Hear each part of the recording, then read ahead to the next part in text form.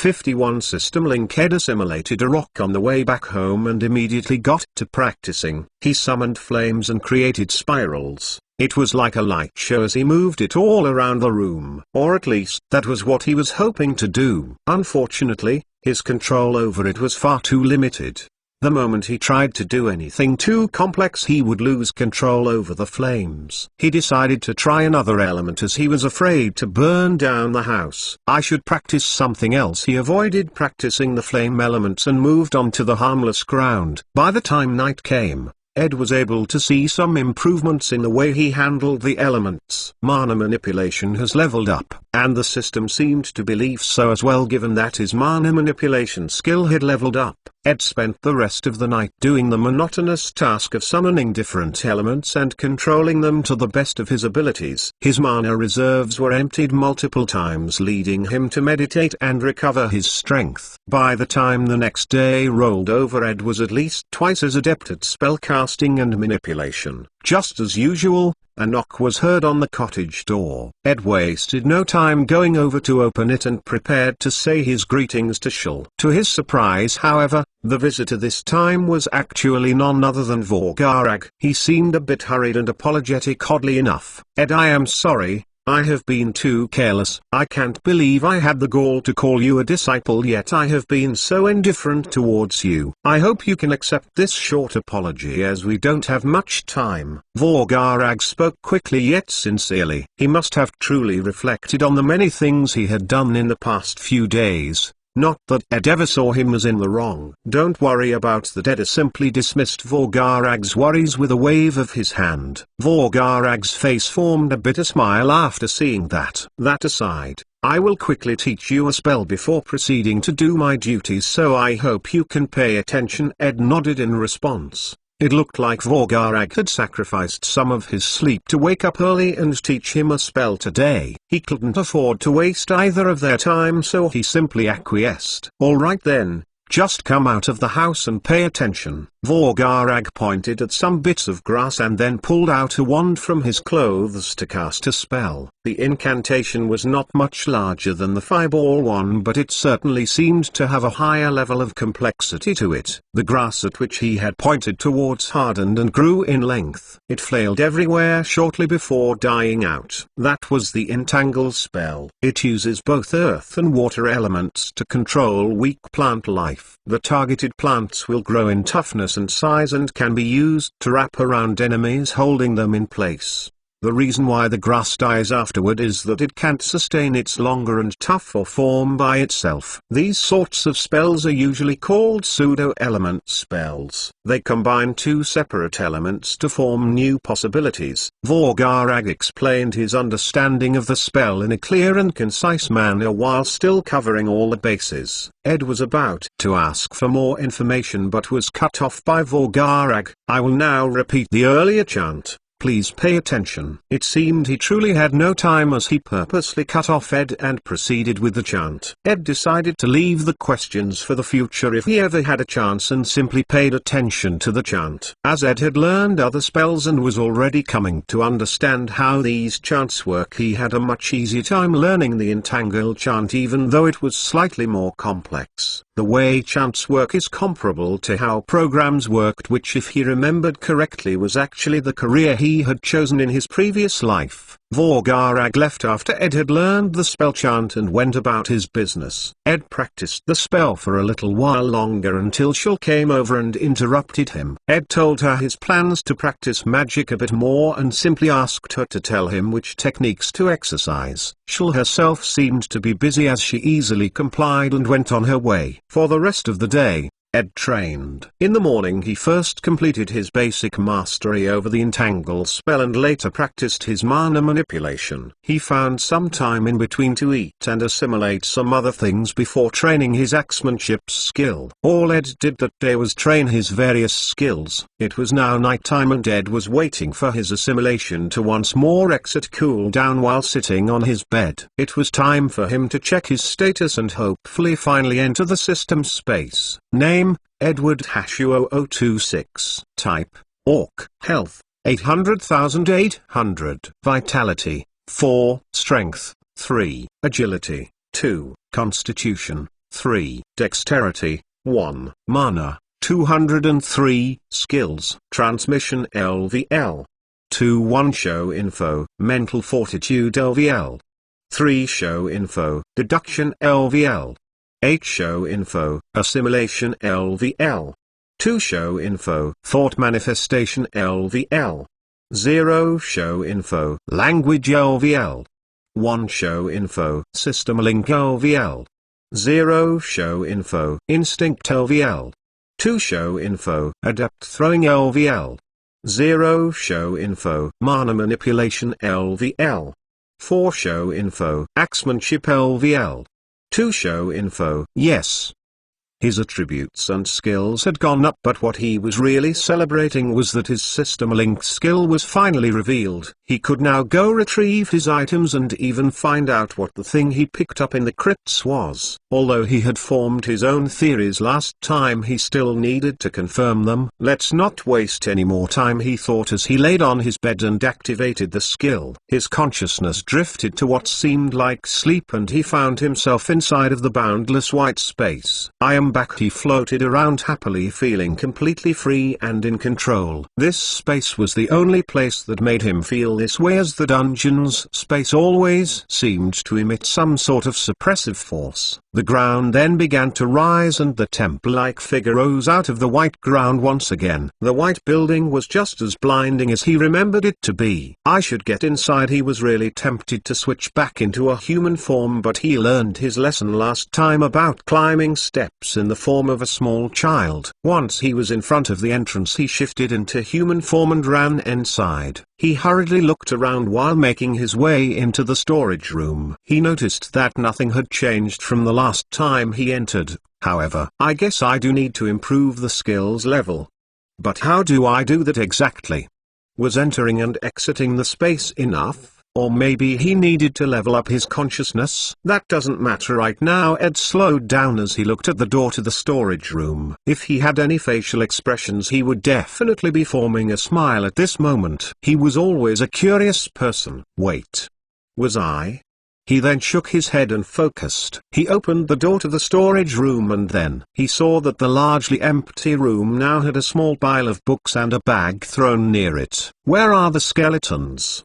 He looked around but didn't see much. That was until he walked further in and saw a small sparkle. It was incredibly hard to discern since he was in a completely white room and all. I wonder if I can change these colors. If he had any eyes, they would definitely be hurting.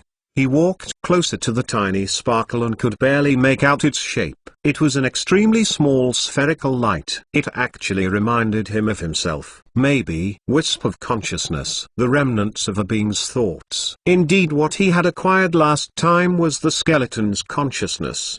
But how come it isn't the soul? Although he thought they might be consciousness, he was expecting something more similar to a soul, since the skeletons were the remains of dead humans and all. Now that I think about it, the lich was actually quite peculiar. The lich had purple flames inside of its eye sockets which the other skeletons did not have. Was it possible that it was an indicator of a soul? Not like it matters. He needed to figure out what to do with the so-called wisp of consciousness. It wasn't like he could return it to the skeletons after all. There should be more here. He paid close attention to the surroundings and managed to catch a few more flickering lights. He neared each of them and compared them to one another. The small wisps were nearly identical, but if one had a discerning eye, they could actually tell they slightly differed in size. Maybe the sizes determine their intelligence? He couldn't really tell that much, so he simply put the matter aside. He still didn't really know how to take anything out of the storeroom, which he needed to find out. Wait, can I take things outside this room?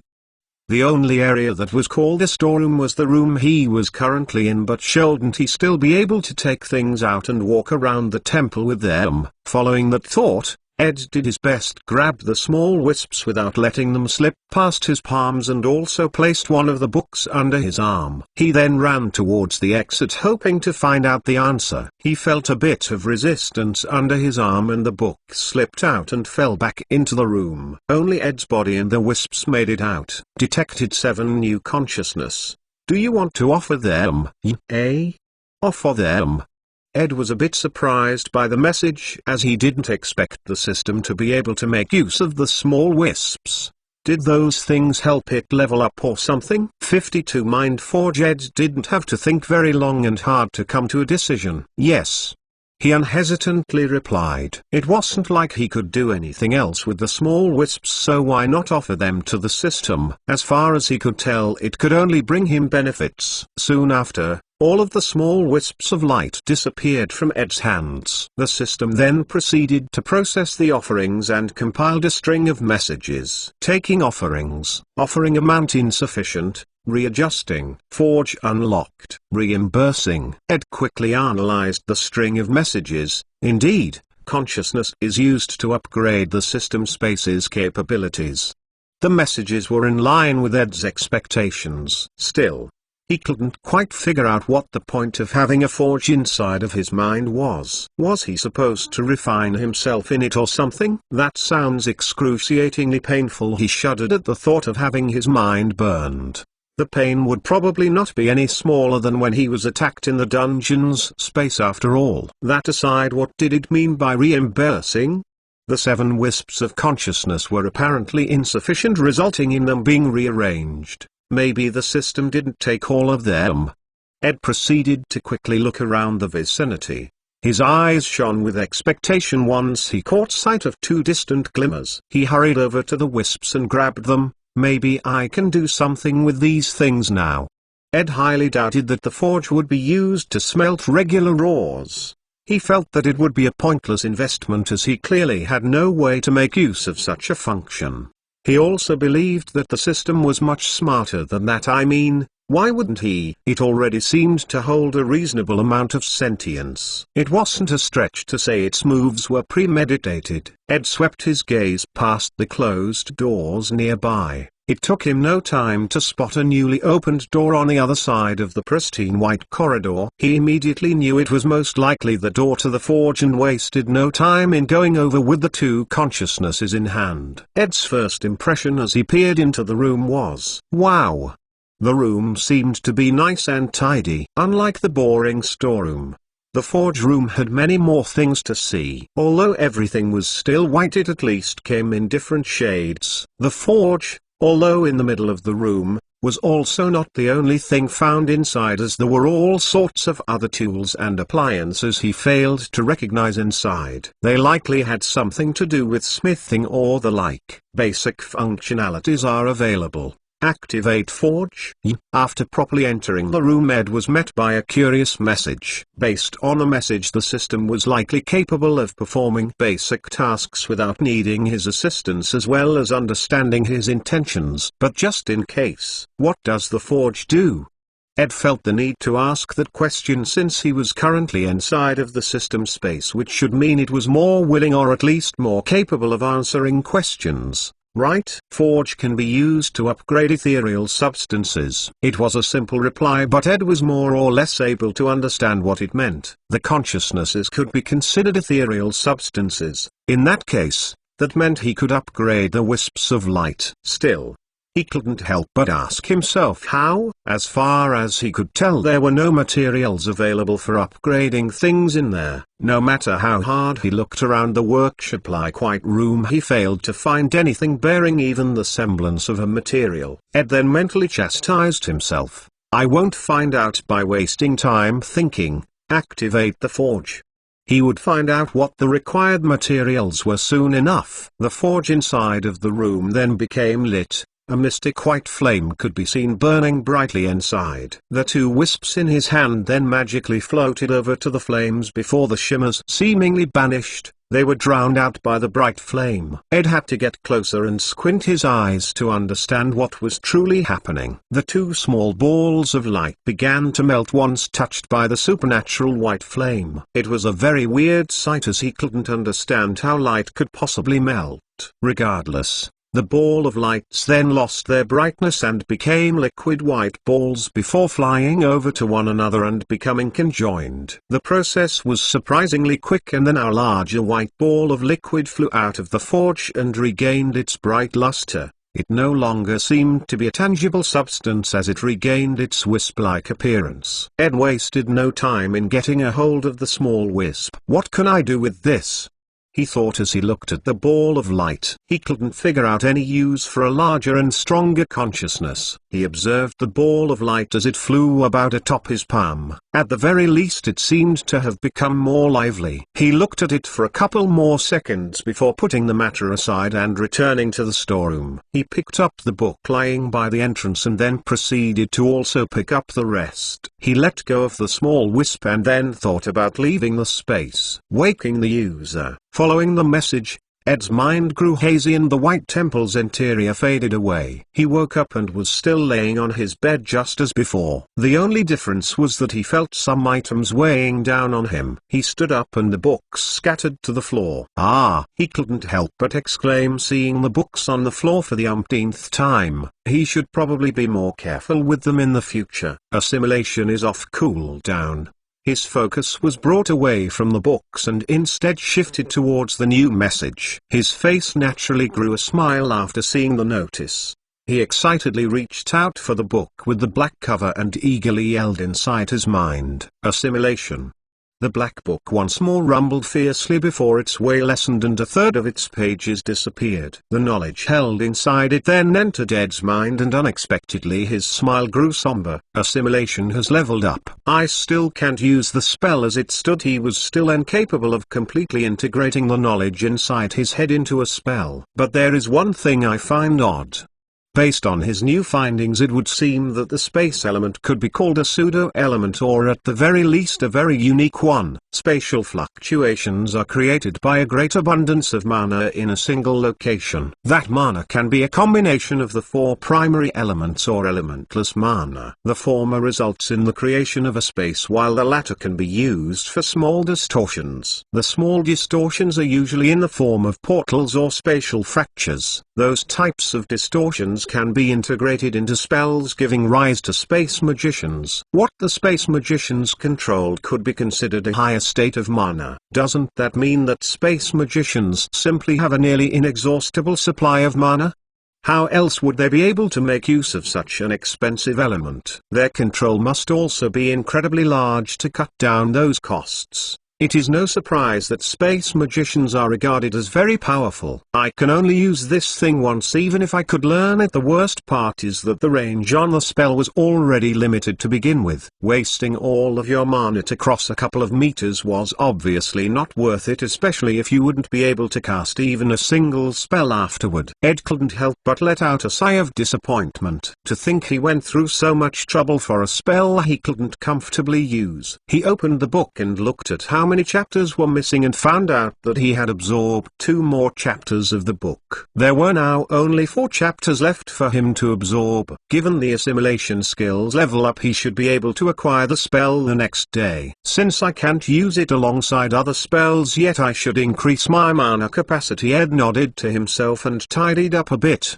He picked up the books and placed them on a desk. He then sat back on his bed and meditated. The process was much slower than before as his mana attribute had hit over 200, but he was still not discouraged and persevered. Ed spent the rest of the night exhausting his mana and aiding its recovery. His capacity slowly grew. 53 Sparring with Shul. Early in the morning, Ed opened the door of his cottage to go out and practice, but was instead greeted by Shul. "Hey big guy," Shul said teasingly. Hey, Ed returned the greeting in kind and with a small wave. "I was about to practice my magic again. What brings you here?" Ed did inform Shul the day before that he would focus on magic for a bit, so he found her presence to be surprising. While his physical strength was important, it definitely paled when compared to magic. That being the case, he believed that improving his magic skills would be a faster way to increase his power, which was exactly what he was looking for at the moment. "Things are getting a little heated around here, so I want to spar with you," Shul answered straight to the point. "Heated? Does it have anything to do with that other tribe perchance?"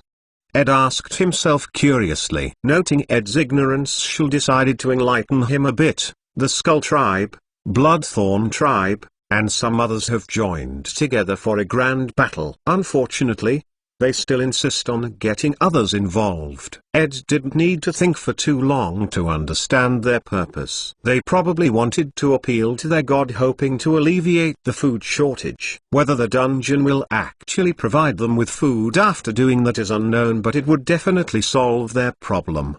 Ed thought regrettably. It is a good thing Vorgarag will be bringing a solution soon, right? Ed said, thinking that it should solve the problem. Shell didn't react favorably to those words, however. Her expression seemed odd, almost doubtful. I guess it isn't that simple then, huh? Ed then realized that his thoughts were too idealistic. There was no way that the bloodthirsty orcs would sit still and breed some pigs. Shell's eyes confirmed Ed's thoughts and words. The subject was a bit dodgy, thus Shell decided to shift the attention away from that issue. Anyway, are you sparring or not? She casually dismissed the previous topic and revealed a daring smile. Ed chuckled seeing her provocative smile and stopped to think for a second. Sure, why not? He then replied. Although practicing his skills was good, he also needed to put them to the test. Going against a battle-hardened orc lady like Shell should prove beneficial. Hearing Ed's reply, her provocative smile turned into a wide grin. Come with me, she said, and motioned. Shell grabbed a couple of battle axes and Ed then followed behind her as they made their way out of the settlement. He was curious all the while but followed nonetheless. They had walked for about a good minute or two until they finally came to a stop. There is a good area to fight over here, she excitedly pointed towards some lush green bushes. They were likely blocking whatever it was she was showing him. Spar. Ed corrected her in his mind while making his way towards the bushes. He parted open the lush greenery and caught sight of a small flower field. The flowers were unobstructed by trees or weeds and were allowed to grow freely. The sunlight shined on the area, giving it a divine vibe. This seems like the worst place to fight. He couldn't imagine fighting atop such a beautiful field. Still, it seemed orcs had no sense of beauty as Shell stepped into the clearing gloatingly. See.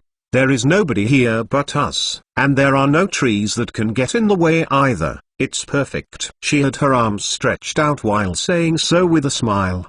It seemed she was expecting a positive reply from Ed, but he wasn't sure how to break the news to him. Well, whatever, it's not like I am in a position to protect the nature of the dungeon in the end.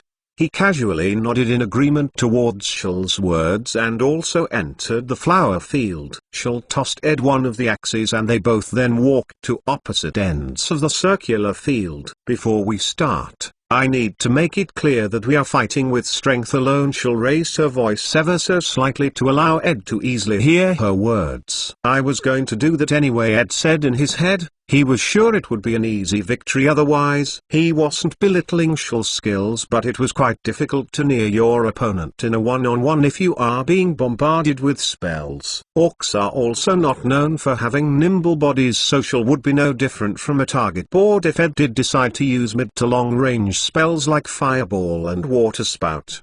His earth spells were also more than enough to make some distance if she were to ever near him. Needless to say, that wasn't what he was going for. I know, let's begin, Ed yelled back in return. After receiving Ed's approval, Shell let out a loud roar in the form of a battle cry and then charged towards Ed, who was waiting for her approach. Maybe it was due to his passive instinct skill kicking in, but Ed also let out a fierce roar as he grasped his axe and ran forward. Shell transferred her momentum into a large leap and she swung down her fierce axe towards the approaching Ed, who was forced to stop his spirited approach and block the incoming strike using the shaft of his battle axe. Ed grunted in surprise as he received the full brunt of Shell's attack.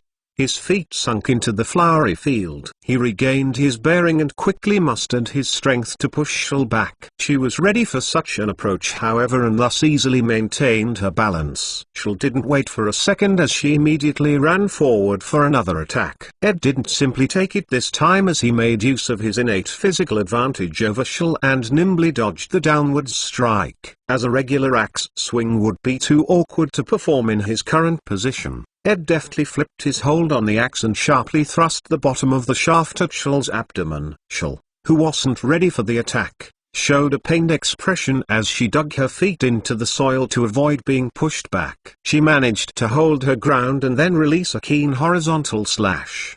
The air looked as if it would be cleaved apart as Shell held nothing back in her swing full of killing intent. Ed, who was on the receiving end, paled as he tried to abruptly dodge the incoming swing. A red line was drawn on Ed's stomach during his attempted to retreat. Like hell, this is a spar, he thought before reeling in his anger and charging in for an attack. He couldn't let her hold the reins in this battle. Ha! Ed yelled as he released a basic downward swing. Shell tried to block the attack but failed, however, as Ed had put a lot of his strength into the ferocious downward slash. The shaft of her axe was instead cleanly sliced apart, leaving her somewhat astounded. Ed's swing was so vicious that he himself couldn't stop the momentum and his axe ended up stuck in the ground. Ed carefully looked up and saw the astounded expression of Shell. They both looked at each other before letting out a light-hearted chuckle, at least initially, as Shell proceeded to slowly break down into full laughter. Ha ha ha ha. That was a great spar. That final look on your face. Ha ha ha. Shell was trying to hold in her laughter. She, however, couldn't help but remember Ed's awkward expression as he dug his own axe into the dirt. Ed shyly smiled in response. He scratched the back of his head as he watched Shell fall to the ground in a fit of laughter. Was it that funny? Ed couldn't help but ask himself as Shell's hysterical laugh entered his ears. He tried to picture what he might look like as well before shaking his head. Shell, we should probably head back now, Ed told the dying Shell. Her laughter finally started to die down after hearing his words. Okay, just give me a second. Ha ha ha. Ed ignored her and looked at the field following their short struggle. The trampled flowers and the brown dirt told of their quick altercation. Ed noticed some rustling bushes in the distance and couldn't help but tilt his head in confusion. Out of the foliage, he spotted the head of what seemed to be a goblin. Upon noticing Ed's gaze, the goblin's eyes widened in surprise before hurriedly retreating. Ed couldn't help but think back to the first goblin he met when entering this place and decided to ask Shell a question. Hey Shell, Ed curiously said to the recovering Shell. Yeah? She sat up and wiped a tear of laughter off her face with one hand. I just saw a goblin, but it ran away after it saw us. Ed absently stated what he saw. His casual remark, however, made Shell's expression freeze for a second. Are you sure? She hurriedly stood up and grabbed the remains of her broken axe. Ed was a bit surprised by her strong reaction, so he couldn't help but answer confused. Yeah, looks like they really insist on involving us. Let's go. Shell had a serious expression as she casually threw out those words and motioned for Ed to follow after her. Ed didn't refuse and followed after obediently. Still, he couldn't help but glance back and wonder. 54 Overture. Ed and Shell entered the settlement in a hurry and made their way towards a particular corner of the settlement. There had supposedly been some construction going on in that area, and Vorgarag was also spending a lot of his time there lately. Few of the orcs in the settlement knew what Vorgarag was up to, but they also weren't too interested. Apart from a few of Vorgarag's confidants, nobody cared or knew about Vorgarag's breeding experiment. As they made their way over, Ed noticed that the area was not particularly hidden. As a matter of fact, although it was at the edge of the settlement, the area was actually quite popular. He asked Shell, and her reply was that they never moved the boars, meaning that the orcs were used to heading there for fresh boar meat. The construction was nothing more than some remodeling. Vorgarag basically designated an area for breeding the boars near the building, nothing more. They soon after made it to one of the largest buildings, or rather the largest cottage in the settlement. It was the boar butchery. The butchery also worked as an impromptu restaurant, as some of the orcs created fire pits near it to cook the fresh meat as soon as they received it. Shell then entered the building with Ed. Vorgarag, she yelled. Hearing her shout, an orc entered the cottage from the back door of the building. It was the orc that often informed Vorgarag of matters in the village. Nag. Ed spotted some goblins near the settlement. I think that BTCH Merbol was scouting the area, Shell informed Nag in an angry voice, not giving the orc a second to process what was going on. Ah? Nag, who was initially confused, then let out a small gasp in surprise. His eyes then widened and he hurried back through the back door to fetch Vorgarag. Just as Ed was about to ask Shell some questions, although he already had an idea, Vorgarag pushed open the door and entered the butchery with Nag following right behind him. He looked at Ed with a solemn expression and asked him a question, Did you really see a goblin? Ed nodded with a similarly solemn expression as he managed to understand several things after the few exchanges he had with Shul and how the situation had unfolded thus far. He had discerned that the tribes likely captured goblins to use as scouts during warfare, as they were much smaller and nimble than orcs. Ed remembered the well-hydrated goblin he first met and how it was creeping around by itself in the tall grass. Maybe that was why that first goblin reacted so strongly. Maybe it had managed to slip under the orc's radar until it met Ed and was afraid it would be captured. We might be in trouble. Vorgarag seemed quite dejected and not in any way optimistic. It seemed he had judged their current strength to be insufficient, as if, let's show them who not to mess with. Vorgarag's tepid response angered the lively Shul. She brandished her broken axe in a demonstration of strength.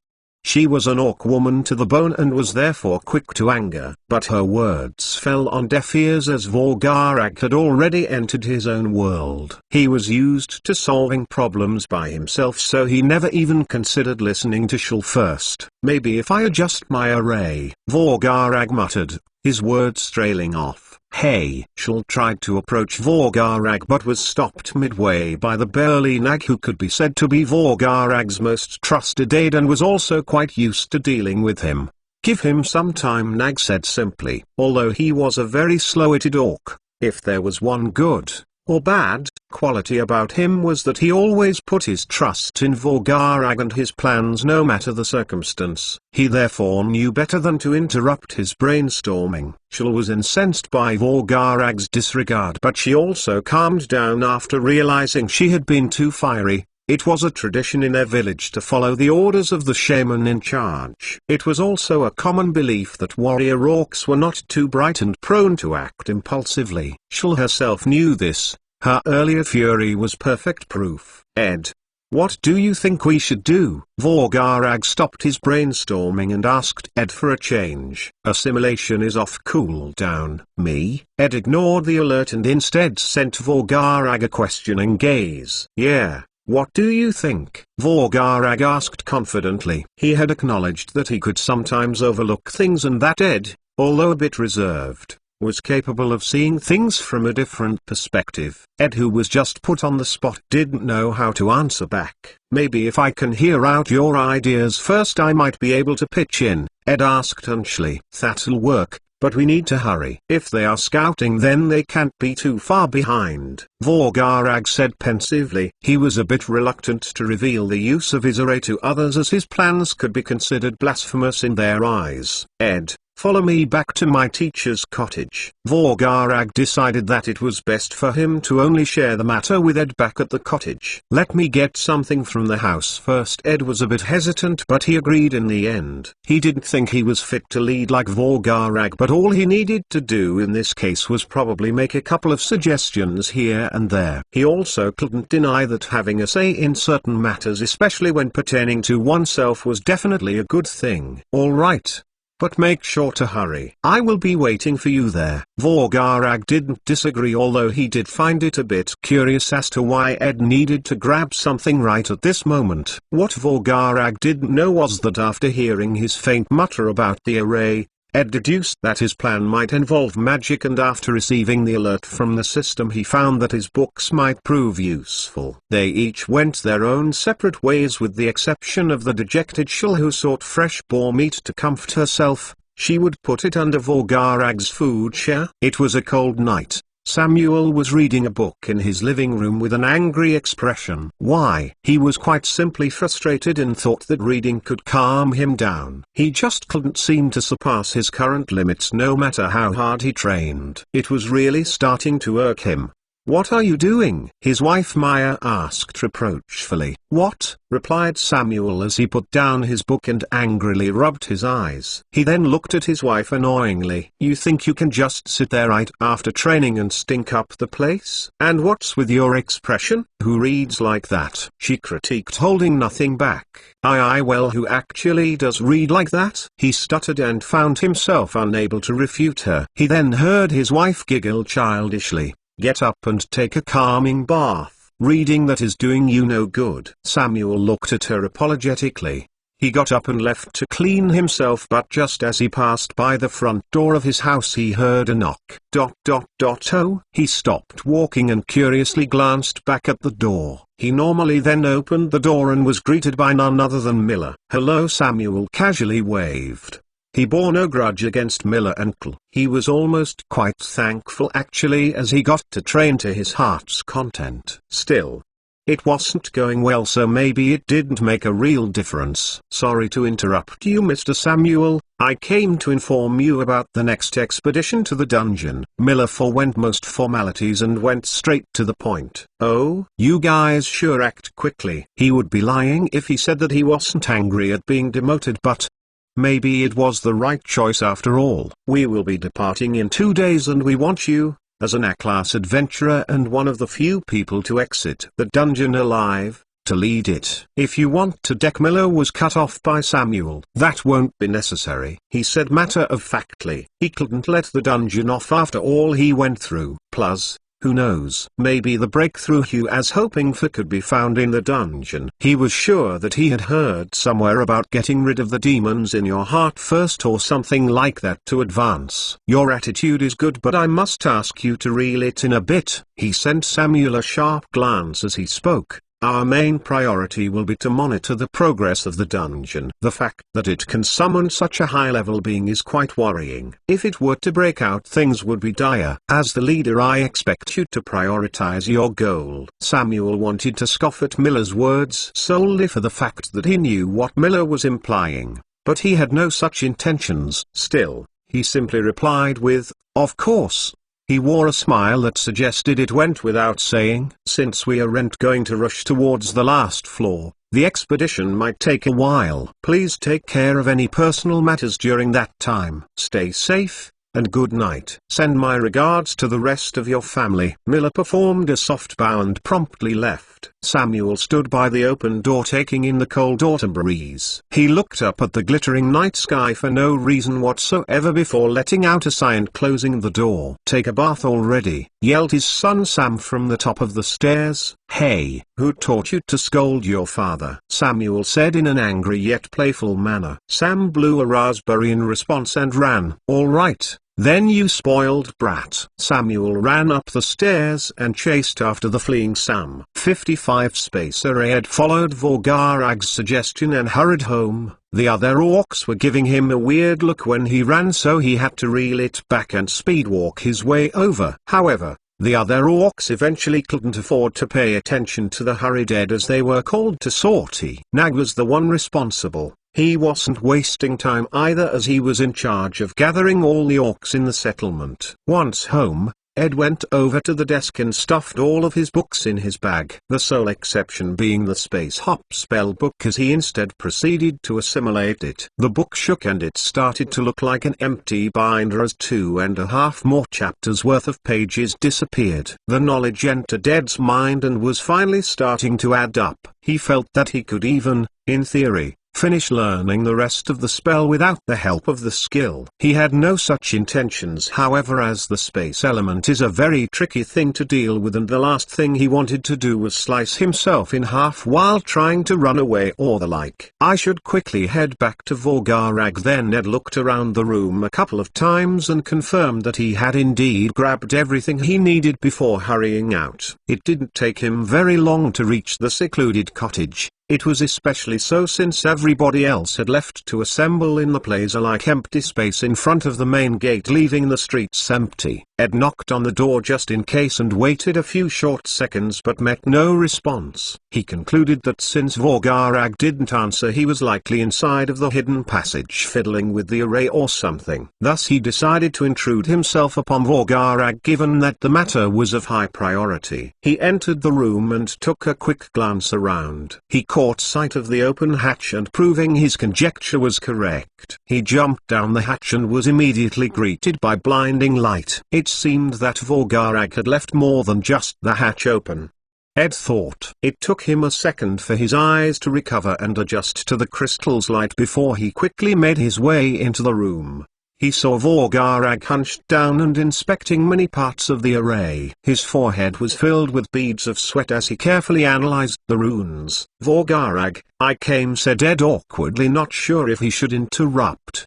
Contrary to his expectations, however, Vorgarag let out a sigh of relief after noting his presence. "Good. I suppose I should explain things to you then." Vorgarag pulled out the magical array that he had seen the last time he came here. It was roughly written on some sort of wooden tablet. "This is a small design of my salvation array." He let out an embarrassed chuckle as he scratched the back of his head. "That's what I called it," he said in a stifled voice. He then let out a dry cough and went back to his usual self. "Anyways, its purpose is to help me and the other orcs escape this place through the use of space element magic. For some reason, I can't find a way to make it work as intended, however. So I will quickly explain how I want to change it instead." Vorgarag then more openly displayed the design. Ed looked on confusedly. He knew nothing about arrays, so it couldn't really be helped. A spell book focuses on spells after all, and the Earth Manipulation for Dummies book he first read also didn't dabble into arrays. It seemed to be a completely different field of study, even though they were both related to magic. As you may or may not know,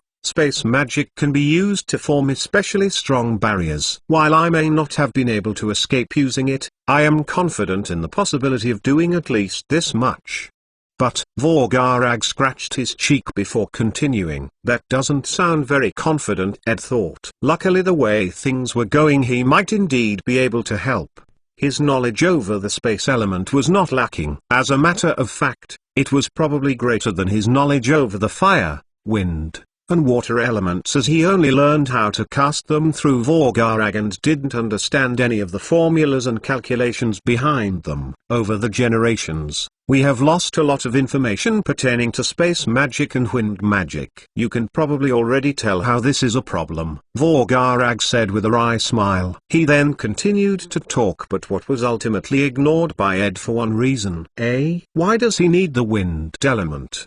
Ed tilted his head in confusion. He was caught off guard by the emergence of the wind element in the conversation and thus forgot to pay attention to Vorgarag's words. An overabundance of elementless mana was more than enough to create a spatial barrier based on what he managed to learn from the spellbook. If that was the case, then he couldn't understand why the wind element needed to be involved. Unless, does he have the wrong information? The orc's first shaman ancestor probably had a lot of knowledge but was not able to pass it in writing to his descendants, meaning that a lot of it ended up being warped or lost entirely. The former was likely what happened to the space element and the latter to the wind element. Vorgarag took notice of Ed's confusion and stopped for a second before carefully asking, "Ed, I think you have been going about this all wrong," said Ed pensively before looking at Vorgarag in the eye. Vorgarag froze for a second, thinking about Ed's words. He couldn't so easily believe that his knowledge was incorrect, but wasn't he stuck without a way forward for a while now? What if it was because he was going about it all wrong in the first place? For a person that he barely knew to so easily dismiss his effort and knowledge felt laughable. It was especially so since he was teaching him magic, but he couldn't laugh. Why? How? Vorgarag asked while holding in his grief. If Ed was right, had his last few years of research and effort not have been in vain? He would be lying if he said the possibility didn't pain him, but he always tried his best to seem confident and certain. Knowledgeable. A person worth following, and worth listening to. Point being, a capable leader. The space element is.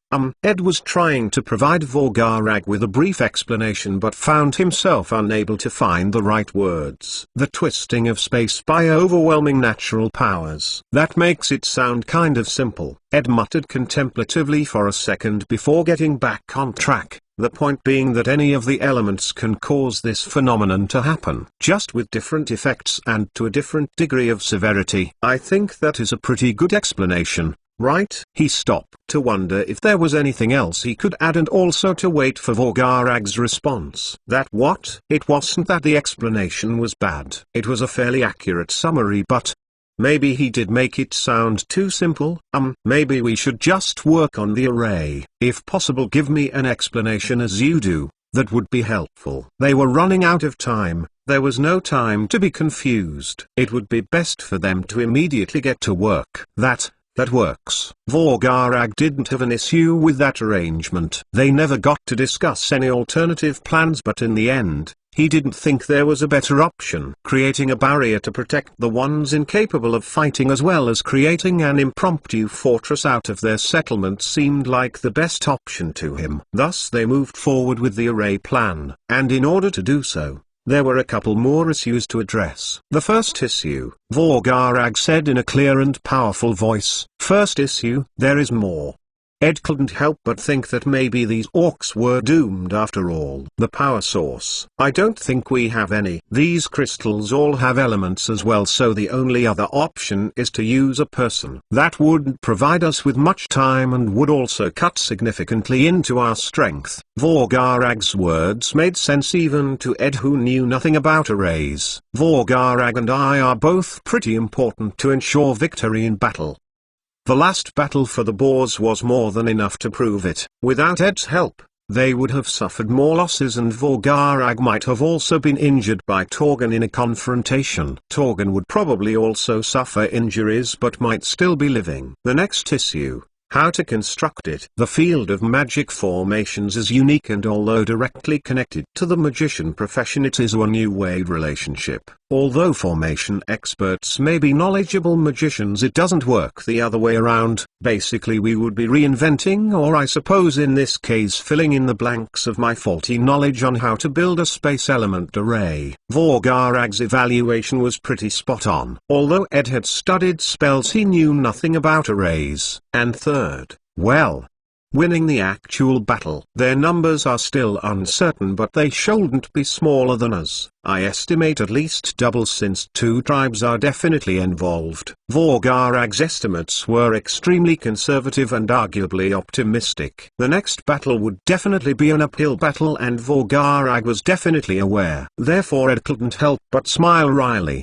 Sounds like a lot of fun. No, he said to reassure Vorgarag, who was inadvertently spilling his true thoughts through his self-comforting words. Vorgarag's solemn expression turned into a small smile. I guess it does, he lightly chortled. The ever-increasingly bleak atmosphere vanished entirely. We should get to it then, Vorgarag said while stretching his tired legs. He had been standing and looking around without break long before looking at Array, so he couldn't help but feel slightly sore. All right, replied Ed with that same wry smile, albeit more confidently. 56 hasty preparations. An array, sometimes called a magical formation, the fantasy world's version of a program or machine. They are made to serve one purpose, and that purpose relied entirely on the formationist and the limitations of their resources. That is to say, Ed and Vorgarag needed more than just knowledge and a will. They needed writing materials and a suitable canvas. It is possible to write arrays on common dirt, but the results may be less than magnificent depending on the formation's purpose. Luckily,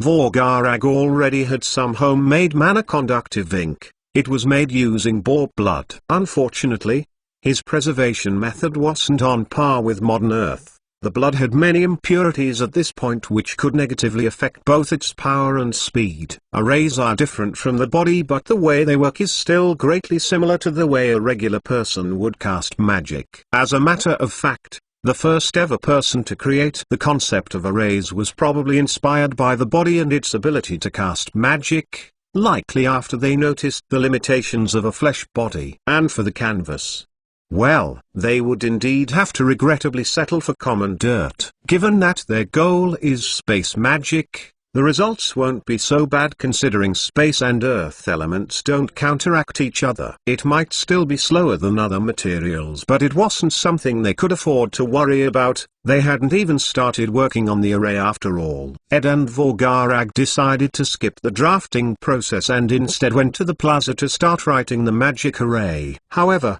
before that, Vorgarag broke off some pieces off of the elemental crystals. Seeing this, Ed became visibly confused. Vorgarag revealed a teasing smile in response. You don't expect a fortress to be just a strong wall, right? These are for attack arrays, he said tauntingly as he tossed the crystals up and down. Yeah, whatever. Ed casually dismissed the jeering Vorgarag, and they finally made their way to the plaza where they would construct the fairly large array. The other orcs were in the way, but this was where they were instructed to gather. It wasn't an accident. Vorgarag had told Nag to gather them here. He needed to inform the populace of the upcoming battle. Seeing Vorgarag approach with his usual confidence and elegance, the rowdy orcs quieted down. They were waiting to find out what was going on. Nag hadn't told them anything as he was rather slow-witted and thus didn't think that far. "All right, everybody," said Vorgarag with a smile. "We are going to have to put everything else on hold.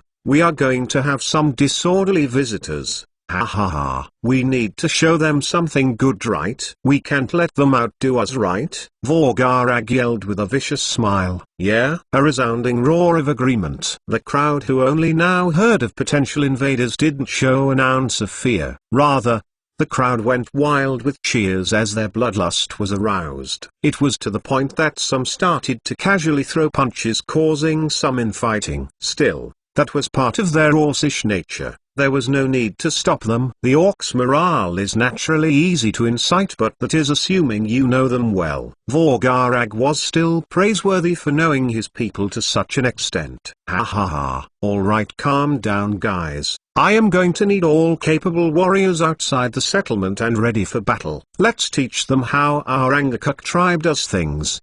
Yeah, maybe it was his confidence or the way he downplayed the enemy threat, but his casual words seemed to carry great power, as his question was met by thunderous battle cries and screams of agreement.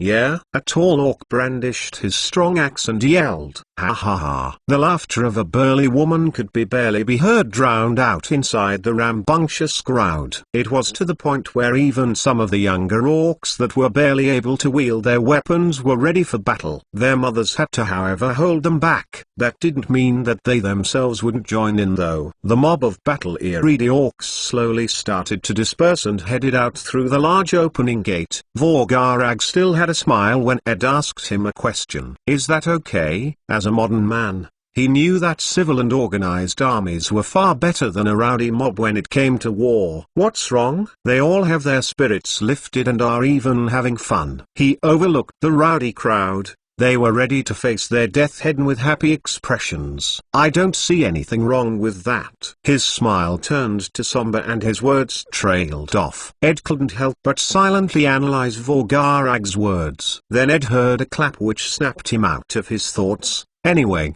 let's get going. We can't waste more time. It was true. They had wasted enough, with the crowd clearing out apart from the ones incapable of fighting, such as pregnant orcs and young kids. There was now some space for a barrier array. Vorgarag pulled out a piece of polished wood that he used as an improvised pen. It was actually a brush that used the undercoat boar fur, but it had seen better days. He dipped it in the boar blood and was about to start writing when Ed asked him a question. Don't we have to cover the whole plaza? Won't we run out of space to hold any injured orcs that may need admittance? Plus, isn't that too little? He pointed at Vorgarag's palm-sized container of orc blood. Vorgarag looked back at him curiously before answering his question. Do you cover an entire area when you are casting spells? Ed nodded. That made sense. Plus if I run out I will just have to use my own blood. Vorgarag said casually before starting his writing anew. He is a pretty caring person, isn't he? Not many are willing to go that far, especially not Ed. In the first place, he doesn't have anything in this other life worth risking his health over. Well, maybe I do now. Ed thought somewhat happily. Vorgarag threw him a curious glance. What are you doing? He asked with a raised eyebrow. Nothing, said Ed casually. Yeah, I can tell. Now pay attention, I am going to need your help from here on. Vorgarag's words seemed somewhat harsh at the moment, but Ed didn't mind them. His remark actually reminded him of something. Was it school? He thought pensively. Hey, Vorgarag said indifferently. Right, sorry. What do I need to do? Ed finally got back on track. What Vorgarag had just finished drawing was the center of the array. It was where the power source would sit. or in this case where a person would stand. This part was pretty standard for most arrays and only changed if dealing with special materials, so he did it quickly and without too much of an issue. This is where things start to get complicated. Vorgarag frowned as he looked at the red circular formation that would form the center of the array. How did magicians cast spells if it entailed such completed calculations? Well, it was fairly simple. Chants worked like pre-built programs that magic researchers had passed on to others. It was through their effort that chants were created, shortened, and just overall simplified. Arrays, however, could not chant, which meant that all of the calculations and formulas had to be laid out and written by the formationist. The only one that knew the required formulas and the resulting calculations was Ed. Or at least some of them. The spell book was for a teleportation spell after all. He now had to teach them to Vorgarag, but his knowledge on runes was pretty much non-existent. First things first, you need to create runes that condense a lot of elementless mana onto the edges of the array, said Ed confidently, even though he was unsure on the inside. Hey, wait, that actually makes sense. He was speaking based on his own conjectures, so he couldn't be sure, but it sounded like a logical process. Thus he continued, from there you need to make the array control the now transformed mana, the hyperactive space elements, and coordinate them towards the targeted area. Vorgarag was attentively listening to Ed's words while comparing it to his own knowledge. I guess you also have to make sure the space elements don't warp space too early, or it could ruin the array or potentially kill somebody. It was hard to say those words confidently, so Ed's facade couldn't help but end. Apart from the fact that I had the wrong elements and theory behind space elements, that all conforms with what I know. Vorgarag nodded a couple of times while holding his chin, signaling the feasibility of their attempt. All right, Ed, tell me the correct formulas and I will translate them into runes. Vorgarag immediately got back to writing. The second layer of the array, the one surrounding the center, would work just as Ed first indicated. Since the first layer only absorbed mana and stored it, Vorgarag now needed the part that transfers it, and following Ed's knowledge, a third thin layer that condenses the mana into the space element. But before Ed could start passing on his knowledge, they heard resounding roars. The tribe must have met the assailants. Ed's expression turned grim. Hey Ed, hurry it up. They can hold out for a bit. Although Vorgarag's expression also darkened, he still continued to write whatever he knew. 57 tribal leaders, a high-intensity situation. Nevertheless, apart from that short moment of despair, Ed was able to quickly recollect himself. He told Vorgarag formula after formula, leaving the calculations for Vorgarag to solve on his own in order to save time. He felt that he needed to immediately enter the battlefield or the settlement would fall. While it didn't really affect him, since even if he died he could still respawn, Shell couldn't respawn. Vorgarag also couldn't respawn. The settlement wouldn't respawn either. It was made possible by the efforts of Vorgarag and his ancestors. I can't learn all of them, yelled Vorgarag, who was sweating bullets as he inscribed the runes. It was impossible to learn something after hearing it just once. Especially not multiple things. Even Ed, who possessed the assimilation skill, could not do it. So how was Vorgarag supposed to? He couldn't afford to make any mistakes either. Vorgarag had just finished the second layer of the array, but he couldn't continue it without the space element formulas. Vorgarag wiped the sweat off his forehead and looked up. He saw the anxious expressions of pregnant women and children. He suddenly came up with their wild idea. All of you, come here. Vorgarag hurriedly motioned. It was impossible to display his usual poise under such draining circumstances. The orc ladies and children revealed confused expressions but obeyed regardless. They came closer to Vorgarag and Ed. All right, you. Vorgarag pointed at an orc woman. Memorize the following formula. Ed. The woman didn't even get to refuse before Ed recited the formula from memory. The orc woman was obviously incapable of memorizing it, no matter how simple. Nonetheless, how much did you get? Vorgarag asked hurriedly, not caring about the woman's pitiful and helpless expression. Regardless, the orc woman stuttered but retold some bits of the formula. An orc's strength wasn't their brains, it was their brawn. It was an expected outcome. Vorgarag also realized that one person alone might not suffice. Ah, never mind. All of you at the same time.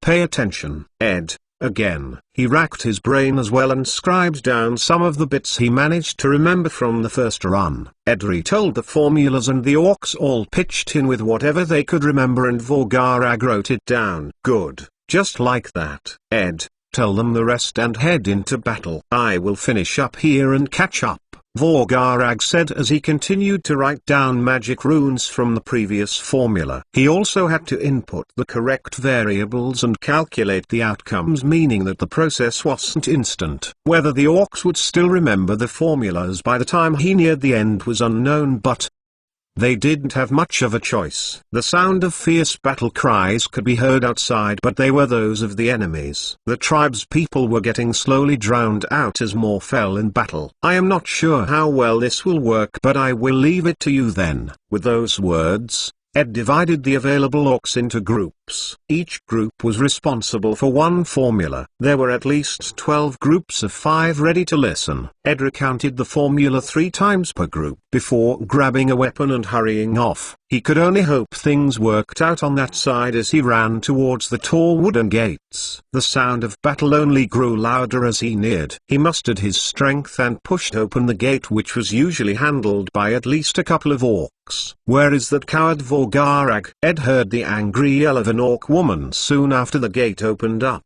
In front of him laid a brutal battlefield. The corpses of orcs were littered in front of the gate, their faces smashed apart by maces or their limbs ripped apart by axes. Their ending was not in any way beautiful. Nonetheless, the bodies that could be identified did not show a sense of regret. This is too much.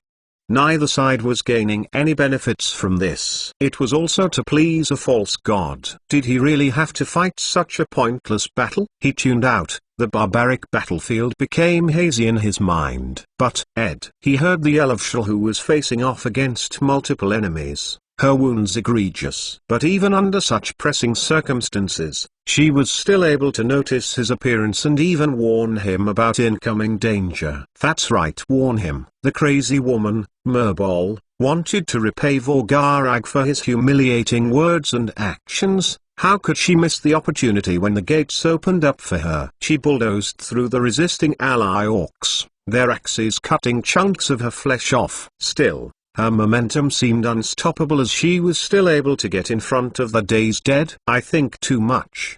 Ed brandished his axe and readied himself. Mental fortitude has leveled up. Ed lunged forward and released an intimidating strike towards the bulldozing Merbol, who was forced to halt her speedy approach. Her momentum couldn't just vanish into thin air. However, she did her best to block the axe swing with the thick mace she lugged around. The swing dug deep into the ball of iron and the remaining force pushed Merbol onto the ground. The strength behind the swing left her dumbfounded. Since when was there such a strong adversary in that decadent tribe? Worthy was an understatement, however, as she realized she was not actually his match. Ed didn't let her off easy and stepped on the grounded Merbol, preventing her from getting up. Fireball. Ed pointed his open palm towards Merbol and cast the fireball spell at point blank with complete disregard for his own safety. Why? Because he needed to finish Merbol off quickly to help Shul and the others. He couldn't afford to dawdle. The bright orange flames formed into a ball before being hurled towards the helpless Merbol. Unexpectedly, it exploded mid-path. A fierce blade of wind intercepted the fireball, causing it to combust early. You've been dealt damage. 83 horsepower. The ball of fire exploded earlier than anticipated, pushing Ed back and giving him more damage than he had anticipated. Nonetheless, the amount was still manageable as he possessed a whopping 800 horsepower. Merbol didn't have Ed's innate constitution, however, not to mention Ed with upgraded attributes. Her injuries were naturally more severe than Ed, who was at the same point-blank range. Her body bristled with glaring burns and her consciousness fleeting. Ed glanced past the chaotic battlefield and noticed an orc shaman. He had a green and thorny wooden staff and wore a magician's robe. Unlike Vorgarag,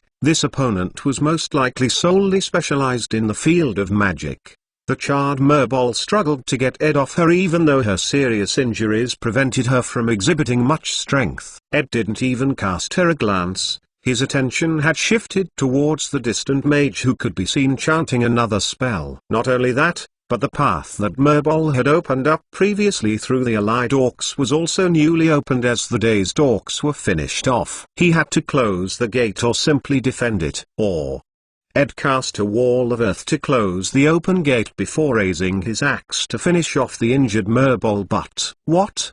A throwing axe deflected his raised axe. Not only that, but a small volley of rocks was flying towards him. Earth shot. It was the Earth Shot spell which was currently hurling towards him at top speed. Ed braced himself and was brutally pummeled by the sharp stone-like clumps of earth. You've been dealt damage. 23 horsepower. You've been dealt a direct hit. 36 horsepower. You've been dealt damage. 18 horsepower. You've been dealt damage. 3 horsepower. One of the sharp stones impaled his chest, causing more damage than it could have otherwise. The others only grazed his sides, so he was left for the most part unharmed. This could get really tricky.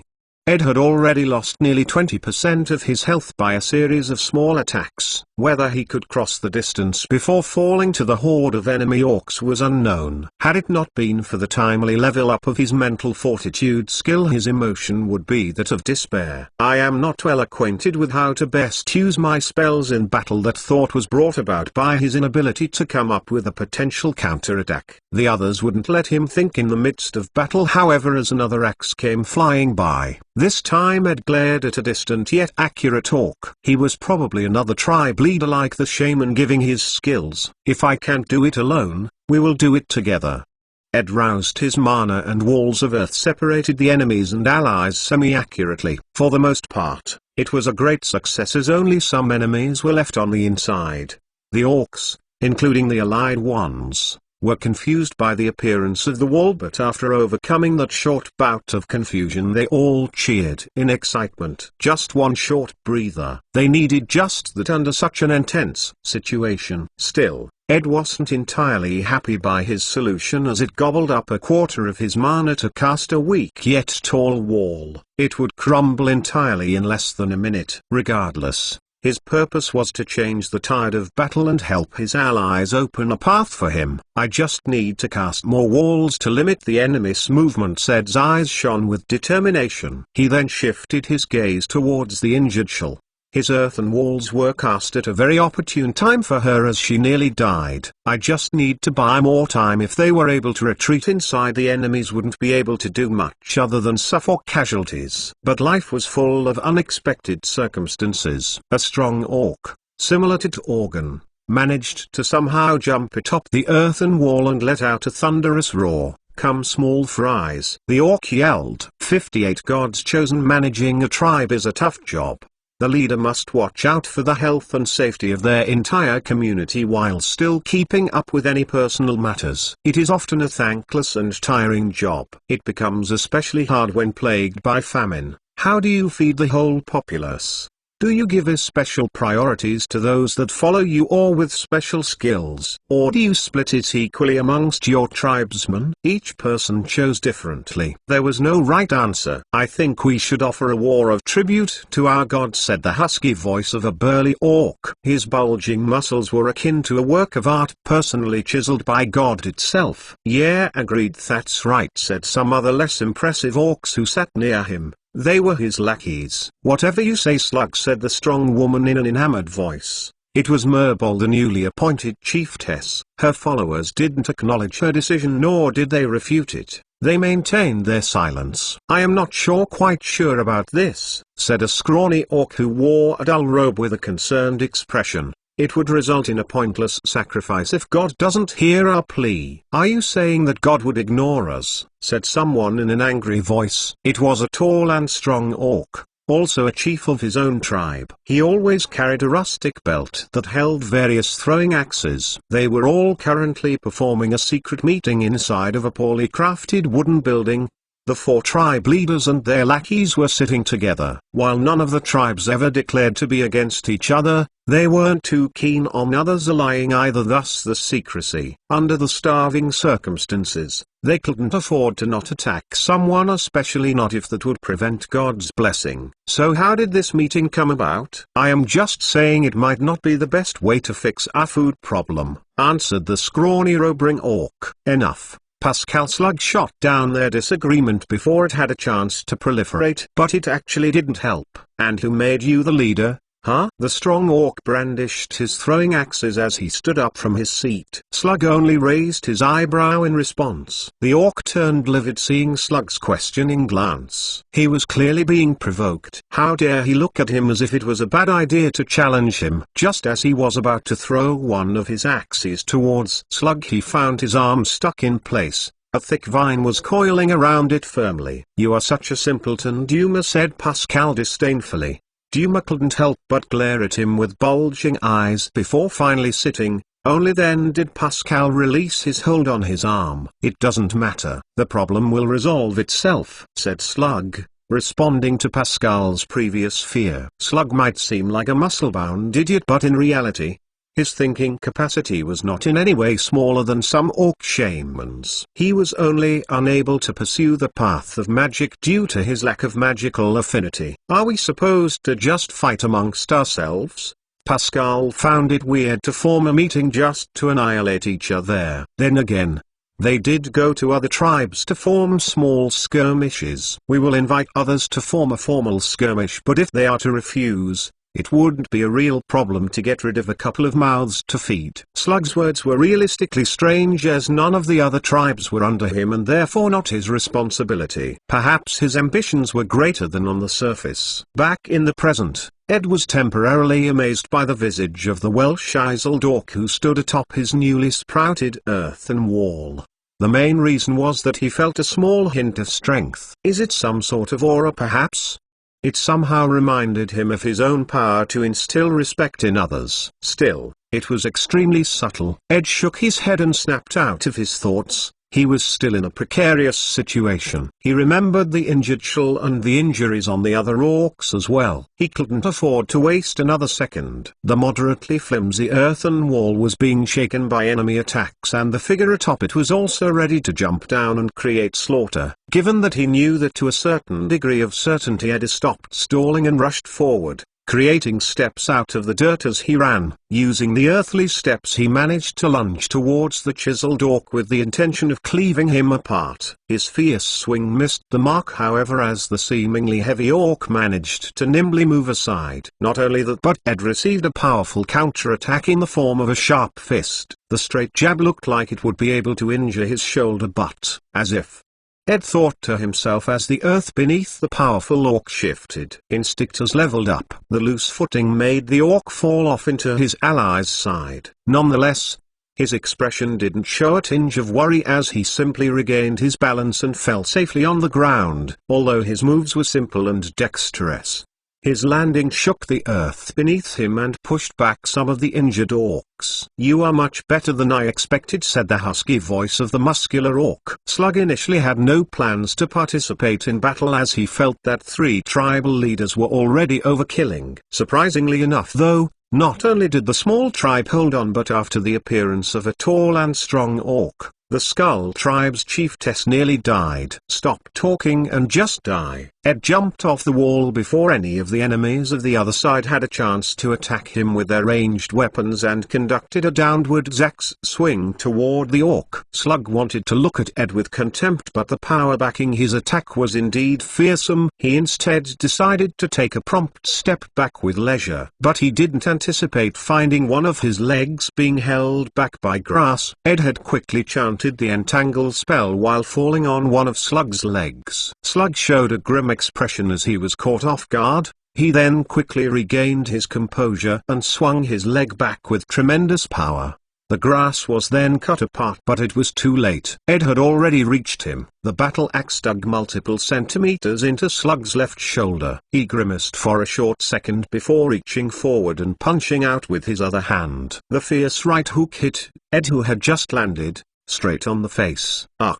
He involuntarily took a couple of steps back and savored what seemed to be blood in his mouth. You've been dealt a direct hit. 37 horsepower. The direct hit to the head hadn't actually done much damage but caused Ed to become dazed for a quick second. He even nearly lost the grip on his axe. Slug took advantage of the opportunity by sending another jab at his nose. The axe was still lodged in his shoulder, so the strike didn't hold its usual speed. However, this gave Ed enough time to recover and move his head aside, barely dodging the strike. He then hurriedly dislodged his axe, sending Slug into another short bout of pain. They both took step backs following this short exchange. The allied orcs were about to surround him when Ed yelled back at them, "Get the injured inside." He crumbled a bit of the gate's wall to allow in the injured orcs. Vorgarag should be almost done with the improvised array, Ed thought. He felt that he should try to avoid needless casualties. You have a lot of petty tricks, but that won't be so easy getting the injured inside. Wasn't the orc before him ignoring him too much? Although his chiseled bod did resemble that of a sculpture, he was in no way a statue,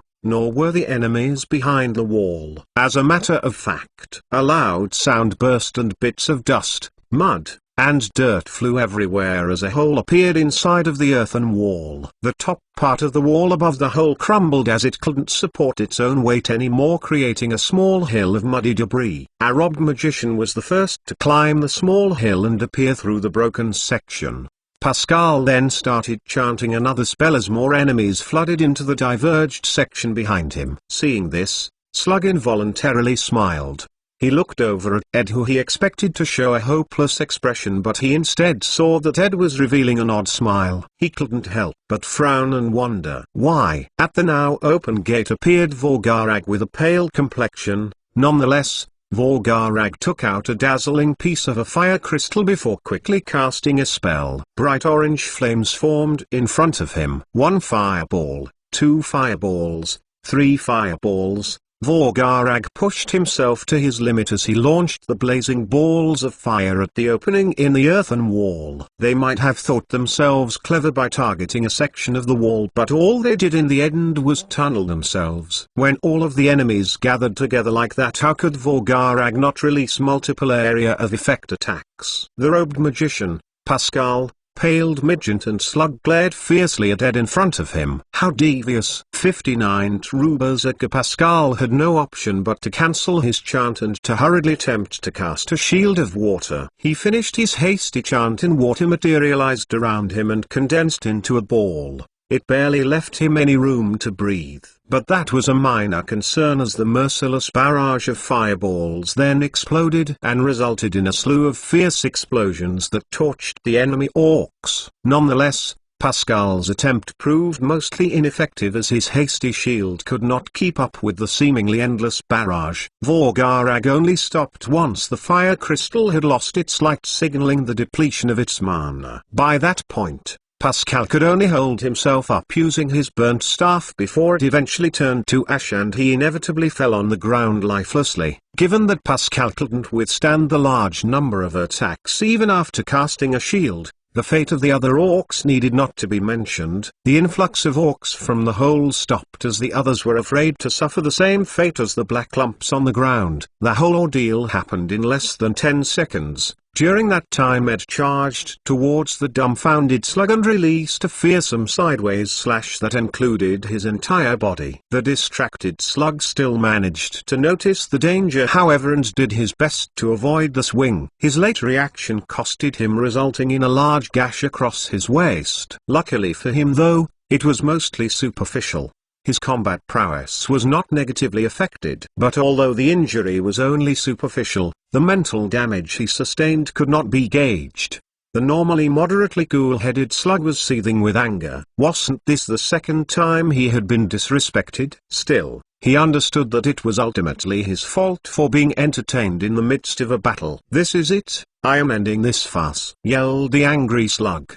His plans were being foiled by a nobody. He had no weapons, as he was confident in his martial prowess. Unfortunately, That meant that he needed to get real up close and personal for this confrontation, as Ed had a range advantage. Ed ignored him however, as words alone weren't going to do anything. It was actions. And although Slug had dodged, it was still a less than perfect result. Simply put, an opening.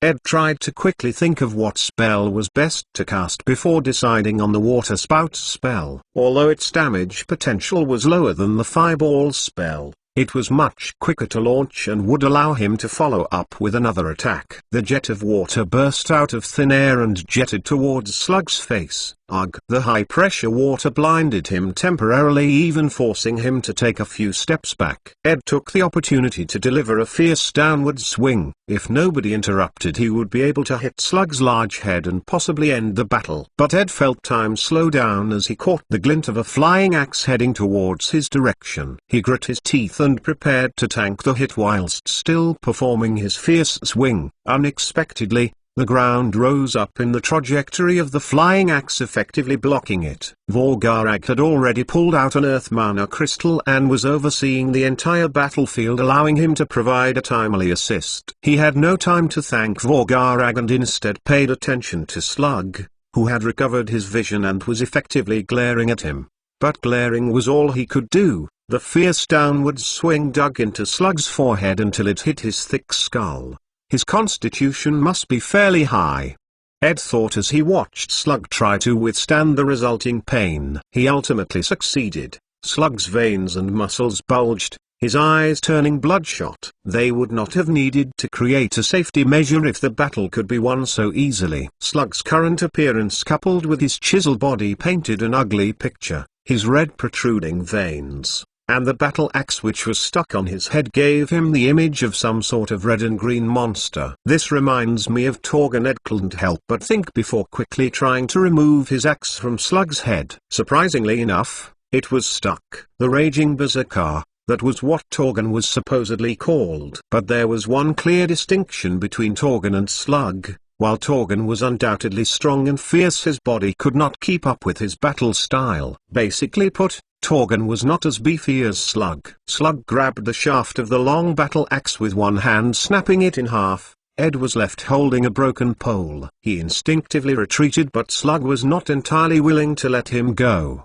No, Slug sent out a punch so quick and fierce that it seemed as if his muscles would be ripped apart. The retreating Ed was hit squarely on the stomach, which sent him flying backward. The hit made him feel faint of breath and also like throwing up. You've been dealt damage. 100 horsepower. His trajectory was a crowd of retreating and injured orcs. Unfortunately, the punch straight to the stomach had also temporarily immobilized Ed, preventing him from casting any sort of spells. Vorgarag, who was simultaneously overseeing the situation and holding back Duma, couldn't help but ignore Duma and instead created a quick yet sturdy wall of earth. You've been dealt damage.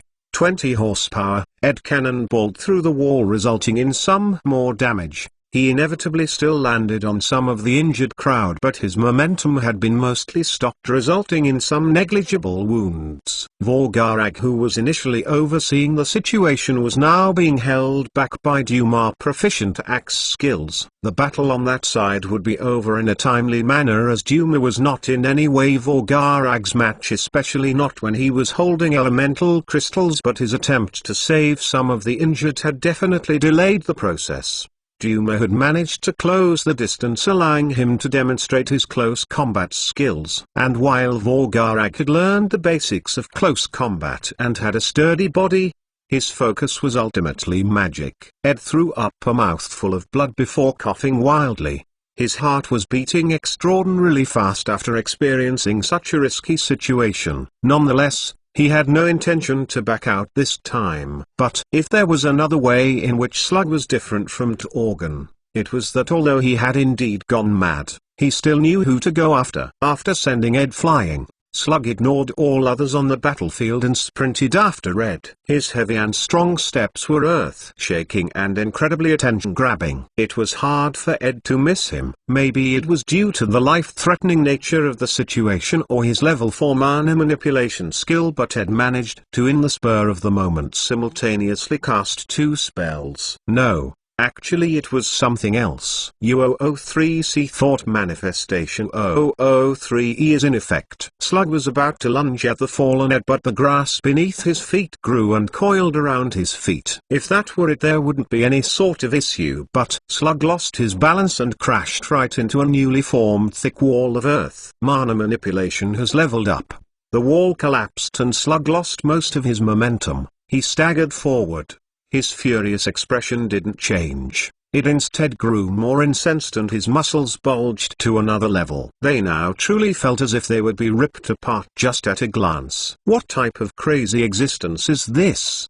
Ed couldn't help but ask in exasperation. Truth be told, he was quite fed up with the guy already. Still, it was something that he just might need to get used to. He couldn't help but think back on all of his previous encounters and the helplessness that he felt in those situations in the past. And although Slug, who was now before him, was a formidable existence, he felt that it was still within the realm of possibility. He had grown from the past and now was the time to show it. In the first place, it was impossible for Slug to maintain that state forever, and whether he could even recover after abusing his muscles to such an extent would rely solely on his vitality attribute and time. Not that Ed was willing to give him that time. He was determined to eliminate the problem right here. Ed tightly gripped the broken shaft which he had never let go of even after being sent flying. He glared at the bloodshot Slug, who had slowed down after crashing through a wall and was also incredibly close. Ed used his adept throwing skill to adeptly throw the broken shaft of his battle axe straight towards Slug's eyeball. Slug, with his acute senses, naturally noticed the incoming projectile, but it was too late.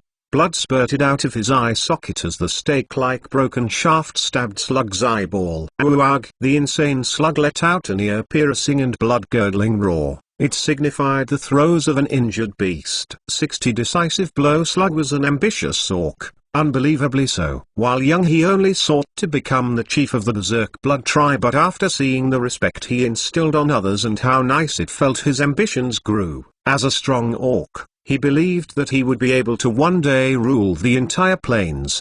His ambition had reached the point of entitlement. He only needed to get rid of all potential threats. The main ones being tribes that knew magic or ones that had any sort of secret inheritance. He hanged out with his village's chief as the most likely to inherit, so he knew very well the danger that inheritances could pose. But before he could identify those threats, he would need some allies. And the famine created a perfect pretext for a temporary alliance. The first thing he did once he finally became chief was to propose an alliance to some desperate tribal leaders. From that point on, it would be easy cruising. He would organize battles between his subordinates in order to acquire food and reap all the benefits. He might join every now and then to intimidate the others, but overall, there would only be peace for him. He could get any girl he wanted, and eat whenever he wanted. He would become a pinnacle existence. Ugh. So why is it that he was currently screaming his heart out? Why was his chiseled body dealing with so much muscle-tearing pain? His eyes bloodshot and his mind dazed. Slug's mind was jolted awake by the excruciating pain, and he came to a short moment of lucidity. He knew the direction the battle was now headed, and he knew how badly his plans had derailed. At this point, his dreams were nothing but that, a dream. But he wasn't willing to just die off as a simple nobody, nor was he willing to become a stepping stone for anybody else. If he couldn't win, he would withdraw or disable the enemy. His heart was then filled with conviction. He would not die like this, not like a loser. He had forgotten about a very crucial detail, the jolting pain. Ugh! He let out another blood-curdling scream before grabbing hold of the stake-like object and viciously pulling it out. Ugh! He screamed much louder than before. He then glared at Ed, who was getting ready to follow up his attack. Slug realized his thoughts were easier said than done. His vision on his right eye was gone for good, and his muscles could self-destruct at any moment. The opponent before him might not fall any sooner than himself if they got into a slugfest. Slug's ugly blood-soaked head turned around and looked at Vorgarag in the distance. Duma was on the verge of defeat at that very moment. Ed punched out towards the distracted Slug, but to his surprise, it was a miss. Slug dodged to the side, and for that brief moment, Ed was able to stare into Slug's eyes. Although his eyes were lightless, they no longer seemed bloodshot or exuded an aura of danger. Those weren't the eyes of a madman, they were the eyes of someone with nothing left to lose. But that won't change anything. Ed was just about ready to perform a kick, but Slug was gone. The battlefield was littered with the corpses of both sides, their weapons laid on the cold ground waiting to be used. Slug had moved away from Ed to pick up a weapon. "You are not the only?" Ed was caught off guard by Slug's next action. Slug mustered his strength and with a running start launched the mace. He threw the weapon. Ed's heart skipped a beat once he saw the trajectory of the mace. It was going towards Vorgarag. The influx of orcs had eventually returned and were helping Duma lock down Vorgarag's movements. Vorgarag could no longer afford to watch over the entire battlefield. It meant that he probably had no idea what was coming towards him. The hurled mace darted towards the distant Vorgarag, its speed unbelievably quick. But as if that wasn't enough, Slug himself was darting towards Vorgarag. Even if Vorgarag managed to dodge the preemptive strike, he wouldn't be able to deal with the current Slug. Ed immediately ran after him, but the distance was only growing as more time passed. While Vorgarag might not be able to oversee the entire battlefield, he was still extremely alert. Once the mace entered his general vicinity, his eyes widened before quickly taking action.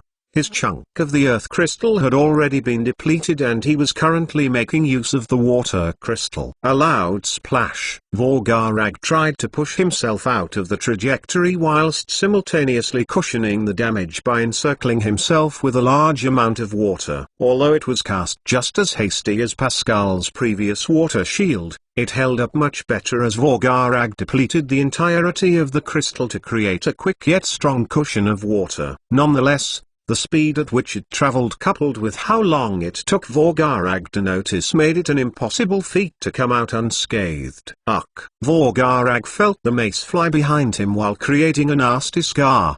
The pain he felt was rather intense, but the real danger had yet to come. FCK, I won't make it. Ed's eyes darted around the battlefield as he scoured for any possible solution. His mind became turbulent and his thoughts muddled. He then decided to feel out his remaining mana to come up with any possible drastic measures, but ultimately came to a conclusion. It wouldn't work. He couldn't employ the previous strategy. In the first place, the dual casting had happened on a whim, on instinct. He couldn't rely on that to save Vorgarag, so he came to a different answer instead. If he can abuse his body like that, why can't I do the same? With that thought in mind, Ed looked towards Slug's fleeting body. Slug was mustering the last of his strength on one arm, his momentum focused on letting out a singular and incredibly powerful strike. Ed continued to run after him, but he also then closed his eyes. His mind became focused on one thing and one thing only: his mana. He had at least an e-quarter of his mana remaining. A decent portion was of the wind element, as he had no wind spells to use it on. He roused all of it, including the remaining 4 elements as well, and reinforced his legs. His legs shone explosively with different colors. The red, blue, brown, and green lights clashed against each other, creating visible sparks. A quarter may sound like a small amount, especially when spell casting. But when it came to reinforcing one's body, it was a different matter. Having so many volatile substances run amok in one's body was not wise. Even with an affinity for multiple elements, it was impossible to condense such a large amount of mana into a single portion of the body without some sort of conflict. Ed had his level 5 mana manipulation to thank for not having his legs instantly blown off. With explosive momentum, Ed dashed forward quickly, closing the distance between Slug and himself. Slug had already reached Vorgarag, however, his figure imposing and cruel. Slug's bulging muscles contracted as he transferred his momentum into his arm. His arm shot forward towards the unprepared Vorgarag, who had run out of crystals. Ed managed to shorten the distance to a few steps, but it was still too far. He wouldn't make it even though it seemed like he could touch Slug's bulky body. He had to ultimately give up on the idea of stopping Slug, as he would not have made it in time to stop such a quick and deadly strike. He instead ignored his aching legs and manipulated whatever pittance remained to perform a couple of steps distance space hop. His limited knowledge made it an extremely unstable maneuver, but he felt that he had no other option than to give it a try. In what felt like a fraction of a second, Ed's mana turned hyperactive as it transformed into a higher state. Ed's body felt surprisingly out of touch with his surroundings before his vision disappeared and his senses dulled. Before he knew it, he found himself in front of Vorgarag standing before Slug's relentless attack. Mana manipulation has leveled up. I did it. He had somehow managed to break through and manipulate his mana beyond his real capacity. It even resulted in an additional level up. The ruthless attack finally happened and blood spluttered as Slug's fist went right through unhindered. Ed's vitality quickly dropped and the remaining momentum of Slug's insane dash made all three of them tumble together for a few seconds before coming to a stop on the ground a short distance away. You've been dealt a deadly blow. 500 horsepower. Ed's consciousness started to waver. He spat out a bunch of blood before his vision started to darken. Shortly after he caught a glimpse of Slug's torn muscles and bloody appearance. He knew that they had won the battle. All they have to do is camp out inside. Ed thought, revealing an accomplished smile, recalling Champion's soul. His vision returned and he found himself inside of the endless dark. Nothing had really changed. It was still dark and vast, deliberating. The dungeon was deciding on how to punish or reward Ed's actions. You are as kind as ever, dungeon, he thought nonchalantly. 61 outcome deliberating. The message implied that his current death was worth pondering over. Ed sat in the lonely darkness for what felt like a good minute as he awaited the dungeon's verdict before the system finally left him a reply. Penalty voided. 130 hours until respawn. Ed was pleasantly surprised as by this point he had seen the dungeon as some sort of evil monster. Maybe it found that the battle served to hone his skills and thus found his death acceptable. Status. He may as well check if his transmission and health have recovered by now. Name, Edward H2026. Type, Level 4 Consciousness. Health, 483,500. Bodies, Skeleton, Orc. Skills. Transmission LVL. 2 Show info. Mental Fortitude LVL. 4 Show info. Deduction LVL. 8 Show info. Assimilation LVL. 3 Show info. Thought Manifestation LVL. 0 Show info. Language LVL. 1 Show info. Show info. That's pretty slow, isn't it?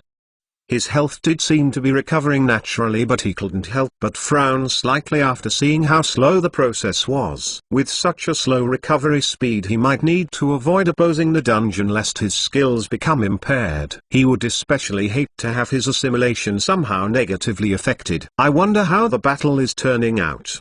Since the dungeon didn't intend to punish him, he didn't need to worry about that anymore. He instead couldn't help but shift worry towards the orcs, given that he would be unable to personally witness their outcome. Hopefully, things will work out. No. It was a sharp cry. The voice was none other than Shell, who, although injured, stuck around the battlefield. Her vigor and willpower were praiseworthy. Nonetheless, small drops of water fell onto the ground. It wasn't raining. She was crying. From an outsider's perspective, it became clear what had happened. Ed had taken the hit for Vorgarag and she will now never see the fruits of her slow and steady seduction. There was another person who was just as saddened by the events, however. It was Vorgarag, one of the people involved in the whole ordeal. He quickly stood up and took in the situation. It had all gone down so fast that it took him a second to finally realize what happened. He cursed inwardly before throwing a glance towards Slug's battered body. His muscles had been ripped apart and his many injuries were bleeding profusely. Even so, his unyielding spirit and monstrous vitality had kept him alive. Although Vorgarag was equally saddened by the events, he was still in the middle of a battlefield. As a matter of fact, Ed caught sight of a flying axe that was darting towards his direction. He felt unusually pissed as he watched it approach. Duma was ready to close the distance after forcing Vorgarag to move away with his leftover axes, but contrary to Duma's expectation, Vorgarag didn't dodge the attack. He instead cast a small shield of earth. The hurled axe dug itself into the shield before Vorgarag simply dislodged it. He brandished the throwing axe, even spinning it a few times before reinforcing his arms and hurling it towards the dying Slug. Slug, who was lying down face up next to him, only looked on with lifeless eyes as he saw the approaching axe. It wasn't like he could move after all. He closed his eyes and the axe dug into his throat, cutting it apart. He wasn't an ogre.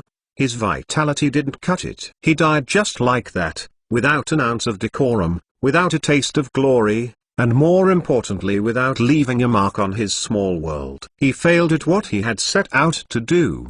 Duma couldn't help but frown from a distance. Was this it? Their journey was over before it even started. He was now faced with a large problem. Should he retreat? Although they still had a larger force than the enemy, the risk might not be worth it anymore. Morbiel had been incapacitated at the beginning of the battle, her ending unknown. Pascal was granted a quick death by Vorgarag, and Slug fought to a draw against an unordinarily powerful orc. Although he had stood up against Slug during their last meeting, he still had no confidence in winning against him. He was likely not their match. Duma finally made up his mind. He would go all out. He wasn't a coward. They still had the advantage. They couldn't compete against numbers.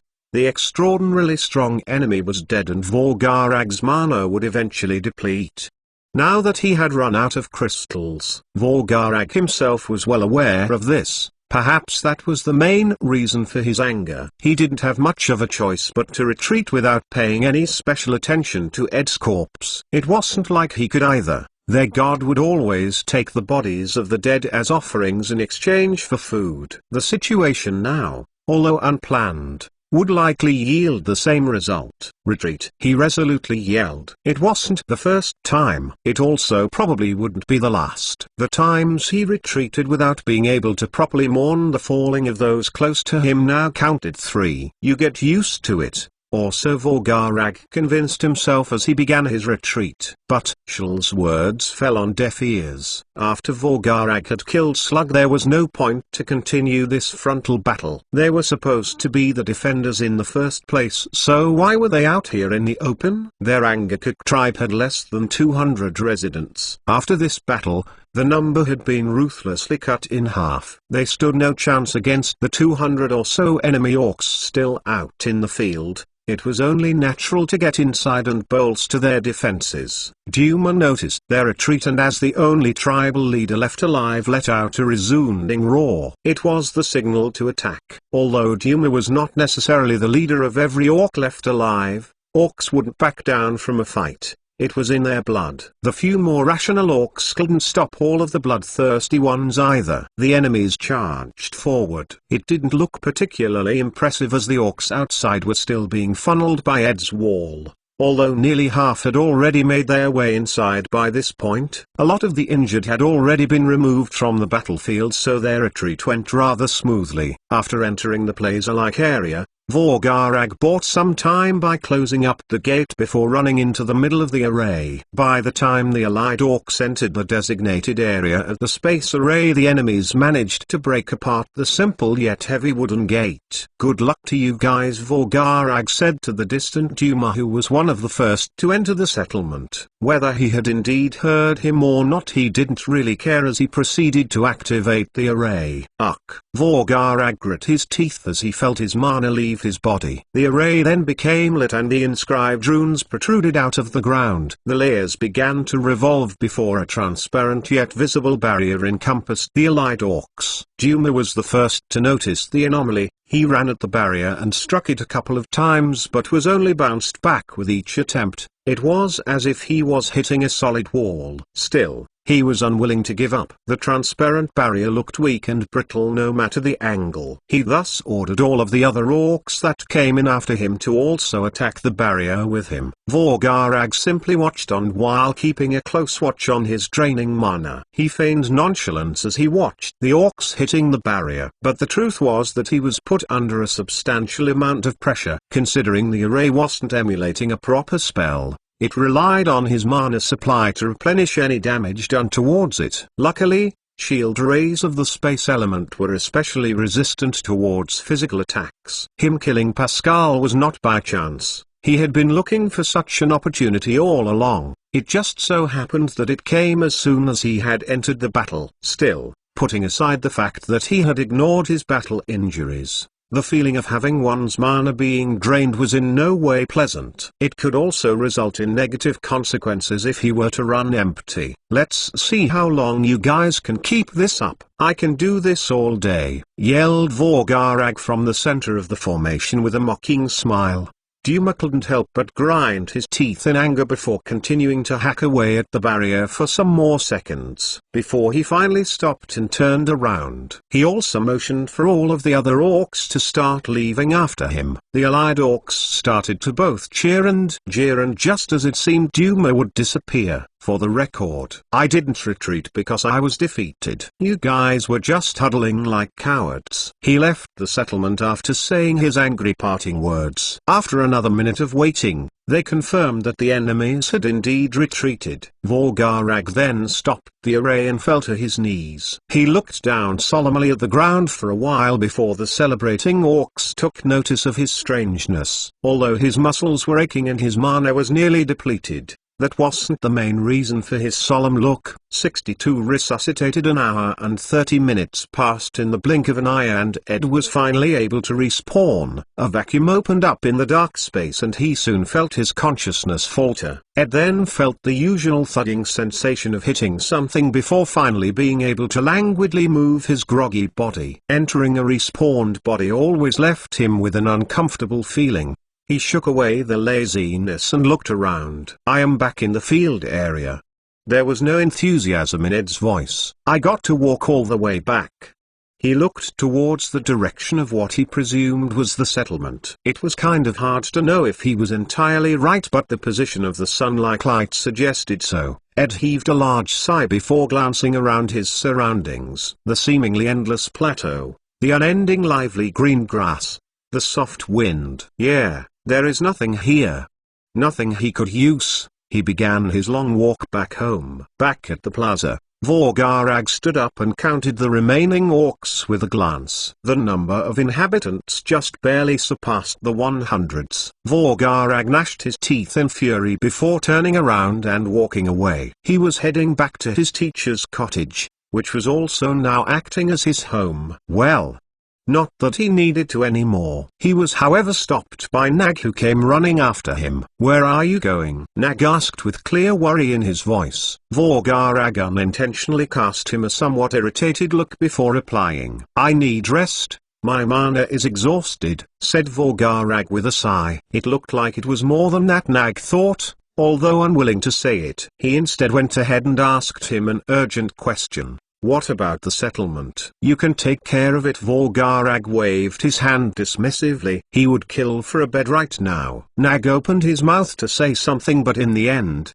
remained silent. Although he was slow-witted, he had learned a couple of things over the years, and maybe it was best to leave Vorgarag alone for a couple of hours. Other things could wait. Vorgarag continued on his way for a good minute or two before reaching the cottage.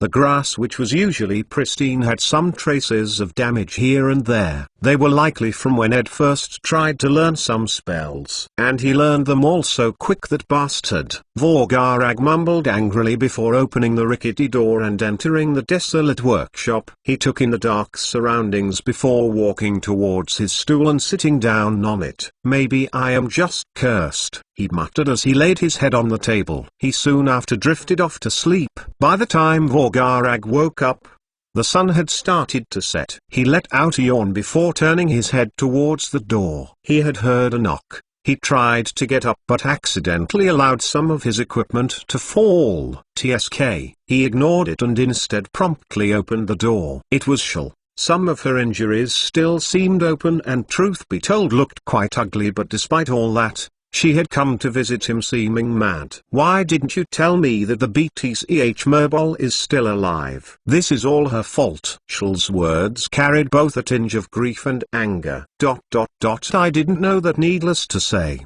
Vorgarag was quite surprised. It was the first time he heard of this. Maybe he should have listened to Nag after all. He stopped thinking about that shortly thereafter, however, and cast Shul a nod look before proceeding to ask her a question. And when did we become so close? It was true. Shul was an outstanding warrior, but their relationship had only ever reached that level. So why was she all of a sudden going to him for her troubles? Ah, don't give me that. Let me in, Shul said furiously, although at this point it seemed she simply wanted to vent. Still, Vorgarag moved out of the way and invited her in. Shul domineeringly took Vorgarag's stool as soon as she came in before starting to rant about how everything was Merbol's fault and that Nag should have let her kill her. Ed would still be here if it wasn't for her. Shul finally managed to calm down her turbulent emotions and her furious expression was replaced by a look of sorrow. Vorgarag simply stood beside her attentively listening.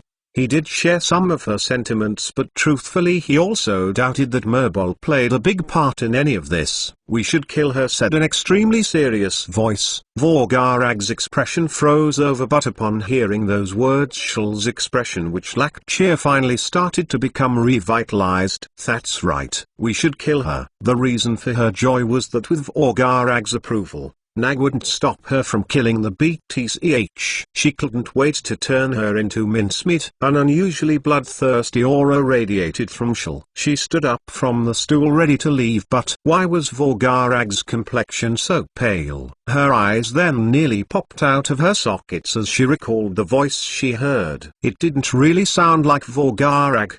She couldn't help but ask with a tremble in her voice. She then frightfully looked towards the open door where a dark silhouette stood. Maybe it was due to the light of the setting sun, but Ed's face could not be seen from the inside. His large body was casting an imposing shadow. Could it be a vengeful spirit? Vorgarag quickly took action by standing in front of Shul, who wore a frightened expression and preparing to chant a spell. Upon seeing Vorgarag's movements, the imposing dark silhouette then broke down into laughter. Unlike what Vorgarag and Shul were expecting, the laugh actually sounded very genuine and real. It was in no way evil or maniacal. Vorgarag's expression was a mix of disbelief and confusion as he stood dumbly in front of Shul. The frightened Shul had a blank expression as she eyed the entrance from behind him. "You guys are too much." Ed's voice could once more be heard. Its origin was clearly in front of them. Then, Ed walked into the cottage with a smile. He was trying his best to hide it, but it just wouldn't go away. Damn, had I known I would have come up with something more sinister. Ed wanted to surprise Vorgarag, so he used his earth manipulation skills to climb over the settlement wall. Still, he hadn't expected to hear them talking about him. He especially didn't expect Shul to display such vigor when he mentioned killing Merbol. Maybe if I waited for the night time and paid them individual visit. He had a sinister smile as he thought of different possible pranks. He then inevitably shook his head. He was likely running out of time. He couldn't afford to waste the day away simply waiting for the night, but he sure would have loved to. Is that really you?" asked Vorgarag warily. Even with all of this evidence, if there was one thing he thought he knew to a definite degree of certainty, was that the dead could not come back to life. What if it was indeed some sort of evil ghost masquerading as Ed, or if he truly turned into a vengeful spirit? Seeing Vorgarag's wariness, Ed couldn't help but awkwardly scratch his cheek. That spirit went all out in imitating Ed. It even knew the awkward scratches. "What if I tell you I can resuscitate?" said Ed casually, as if, less. "No." But Vorgarag's thoughts were messy and unclear. His wary expression soon turned blank as his thoughts drifted. He was however brought back to the real world by a thudding sound along with a crashing sound. Shul had fainted. Was it too much thinking for the irascible Shul? He hurriedly bent over to check on her, but then heard Ed's voice. Is she okay?" asked Ed from behind him. "That tactless bastard." It really was Ed. "FCK, if you can revive, tell me about it first." Vorgarag felt extremely embarrassed for even feeling sad over the darn rascal. He wanted his feelings back, which was also why his reaction to literal resuscitation was so unusually normal. Who goes up to people and tell them that they can come back from the dead? Ed wanted to retort. He instead remained silent and focused on another matter. "What gave me away?" He carefully pondered over the matter as Vorgarag tried to lift the heavy Shul off the floor and onto proper bedding. "Stop thinking and come help." Vorgarag looked back at Ed with an angry expression. For some reason, He couldn't bear to look at him. Wait, if he can resuscitate, then maybe it was okay to kill him a couple of times. Unaware of Vorgarag's dangerous thoughts, Ed snapped out of his stupor and went over to help. Vorgarag poked him a few times to make sure he wasn't some sort of apparition before somehow coming to accept the situation. Ed wanted to stop him, but it was a fairly reasonable reaction. After receiving Ed's help, Vorgarag found out that he was actually pretty strong. It felt like Ed was doing all of the heavy lifting. Ed placed the fainted Shul softly on the bed before feeling a shiver down his spine. He couldn't help but look behind him only to see Vorgarag's vicious smile. 63 In need of explanation to distract himself from Vorgarag's scary expression, Ed took a look at the fainted Shul and examined her scars. Her current outfit was likely the one she wore to battle, and there were therefore a lot of cuts from which he could see new and old scars. It got Ed thinking, are Rent shamans usually capable of healing injuries through magic?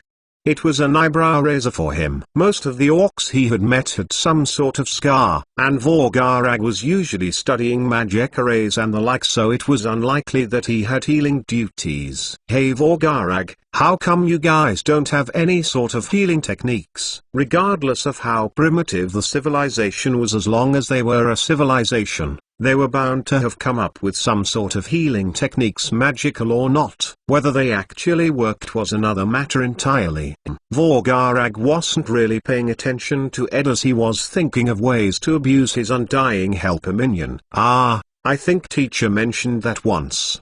The herbs were harvested to extinction. They never grew back, Vorgarag said disappointedly. He was quite bothered by this as well, since he definitely needed to watch over the health of the remaining tribesmen. Unfortunately, he didn't know too much, as his teacher had glossed over the detail and was something that probably didn't happen recently. Vorgarag then remembered the cavern in the woods which he had previously intended to visit. Maybe it would be a good idea to do so now, he began to think. Ed was similarly thinking about what he had just heard. He felt it was a real shame. Although Shul was a muscular woman and therefore didn't have that gentle look, it was still a shame to see a woman riddled with scars. Ed, we need to talk. Vorgarag seemed to have accepted the matter of resuscitation already, but he hadn't tackled the implications of it. I mean, just because Ed could resuscitate it didn't mean it was normal or fine to do so, right? There had to be special circumstances behind it. Maybe even godly circumstances. The stories Vorgarag had heard about the cavern were fairly strange. A lot of them were likely baseless rumors, but it was worth heeding caution. That being the case, Ed was the perfect candidate. But only in that aspect. Whether he could be trusted with visiting the tribe's ancient records was another matter. Where Ed came from was something he had been both curious and wary about. Vorgarag had let his guard down when facing Ed lately, since he had found him to be fairly naive, but he couldn't ignore the issue anymore. For all he knew, Ed could be in cahoots with God, and if that were the case, he couldn't look favorably upon him. He wouldn't have tried to find a way out of the tribe's current dilemma if he trusted God after all. His current situation could be said to be a result of God's thoughtless actions. As a matter of fact,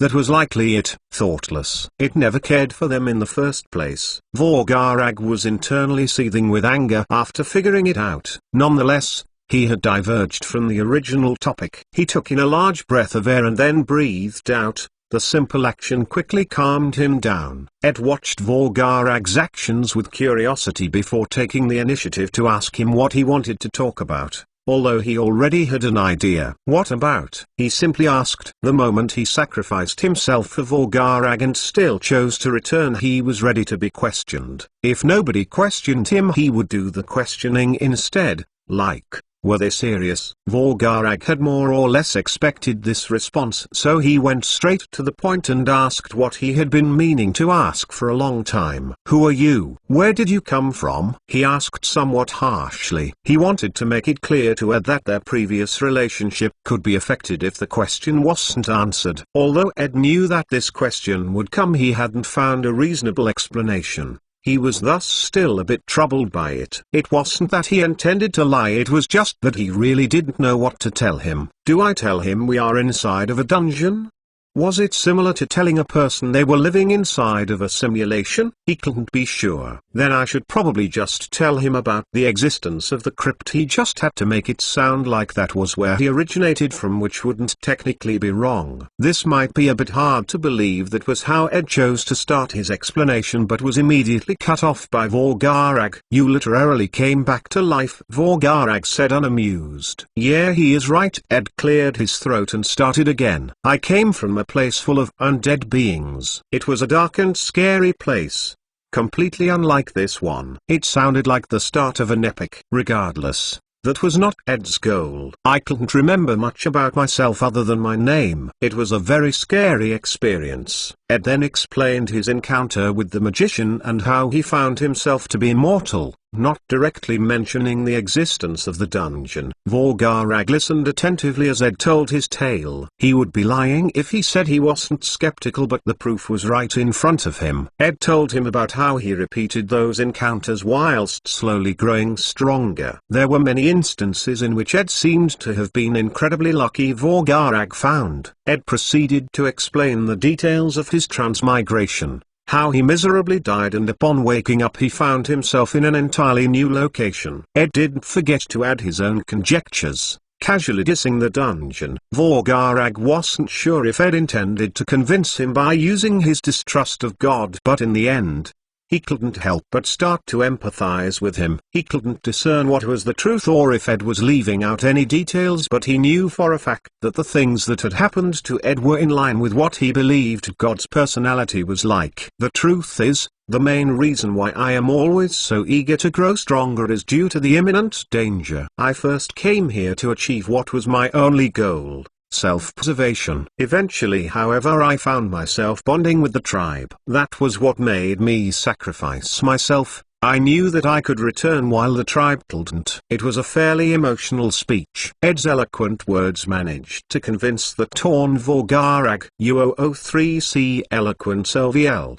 1 UO03E acquired. Yeah. The situation was completely illogical. Sure, the things he said were very hard to believe, but it was undoubtedly true that Ed had no reason to sacrifice himself. So regardless of what the reason might have been, Vorgarag found himself trusting in Ed once again. Of course, that only meant that their relationship would at the least continue as usual, although he would seek some form of compensation one way or another. All things considered, testing out a space array with the purpose of escaping was pretty dangerous. But Ed could give it a try instead. Ed was simply happy that Vorgarag seemed to have left the subject at that. He even ended up getting the eloquence skill from it. How useful it would be was beyond him, but since there were no real penalties, the more the merrier. With that disaster out of the way, Ed decided it was time to get back on track. Having told Vorgarag his story, he was sure that he would be able to understand the importance of growing stronger and just overall bolstering their defenses. Vorgarag, I need to see Merbol. There was no need to spare her. He would put her consciousness to good use. Ed found that Merbol's strength wasn't very significant either,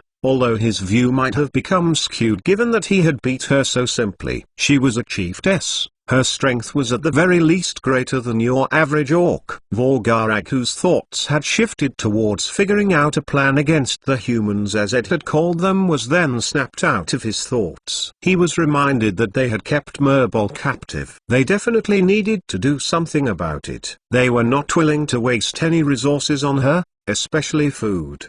What are you planning to do? Vorgarag couldn't help but doubtfully ask. For some reason he doubted that the matter was as simple as finishing off loose ends. You want to be prepared for the assault of the humans, right? I need her to ensure our safety. Indeed, Ed didn't intend to kill her for revenge or the like. Then did he plan to set her free on the condition that she were to help? Shul for some reason shook on the bedding uncomfortably, almost in reaction to Ed's words. Ed and Vorgarag sent her a quick glance before ignoring her and getting back on topic. How do you plan to convince her? She is a tough woman, Vorgarag asked hunchily. As a tribal leader, he was well aware of how stubborn Orc woman could be.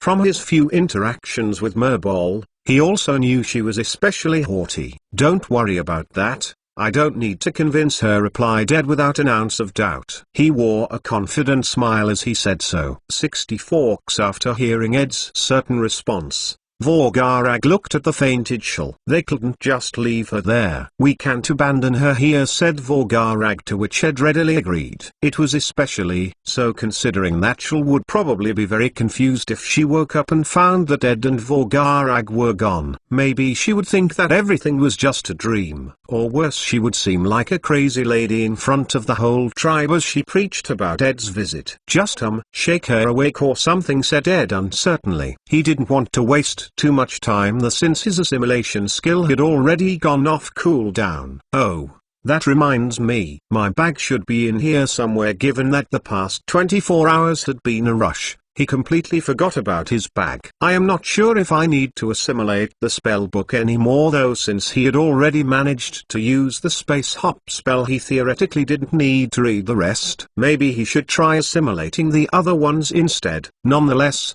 he still glanced around, trying to spot any semblance of his bag.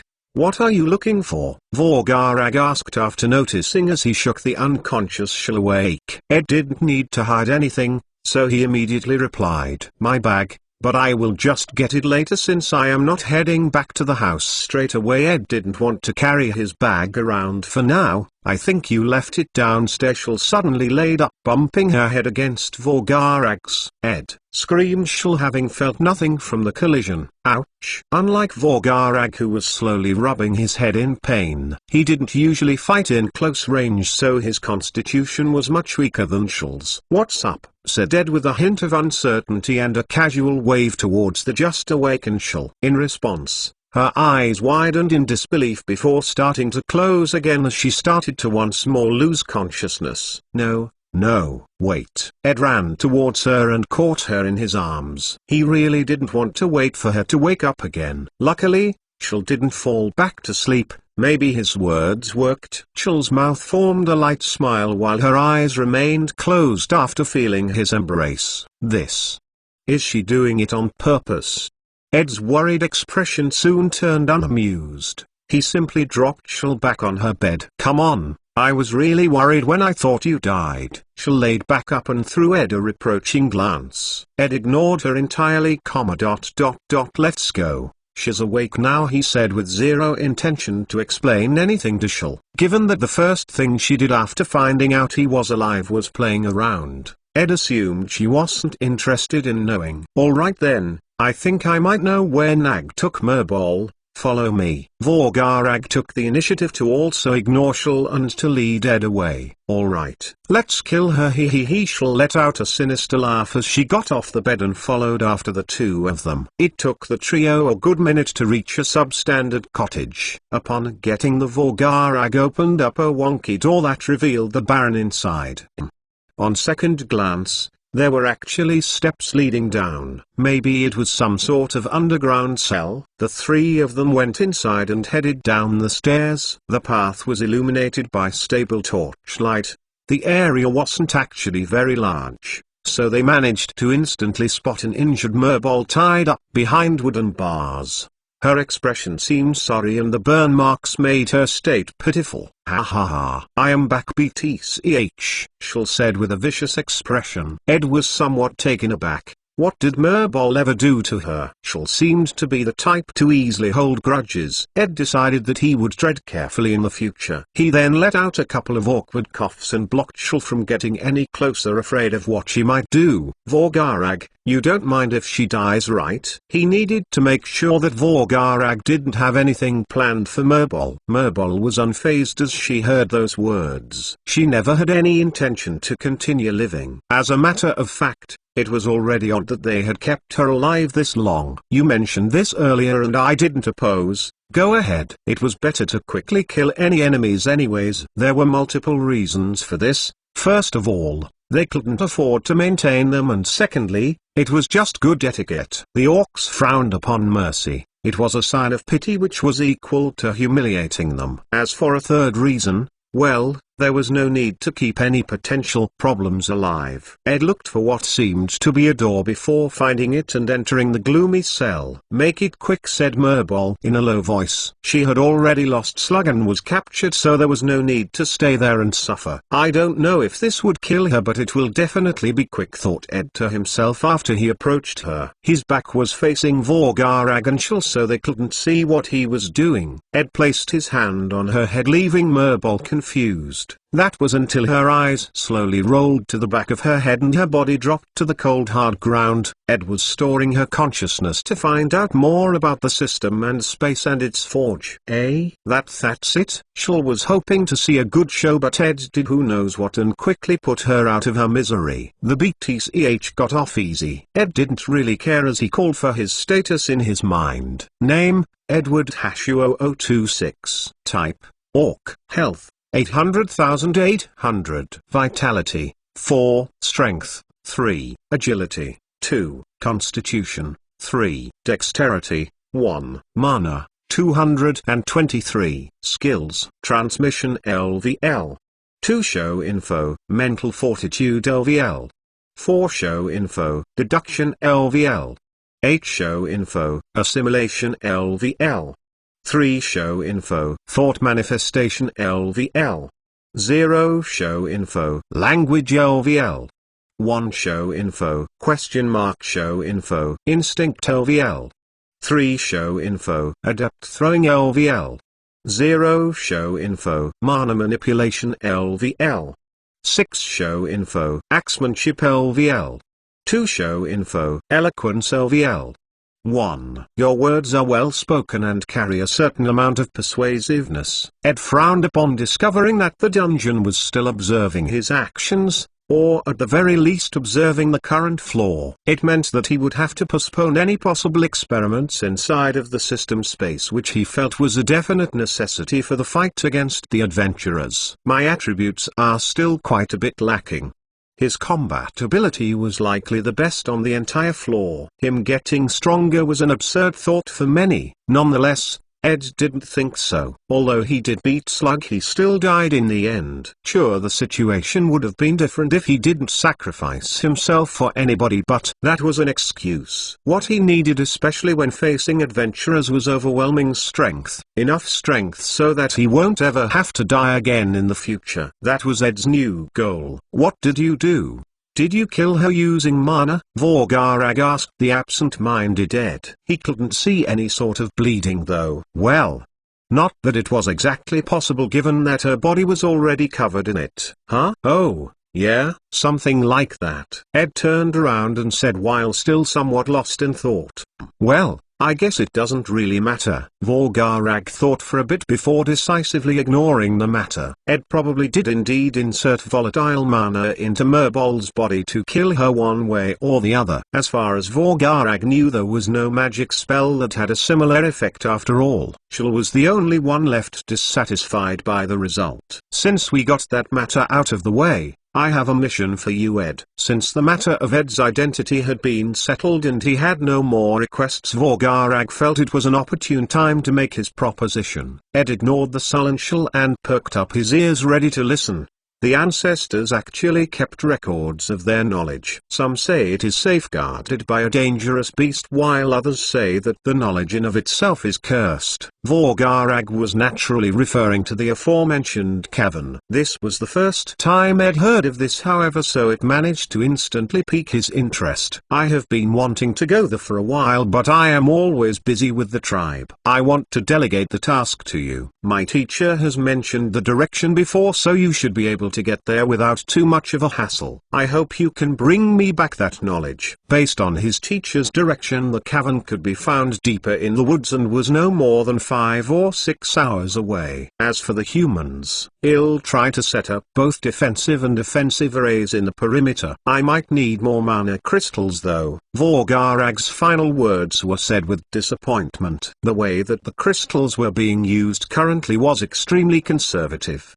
Their potential was being wasted on simple tests. A smaller piece would still be able to get its job done. But even though it was being used so conservatively for so long, it was still not enough. They might need to find a new source if they wanted to truly fortify their defenses. Ed thought about it for a bit before coming to a decision. "I'll do it," he said with conviction. Vorgarag was immediately elated since that was something that had been bothering him for a while, but before he could tell him more details, Ed interrupted him. "I am going to need some payment though. I want some pieces of the crystals. Truth be told, the knowledge he would find would likely serve as a good enough payment." But Ed wanted to increase his mana capacity to make the space hop spell a viable option, and for that he needed to assimilate some mana crystals.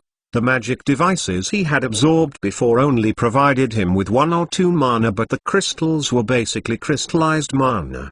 The amount of mana he would get was substantially larger. Vorgarag stopped to think for a short moment before agreeing. "I hope you can tell me what you are going to use them for though." Although Vorgarag had grown to trust Ed a bit more, he still believed in his own judgment. He wanted to know what Ed would use them for. 65 Setting off. Vorgarag didn't want a single wisp of mana to be wasted given the pressing circumstances. "I need to use them to increase my mana capacity," Ed replied. He wasn't lying, as that was indeed his intention. As far as revealing how he would do it, it would depend on Vorgarag's response. And it didn't take him very long to come up with one. "I am afraid that's a luxury we can't afford." Vorgarag denied him flat out. Ed could continue doing regular exercises to increase the capacity. The crystals would speed up the recovery process, but Vorgarag felt that the speed wouldn't be anything game-changing. "Looks like I might need to reveal my methods." Vorgarag already knew that Ed could revive. Finding out that he could directly absorb the mana of the crystals was far more normal. "I didn't go into too much detail before, but if you remember correctly, the lich that taught me magic was originally against it. I didn't actually have any mana. I have a special method to acquire it, and I need an elemental crystal for that.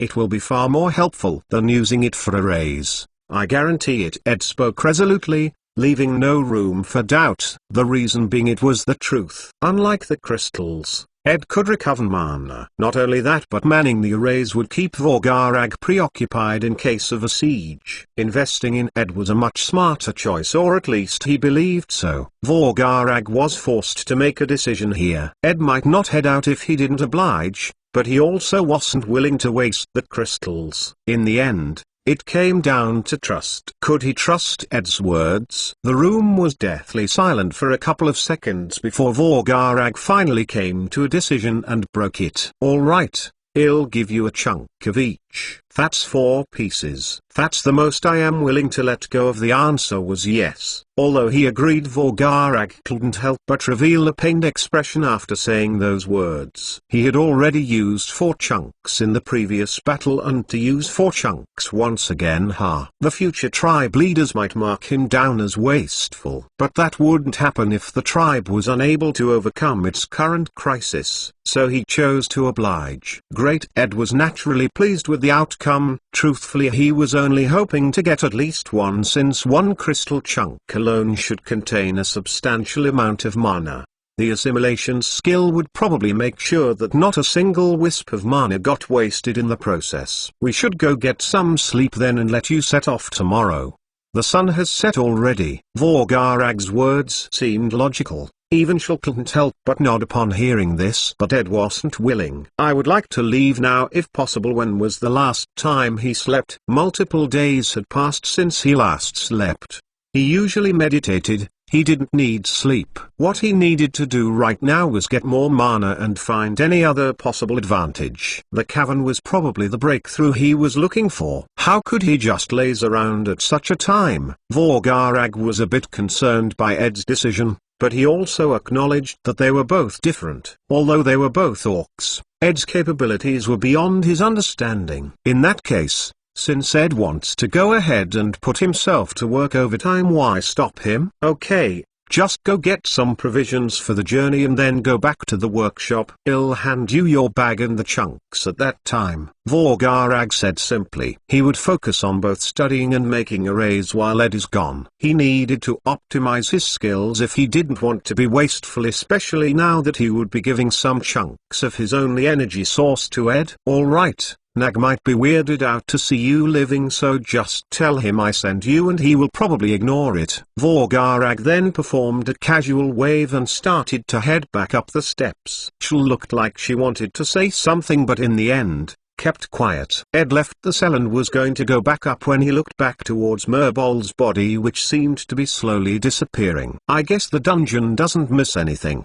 Maybe it was even an automatic process. Ed wouldn't know. After seeing an interesting sight, Ed also made his way back out with Shul behind him. Ed threw her a cursory glance and she flinched in response. She then quickly recovered and revealed her reason for following him. "I'm hungry," she said nonchalantly. Ed only looked at her for a second before they both went to get some food. He was headed there anyway, so why not have someone to talk to? They did some small talk here and there, but it was otherwise a completely uneventful trip. After getting something to eat, Shul waved Ed goodbye and returned to her house. She seems pretty normal if you don't get to know her more closely, he thought as he went down a different path. He was used to going to Vorgarag's by this point, so it didn't take him very long to get there. He knocked on the door before finding out it was actually open. "Come in," Vorgarag said from the inside, seemingly preoccupied. Ed imagined he was likely fiddling with a thing or two inside the workshop, and with that image in his head,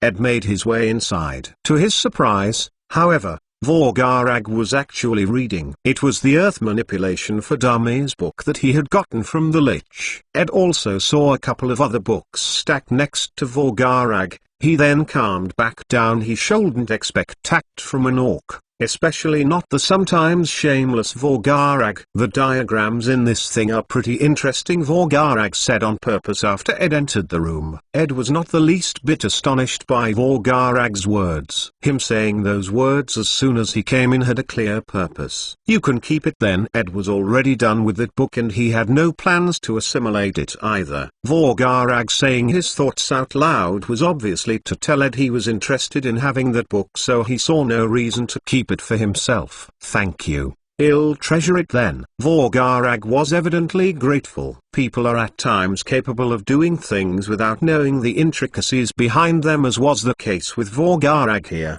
The books, no matter how elementary, would help him understand magic more, even if only slightly. He placed the book down and tossed Ed his bag, which had been sitting next to him. Ed caught it and looked into its contents. The first thing that caught his eyes was four bright lights of different colors. They were naturally the elemental crystals. Since he had wasted enough time and it wasn't like Vorgarag could see, he proceeded to assimilate a random one.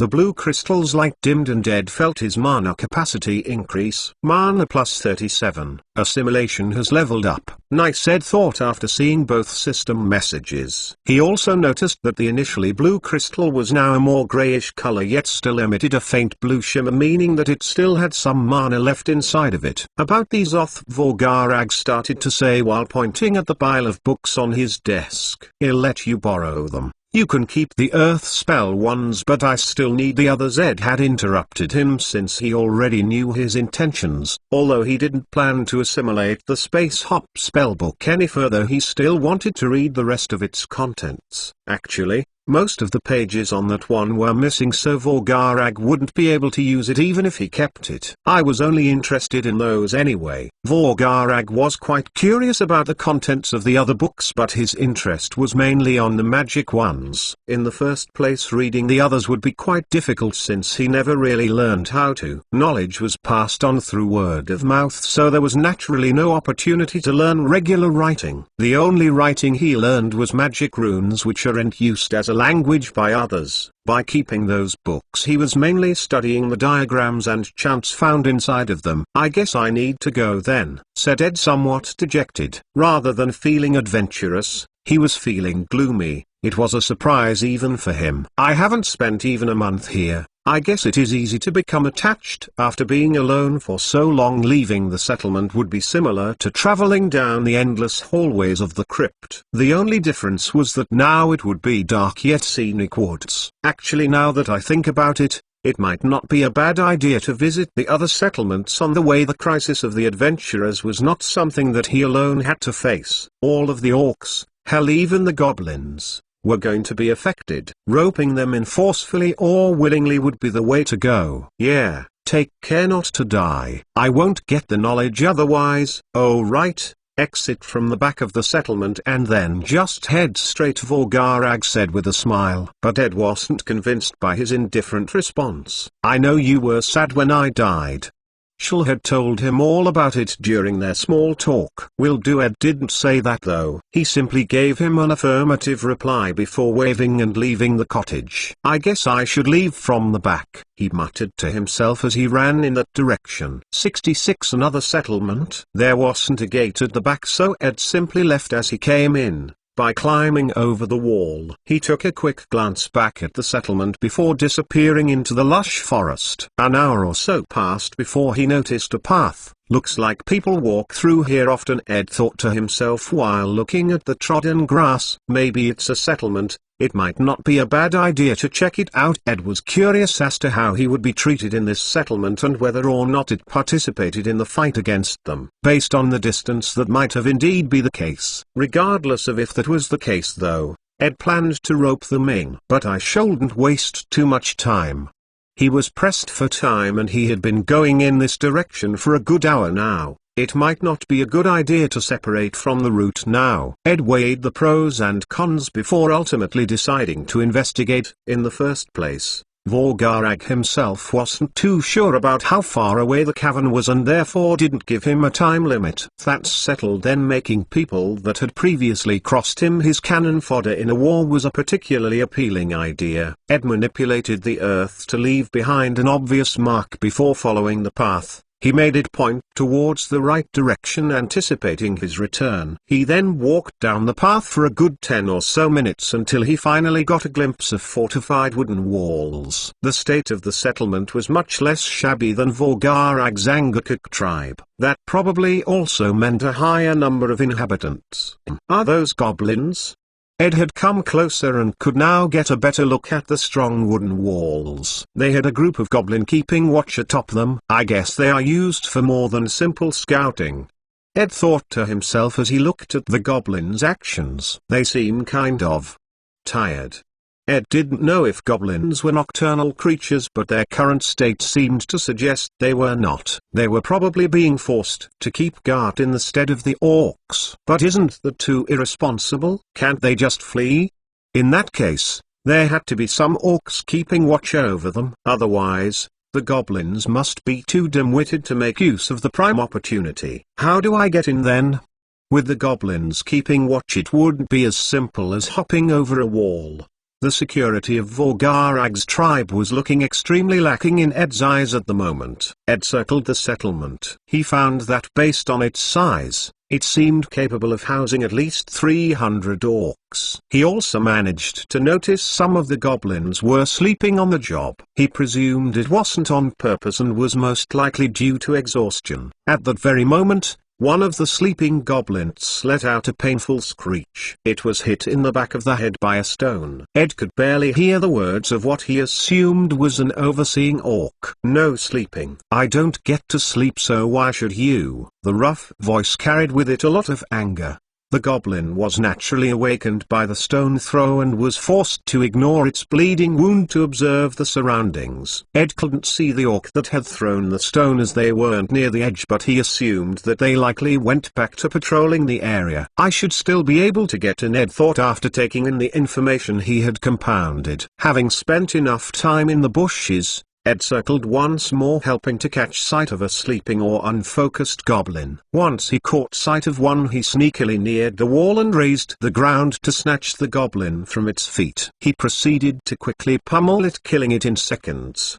His strength was not something an exhausted goblin could contend with. He raised the ground a bit more and hopped off it, landing atop the wall. He placed the goblin's bloodied corpse on top of it and then allowed the earth to swallow it. He was then able to get a good sight at what the inside of the settlement looked like. There were plenty of cabin-like wooden houses strewn around and the streets were illuminated by torchlight. Ed was slightly astonished as it was a stark difference to the settlement he was used to. It's a good idea to travel it It would allow one to broaden their horizons and not be a frog stuck in a well. As far as he could remember, though he never managed to do anything like that in his past life, Ed then focused on his main goal for his quick visit, finding the village chief. He quickly took in the surroundings, trying to find an area akin to Vorgarag's workshop. It didn't take him long to find it, and he then proceeded to quickly yet carefully hop down the wall. Funnily enough, apart from the patrols on top of the wall,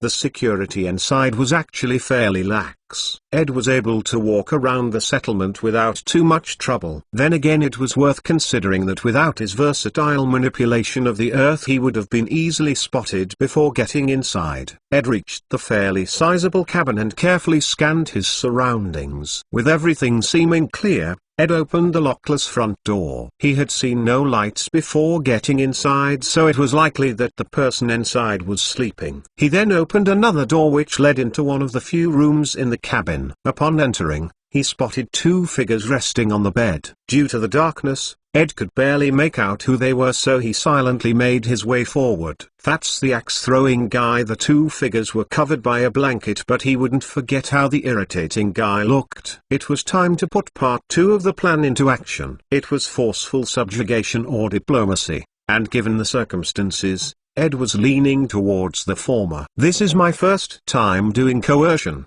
Ed could safely assume so, since he would probably remember if he had done something like that before. Then again, given his previous mundane life, even if he simply couldn't remember, it was highly unlikely. Ed then grabbed the orc's neck and used his free hand to cover his mouth.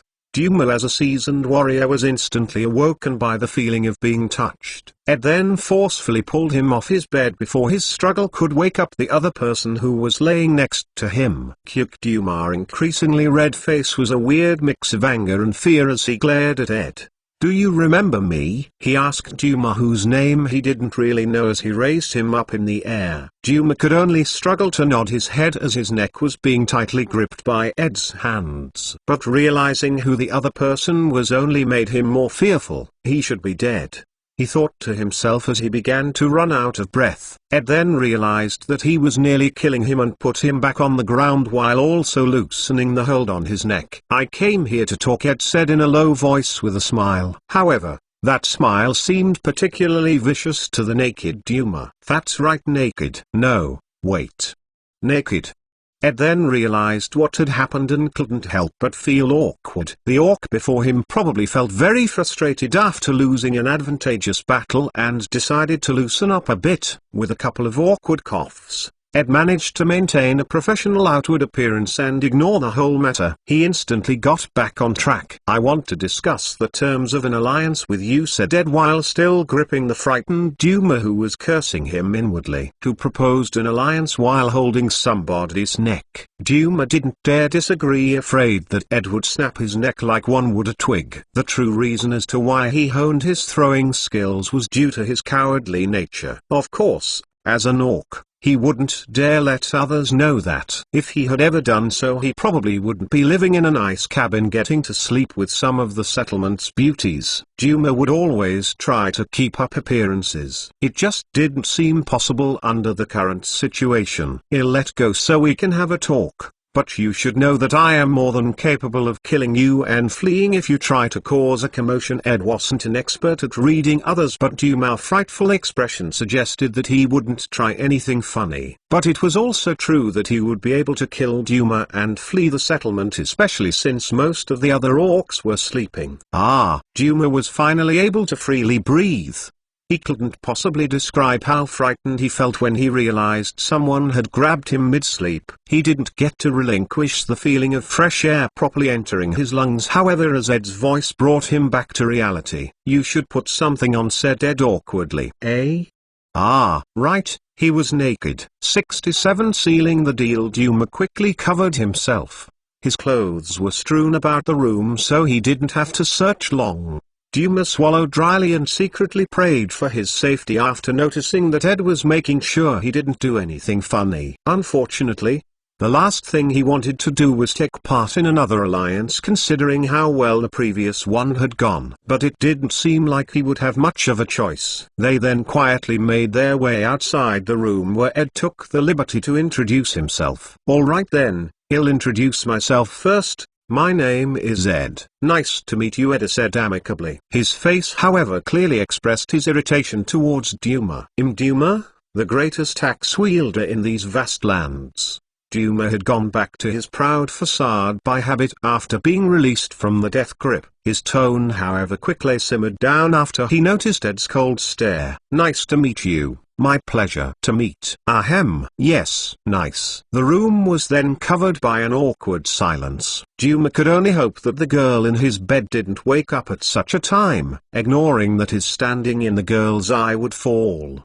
His position in the tribe would quickly plummet if anyone found out. It was thus a loss of face he couldn't afford after losing over 100 warriors in his previous battle. "This guy is a riot," Ed thought inwardly as he watched Duma fumbling his words. He didn't mention it however and simply restarted the conversation. "The terms of the alliance are rather simple. You just have to provide some manpower. There is a dangerous group of people that need to be dealt with, and I recalled that you and your tribe were very capable warriors. I think you guys would be perfect for the job." Maybe it was his new eloquence skill, but Ed's words were completely bullshit. The persuasiveness effect didn't seem to have had worked however, as Duma showed no signs of being convinced. As a matter of fact, he was still frightened and therefore didn't immediately respond until Ed was about to say something. "Can you?" Duma let out a couple of coughs to hide his fear and began to talk normally for a change. "Can you tell me what the dangerous people are?" he asked carefully, hoping to find out what he was being coerced into doing. Well, it was also to sate his curiosity. Although Ed's tribe was indeed weakened after their fight, it shouldn't be to the point of asking others for help against other orcs. The other option would be a goblin uprising, and the notion alone was completely laughable. Plus, if they were in such a dire situation, he found it odd that they would choose to force him into an alliance. They could have instead tried to go under another tribe, for example, although most probably wouldn't agree unless they were in a similar state to their Angakok tribe and in need of people. They are a strong group of seasoned warriors, some at least as strong as myself. It is a real threat. Although Ed had sneaked into his house and choked Duma nearly to death, he still hoped to convince him. At least that way he wouldn't have to be afraid of them going back on their words. Duma wasn't a great village chief. Rather than looking out for others, he would look out for himself. Ed's words seemed fairly vague, but if the enemy's strength was truly as Ed had said, then the chances of him and his tribe perishing were very high. In that case, he may as well allow his tribesmen a fighting chance by allying with Ed.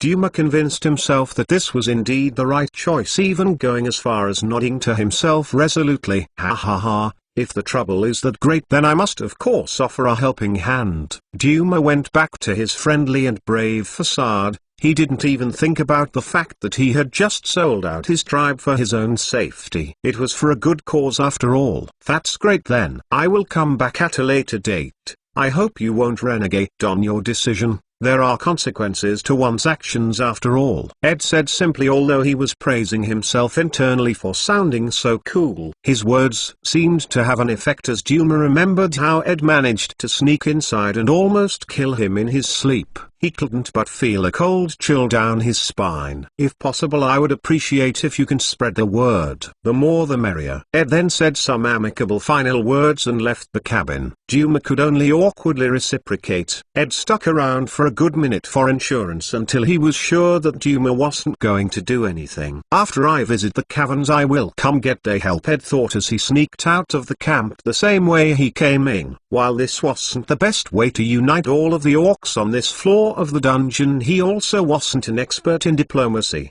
His time was better spent honing his skills. Still, it was a shame. The orcs would probably make a larger difference than the skeletons did in the past. They aren't that simple to manipulate, though. Ed followed the path back until he met the landmark he had left behind. He then continued towards the direction it pointed to.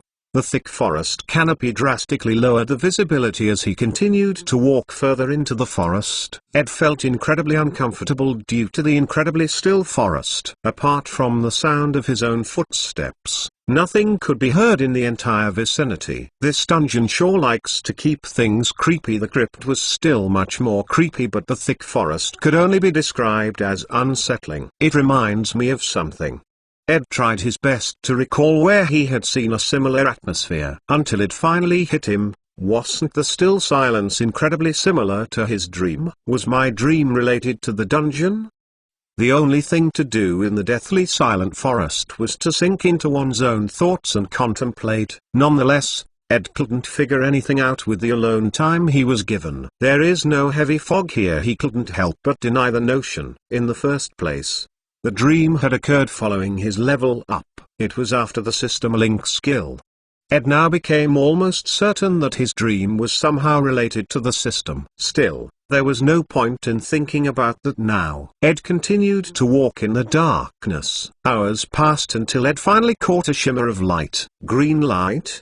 Ed narrowed his eyes as he looked at the distant glimmer. It actually looked a bit closer to Cyan. There was no point in deliberating from a distance, so Ed ran closer until he caught sight of a rocky exterior. The darkness had worked in tandem with the thick canopy to hide the giant mountain from Ed. Is that a plant?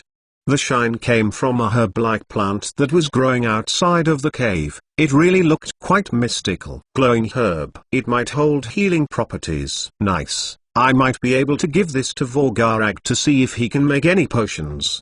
Ed took a few more glances at the herb, unaware of what the best way to pick it might be, until he settled for simply sending it into the storage room. Ed took a quick glance around and caught sight of other cyan shimmers around the vicinity. He decided he would take care of that later and walked into the cave. At first, it was surprisingly dark, but after turning a corner he was shocked. This was a true light show. That was his first impression as he saw all sorts of multicolored dazzling lights illuminate the bluish cavern. The mana in the environment was also incomparably rich to the one in the secret room. Red, brown, green, blue, transparent, maroon. Ed had at first recognized the crystals, but his expression turned odd as he saw different crystal colors all emitting their own brilliant light. This is definitely the source. I wonder why Vorgarag's ancestor didn't take any of these other crystals. There were clearly more than just the 4 primary elements in there, so he found it odd that they would settle for just 4. But there was something much more shocking. Ed couldn't help but feel strong pressure from the depths of the cavern. Is there really a monster inside? Ed wasn't scared, he just found it odd unless it must be the boss. The pressure he felt was similar to the pressure whenever he opened the gate to the Lick's room. Ed thought he had figured it out, but that was also a strange answer. Were the bosses in back-to-back floors, or did the dungeon spawn him deeper in than he had initially anticipated? I won't get anywhere by standing around. I still need to find the knowledge as well.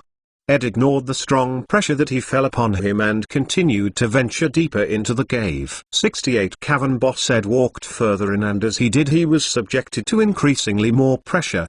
The passage he was walking down also became increasingly wider. He couldn't help but feel that this boss room was extremely peculiar for a multitude of reasons. One was that it didn't conform with his limited knowledge of video games or the one in the crypt. I guess that's why you need a large sample size.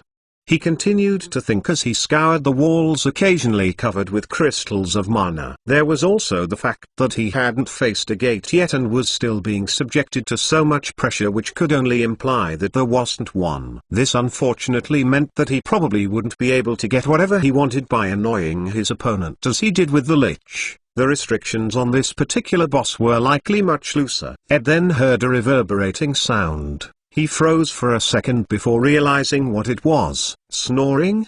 Ed tilted his head. Do all bosses just rest a lot? Ed thought about it for a bit before deciding that it was fairly reasonable. It doesn't seem like they get to eat, so this must be how they recover both health and energy. This rocky mountain didn't seem to hold any living creatures or plants that could serve as food either. It was something that he didn't think about too hard last time, since the undead naturally didn't need food to maintain themselves. This boss, however, was very likely a living creature, as the snores had made evident. The rocky path opened up into a wide cavern section. The room was extremely clear as day. Many crystals on the cavern ceiling were illuminating the area below. This, however, was an afterthought. What Ed really cared about was the large creature that laid belly up in the middle of the large chamber, a pale green giant. That was Ed's first impression of the fat creature before him. But as usual, why take guesses? Ogre sleeping. A monster with tremendous vitality, known for its voracious appetite. An ogre? Ed tried his best to recall his memories of the fantasy creature. It looked like the deduction skill could dig a bit into his memories better than himself, as it took Ed some seconds to remember some details on ogres. They usually eat humans. Ogres from folk tales were giants that liked to eat humans, especially children. In games and novels, however, they were more well known for their great regenerative capabilities. That would make for a tough opponent. I don't think it will kill me, since the Lich didn't, but I'll tread on the side of caution and just look for the knowledge. Unlike the Lich, Ed didn't think he could learn anything from an ogre. They weren't known for their intelligence either, so he wasn't sure if it was worth potentially irritating the sleeping giant for a couple of trivial questions. The other reason was that the ogre before him seemed to emanate a much more violent aura than the Lich. Although the Lich's pressure could be described as deathly and suffocating, the ogre somehow managed to match it with animalistic intent and bloodthirsty. It suggested it was a more ruthless killer than the Lich, which all things considered seemed a bit ridiculous. Ed carefully went around the ogre, which allowed him to see an unusual rock in the distance. It was a large boulder situated far into the back of the room. It seemed completely out of place, almost as if someone or something had carried it in. As he slowly grew closer, Ed spotted what seemed to be carvings. He hurried over with a hint of excitement and expectation. But for some unknown reason, or maybe even by chance, he heard a furious roar from behind him. It sent shivers down his spine. Ed had a ghastly look as he turned around and spotted the tall humanoid pale green beast. "Who is there?" the ogre yelled as it scoured the large dome-like room, its gaze eventually landing on the ghastly Ed. It let out another roar as its humongous body and sluggish body ran forward. Ed managed to reel in his fear and his eyes turned sharp. "I already died today. It won't happen again," he resolutely yelled in his mind. Although given all the time he had spent, it was already another day. Ed used his trusty manipulation skill and made the earth obstruct the giant's feet. The thing was at least twice the size of Ed, so it took him more mana than usual, not to mention that manipulating the hard rock was a much more difficult task. Nonetheless, the rock was also much sturdier. It did its job, and the large ogre fumbled in its steps. "You will become my snack," it yelled furiously as it quickly regained its balance. Its large body seemed at the very least somewhat accustomed to battle, no matter how sluggish it seemed. Ed couldn't help but smile wryly as he saw the ogre lugging its large body towards him, soon to reach his position. It looked fairly comical, but it definitely carried with it a lot of strength, as the shaking earth made clearly evident with every step the green giant took. So Ed decided to change to a more offensive approach. The ogre's large shadow was already nearly touching him. "I haven't used this in a while, let's give it a go." Ed quickly chanted the earth shot spell. The hard rock in the surrounding carved itself out and turned sharp. His control had significantly improved since the first time he had used it back in the crypts, leading to the quick response. 10 or so sharp pieces of stone flew towards the ogre's face, who was now in front of Ed, reaching out for him. With its sluggish body, it didn't have much time to react, as its face was impaled by the sharp pieces, 2 even hitting one of its eyes. Nonetheless, other than feeling pained, the ogre didn't stop its attack. Since it was temporarily blinded, however, it couldn't help but swipe its hand aimlessly. Ed instinctually used the earth to jump over the thick arm. The thick arm broke through the rock wall, but by that time Ed had already jumped to the other side. Truly a versatile element. Ed couldn't help but praise the earth element, especially after he felt the sharp wind that passed underneath him. The hard rock was also broken through without putting up much effort. Ed landed on the ground and proceeded to immediately run away from the wrecking ball of a body the ogre held. He then heard it roar out in anger as it sent a murderous stare towards the fleeing Ed. This might not be too hard after all. Ed's expression was starting to perk up, his mouth forming into a smile. The ogre's slow speed was an extreme disadvantage. Other than the fact that the battle might be a bit time-consuming, Ed felt that there was no way for him to lose. He took a look behind him towards the ogre. His face twitched in response. If it wasn't for the ogre's blood which had splattered after the initial attack, Ed would think the ogre was unscathed. Its regenerative capabilities were beyond just great, Ed thought, and cursed inwardly. All of the sharp stones had fallen off its bodies, including the injury on its eye, although that one seemed to have taken some more effort to heal than the others, judging by the fact that the corresponding sharp stone rod had dropped a bit further ahead than the others. Ed decided to change his strategy once more. "Hey! Calm down for a second," Ed yelled, hoping that the ogre would listen to him. The dungeon wouldn't let its bosses harm him, right? Although he couldn't win, he was confident in being able to run away. He couldn't do that, however, as he needed to find out what the carvings comprised. "My prey can't." The already dumb-looking ogre had a stupefied expression on its face as it seemed to have realized something. The earth stopped trembling as the giant slowed down its assault. It scratched its cheek, a bit puzzled. "Champion?" Ed asked hunchily. "Yes." Ed rejoiced internally. "That's right, I didn't mean to intrude." Sir?" he asked hunchily, as he didn't know how to address it. Calling it ogre would almost certainly be offensive after all. "I am Blarak. I terrorized the human lands," declared the large ogre as an introduction. Rather than focusing on its name, Ed was much more puzzled by the mention of humans. It implied that there were humans in the dungeon to terrorize, or that the ogre didn't come from here. The former was naturally an extremely dubious point, as the boss was likely stuck inside of the large cave. The ogre was, however, awaiting his own introduction, so Ed had to curb his thoughts. "I am Ed. Nice to meet you," Ed said with a smile. He wasn't smiling because it was indeed nice to meet Blarak. He was smiling because now that the ogre had become friendly, he would be able to take a look at the ancestors' knowledge. 69 Nice. Blarak lost interest and the ground trembled slightly as he laid back down to sleep. Now that Blarak wasn't intervening, Ed carefully scooted past him and made his way towards the carvings on the boulder, which were being clearly illuminated by the bright crystals inside of the cavern. "Here we go!" Ed yelled excitedly in his mind as he approached the carvings. Hieroglyphs. The pictures tell a story. Ed had used his deduction skill on the boulder as he finally reached the carvings on the large boulder. But he couldn't help but be confused upon discovering that they were nothing more than history. Ed inspected the primitive carvings. His deduction indicated that it was a story, or rather history, that the hieroglyphs held. He saw what seemed to be three planes stacked on top of each other. It created a picture of a clear divide. Goblins and orcs were separated. Each had their own flaws, perhaps. This is only my interpretation, I can't be sure. He couldn't help but feel bitter. There was the knowledge it just wasn't what he wanted. Maybe he had set his expectations far too high. No, hold on. Vorgarag clearly indicated that it was knowledge on magic, or at least suggested that that was what could be found there. So why were there only hieroglyphs? Ed thought deeply about the issue. It was moved, wasn't it?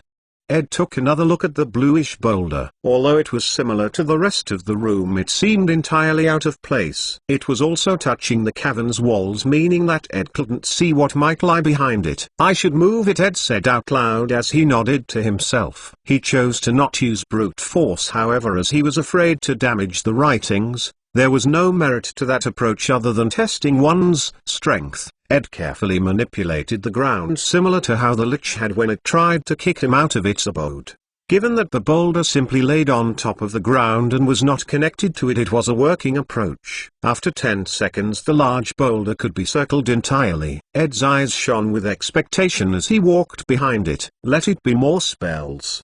Ed's repertoire felt extremely lacking. He could no longer shame the magician for having only 3 spells. They seemed to be pretty hard to come across, or at least for a dungeon mob that was indeed the case. Runic carvings. Magic knowledge of the shaman ancestors. Nice. Ed yelled in his mind. It was exactly what he hoped for. It was a chilly morning, and the residents of Arbor Town were going about their usual business. The only exception was the members taking part in the Undead Dungeon expedition. Unlike last time, many class adventurers of all shapes and sizes were gathered together. There were even 3 well-known A-class adventurers, including Samuel. For an organization such as the Freedom Union, this could already be considered mobilizing a sizable force. A-class adventurers were the pinnacle of society in the Big Lick continent. Nobody has managed to surpass that standard, although some are said to be infinitely close to discovering that new realm. The disparity in skill between A-class adventurers at the peak and the bottom was quite substantial. As a matter of fact, Samuel was well aware of this. It was all the more reason why he wanted to get stronger. He hadn't even reached the peak of his own realm. Still, he doesn't regret stopping his journey to settle down. Whether he could make it to the peak was unknown in the first place. He was not in a position to take risks. Yet here I am, Samuel thought as he geared up. He was wearing a silver suit of armor made out of magic metals. It was from his adventuring days. Even though he hadn't used it in a long time, the suit looked as good as new. Samuel was used to polishing it on a nearly daily basis. His loving care allowed it to emit a lustrous sheen. Samuel stretched a bit. Magic metals were quite comfortable and malleable. He then felt somebody tap his shoulder and turned around only to meet a familiar face. It was Felix, the so-called flame prodigy. "What are you doing here?" Samuel asked, puzzled as he sized up the suited-up Felix. After recovering, the first thing the Count had done was forcefully take his son back home. There was no way he would allow Felix to come back. In that case, why was he suited up? Felix knew what Samuel was thinking, but he had no intention to clear his doubts. It was because he had run away from home. "I want to join the expedition," he said resolutely with a hint of animosity. Samuel thought this would be the question, but before he could come to an answer he was approached by Miller, Cull's trusted subordinate. "Mr. Oakley, Clarice and Drake are both ready to set off. The other class adventurers are also ready," Miller reported. He must be indirectly informing him to hurry up, Samuel thought. "Give me a minute." Samuel dismissed Miller, who promptly left, although he seemed as if he would count the time. Samuel turned towards the expectant Felix and replied simply, "No." Samuel would be a fool not to know that admitting him into the team meant trouble. Did he actually learn anything from his last failure? Samuel couldn't help but ask internally. Felix was however unwilling to give up. He was used to getting what he wanted, and he had already sworn to take revenge on the dungeon. "I know that you guys are still accepting adventurers. You can't deny my entry." Felix's words were true. Until they finally leave Arbor Town, the Freedom Union was still issuing the quest. "Then why don't you join through the?" retorted Samuel. He wasn't a fool. Why would Felix approach him if he hadn't already been rejected? His father had most likely pulled some strings to prevent Felix from taking quests without his approval. "Samuel Wright, it is a pleasure to meet you." Before both sides could continue their conversation, they were interrupted by a sharp-looking man. It was one of the A-class adventurers, Drake Vermillion. They hadn't talked to one another yet, as Drake had only arrived less than an hour ago. Although Samuel was in charge of the expedition, Drake didn't seem to show him much respect, calling him by his first name on their first meeting. Under normal circumstances that would be frowned upon, but being an A-class himself, Samuel was well aware that the person before him was capable of beating him at the very least 8 times out of 10. "Drake Vermillion, right? I've heard you've tussled with a wyvern before. That must have been very exciting." To most people, those words might sound ridiculous, but Drake was an expert of unarmed combat. His fiery fists were said to be able to punch through the hardest of metal. A wyvern's scales seemed to be on that list as well, based on the fact that Drake was standing before Samuel at the moment. "Yeah, it was. I've heard about you before as well. Still, I know I came a bit later than expected, so I might not be in the best position to say this, but what's the hold-up?" Drake's purpose in coming over was likely to ask this question. It seemed he originally didn't even think to get to know him. "It's nothing much. I almost have it settled." "We will be leaving soon," Samuel said casually. He was going to quickly dismiss Felix, but Drake Vermillion, "I am a big fan. If possible, I want to learn more from you, sir." Felix had spoken up from behind Samuel, his words full of praises. "Is that so? It does seem like you focus on the fire element." "Okay, you can follow me then." Vermillion scrutinized Felix one more time before nodding to himself. It just so happened that he needed someone to talk to, and seeing how enthusiastic the young man was, he couldn't help but take him along. "Drake, with all due respect, he isn't part of our expedition team," Samuel said, hiding his anger. How could he not know what Felix was planning? Felix wasn't one to easily submit. The way he sang praises of Vermillion was a blatant hoax. Not only that, but wasn't this ignoring his authority? Prodigy or not, there had to be limits. "It's alright, he seems to be pretty strong and he is already suited up.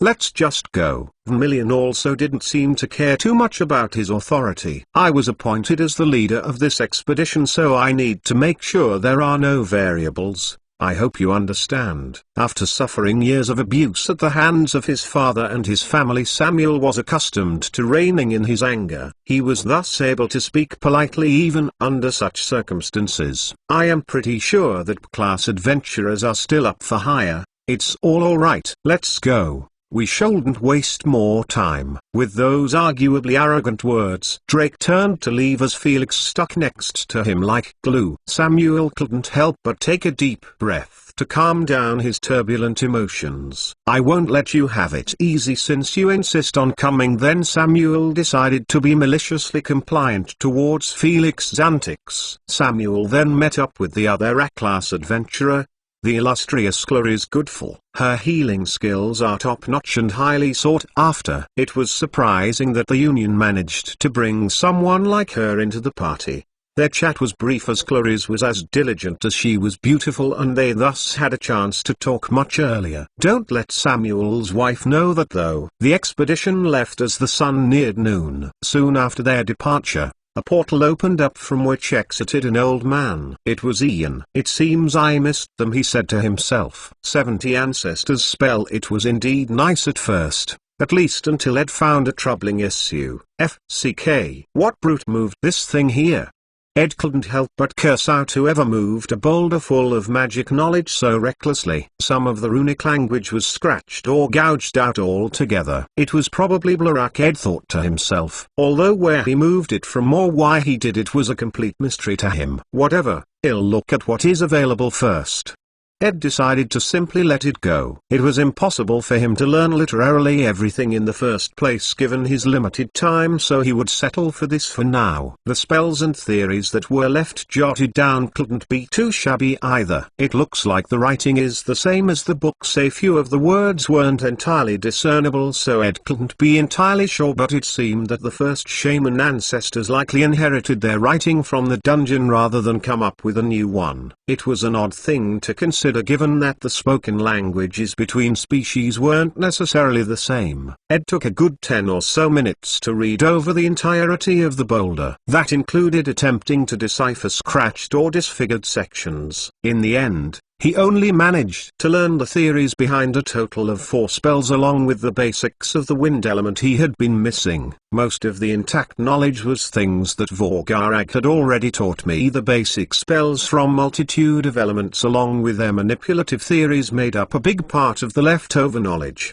The theories of space were also there, but there were no spells available. The only spells he didn't already know he managed to salvage were as follows. Meteor Rain, a spell brought about by the combination of fire and earth elements. Flaming rocks spawn in the air to bombard the target. Steam, a mixture of water and fire. Although lacking in lethality, it has tactical use and is for the most part extremely easy to conjure. Breeze, manipulate the wind to push around objects, or if one is particularly skilled, move them to your will. Wind Slash, used to create a sharp blade of wind. There were traces of other spells such as mudslide or combustion, but unfortunately, The damage on those spells was in critical locations, making Ed unable to learn them without going out of his way to reconfigure their chants. This was not his area of expertise, meaning it would take too long to figure out. I should try them out then. Ed glanced around the area. The vast space was perfect for fighting and thus ideal for trying out spells. Blarak was sleeping peacefully in the center of the cavern. Ed could hear snoring from time to time. Maybe not here though.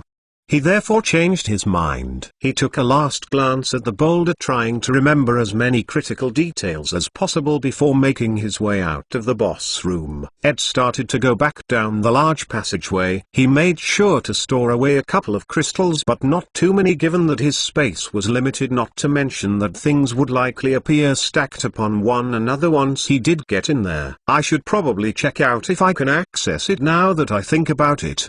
Ed had been particularly focused on getting new spells, so it had completely slipped his mind. I should digest the knowledge first. Ed put the matter aside for now and continued going down the colorful crystal-illuminated passage. He kept his eyes peeled, looking for the location where the boulder might have originated from, but unfortunately he didn't find any trace of it. Ed finally exited the cavern. Funnily enough, it was better illuminated than the outside. Let's start with the most exciting one, Ed thought with a smile. As a young man, how could he not be expectant of a spell called Meteor Rain? Isn't it the dream of every child to be able to call meteors down onto the earth? To have the power to tear the earth asunder? Wait, he's not a child. Ed assured himself that he wasn't immature as he remembered the incantation for the spell. It was a lengthy one, that's for sure. The positioning of the meteors was high up in the sky as well, meaning that the mana consumption was not less than that of his space hop spell. He looked up into the thick canopy, wondering if it was actually a good idea to release such a spell there. Maybe I should hold off on that one.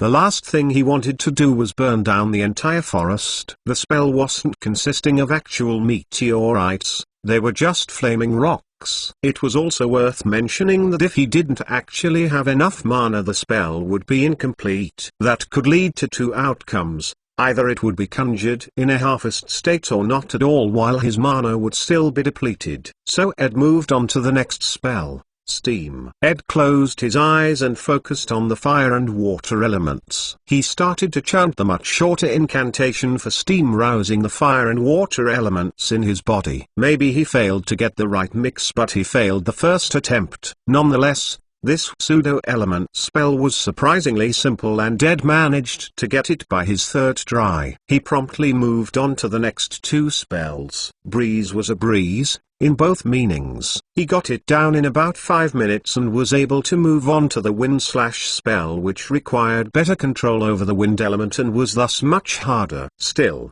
the difficulty of a single element spell was significantly lower than before thanks to his level 6 mana manipulation skill. After nearly 10 minutes, Ed was able to successfully cast the spell to its full current potential. As Ed finished the quick incantation, a sharp and curved blade of wind formed in front of him. It looked as if someone was compressing the wind in the surrounding into the shape of a sickle. The sharp blade flew forward, slamming against a nearby tree. It left a deep gash on the trunk of the tree. With a couple more, Ed would be able to yell timber. I'd say that's a pretty good spell. Without things to throw, Ed's long-range capabilities were almost non-existent. The fireball spell, for example, was fairly slow, and without providing it enough mana it would simply extinguish. Water spurt had limited range and earth shot was simply lacking explosive power. Now that I think about it, my close quarter skills are also fairly lackluster. So far Ed had used his spells to supplement his axe swings, but he hadn't used them in tandem. That adventurer was quite capable, Ed thought to himself as he tried to remember the way Samuel used his sword to sweep him away, the raging wave and his swift moves. He wanted to learn that for himself. Unfortunately, seeing something once wasn't enough to learn anything. All it could do was help you get an idea of how things are done, which was nowhere near enough when dealing with magic. Why can't magic just be magically easy? Why does it have to be so complicated? Ed complained internally at all of the calculations and remembering he had to perform. The only thing it helped him ascertain was that this was another world, a true world of fantasy and magic. Fantasy is supposed to be fantastic. He wasn't in the best position imaginable. It seemed other worlds weren't all they were cracked up to be. If this was a story, Ed would definitely berate the author for creating such a hard world for its main character. Ed put the useless thoughts aside and got back on track. Complaining about whatever god or object brought him into this other world wasn't helping anybody. Well, maybe the adventurers. He glanced around the outside and caught sight of the plant's cyan hue. I should grab a couple to put in my bag. He had only placed the first one in the system space to avoid damaging the herb, but things were realistically a hassle to get out of there. It would be in his best interest to have the herbs readily available. He'll just dig out the roots of it, Ed thought approvingly. He immediately put his plan into action and approached the nearest herb. He proceeded to dig out the dirt using magic before getting hold of the glowing cyan herb. He'll get only a couple more and head back to Duma. He shouldn't dwindle the numbers of this unknown herb after all. That was how the strong orc Ed, who vanquished the ruthless berserker slug, ended up picking up herbs. 71 Assessment Ed, having gathered up to 10 of the herbs, began marching his way towards Duma settlement. Before that, however, name, Edward Hashu0026. Type, Orc. Health, 800,800. Vitality, 4. Strength, 3. Agility, 2. Constitution, 3. Dexterity, 1. Mana, 263. Skills. Transmission LVL. 2. Show info. Mental fortitude LVL. 4. Show info. Deduction LVL. 8. Show info. Assimilation LVL. 4. Show info. Thought manifestation LVL. 0. Show info. Language LVL. 1. Show info. System link LVL. 0. Show info. Instinct LVL. 3. Show info. Adept throwing LVL. 0. Show info. Mana manipulation LVL. 6. Show info. Axemanship LVL. 2. Show info. Eloquence LVL. 1. Show info. Ed opened up his status window and kept an eye out for any significant changes. Great. The skill is available, Ed thought, noticing the absence of question marks. He glanced around the desolate forest looking for a safe place to stay. Unfortunately, there were only trees, grass, and bushes. The suffocating silence, however, reassured Ed that there was nothing nearby, so he decided to go for it anyway. I can't delay it too much. Who knows if the dungeon will come back, Ed said to himself as he walked towards one of the tall trees. He sat next to its trunk after taking one last glance around. Seeing and hearing nothing, he took the plunge. System link activated. Connecting to host user. Ed's eyes closed as his body drifted off into what seemed to be sleep. His consciousness then found itself inside of the boundless white space for the third time. The usual grand procedure of the rising temple occurred and Ed waited patiently for its completion. Once the rumbling earth calmed down, Ed knew that the glaringly white temple was ready for use. He floated up the steps and then transformed his body to take human form. Now a small child, Ed ran through the long hallway until he caught a glimpse of the entrances to the storage room and the forge room. He decisively entered the storage room, or at least he planned to, but damn, this thing can be really inconvenient. A cluster of green crystals was blocking the entrance. Ed sighed internally and pushed the objects aside. Now that I think about it, I must be pretty strong in here. Ed was able to push everything aside without breaking a sweat. Well, that part was to be expected since he didn't have a body. Nonetheless, Ed felt no resistance from the objects in the room, which obviously wouldn't happen outside of the mind space. I think it might be possible to do lots of things in here with enough imagination. Maybe he could fight back against the dungeon. First he would need to find out how to attack inside of there though. Ed then shook his head and put the matter aside. Never mind that. I should find Merbol's consciousness, who knew what the dungeon might do if it found out he was plotting against it. Ed didn't want to take the risk. He also didn't have a clue where to start, so it was best for him to focus on the immediate danger that the adventurers possessed. With that thought in mind, Ed glanced around the messy room with narrowed eyes. The clutter of crystals was awakening his hoarding skills instinct. This place is a mess. He really wanted to clean it. But Ed decided on a much less time-consuming solution. He chose to abandon his human body to float above everything in the room, but just as his light body started to change shape, Ed realized something. Didn't he already mention he could do more with enough creativity? In that case, can't I just float already? All he did in the end was change shape. So why was it that he couldn't float? Is the form of a sphere more aerodynamic? That made no sense. This wasn't reality. Then there could only be one conclusion. Since it adheres to my thoughts and I thought about being human and walking on the ground, that was what I ended up doing. It may seem incredibly obvious, but the transition to the ground had gone so smoothly last time that he never noticed anything wrong. Ed started to slowly float above the ground. Maybe he was lacking some sort of mental power that came with leveling his consciousness, but the speed of his ascent wasn't anything to write home about. Regardless, it was more than enough. His elevated position allowed him to easily catch sight of two shimmers, one much bigger than the other. Ed decided to be safe and deduct them both anyways, but after he checked one wisp of consciousness, the remnants of a being's thoughts, deduction has leveled up. Deduction has met the conditions to advance. Advanced deduction skill.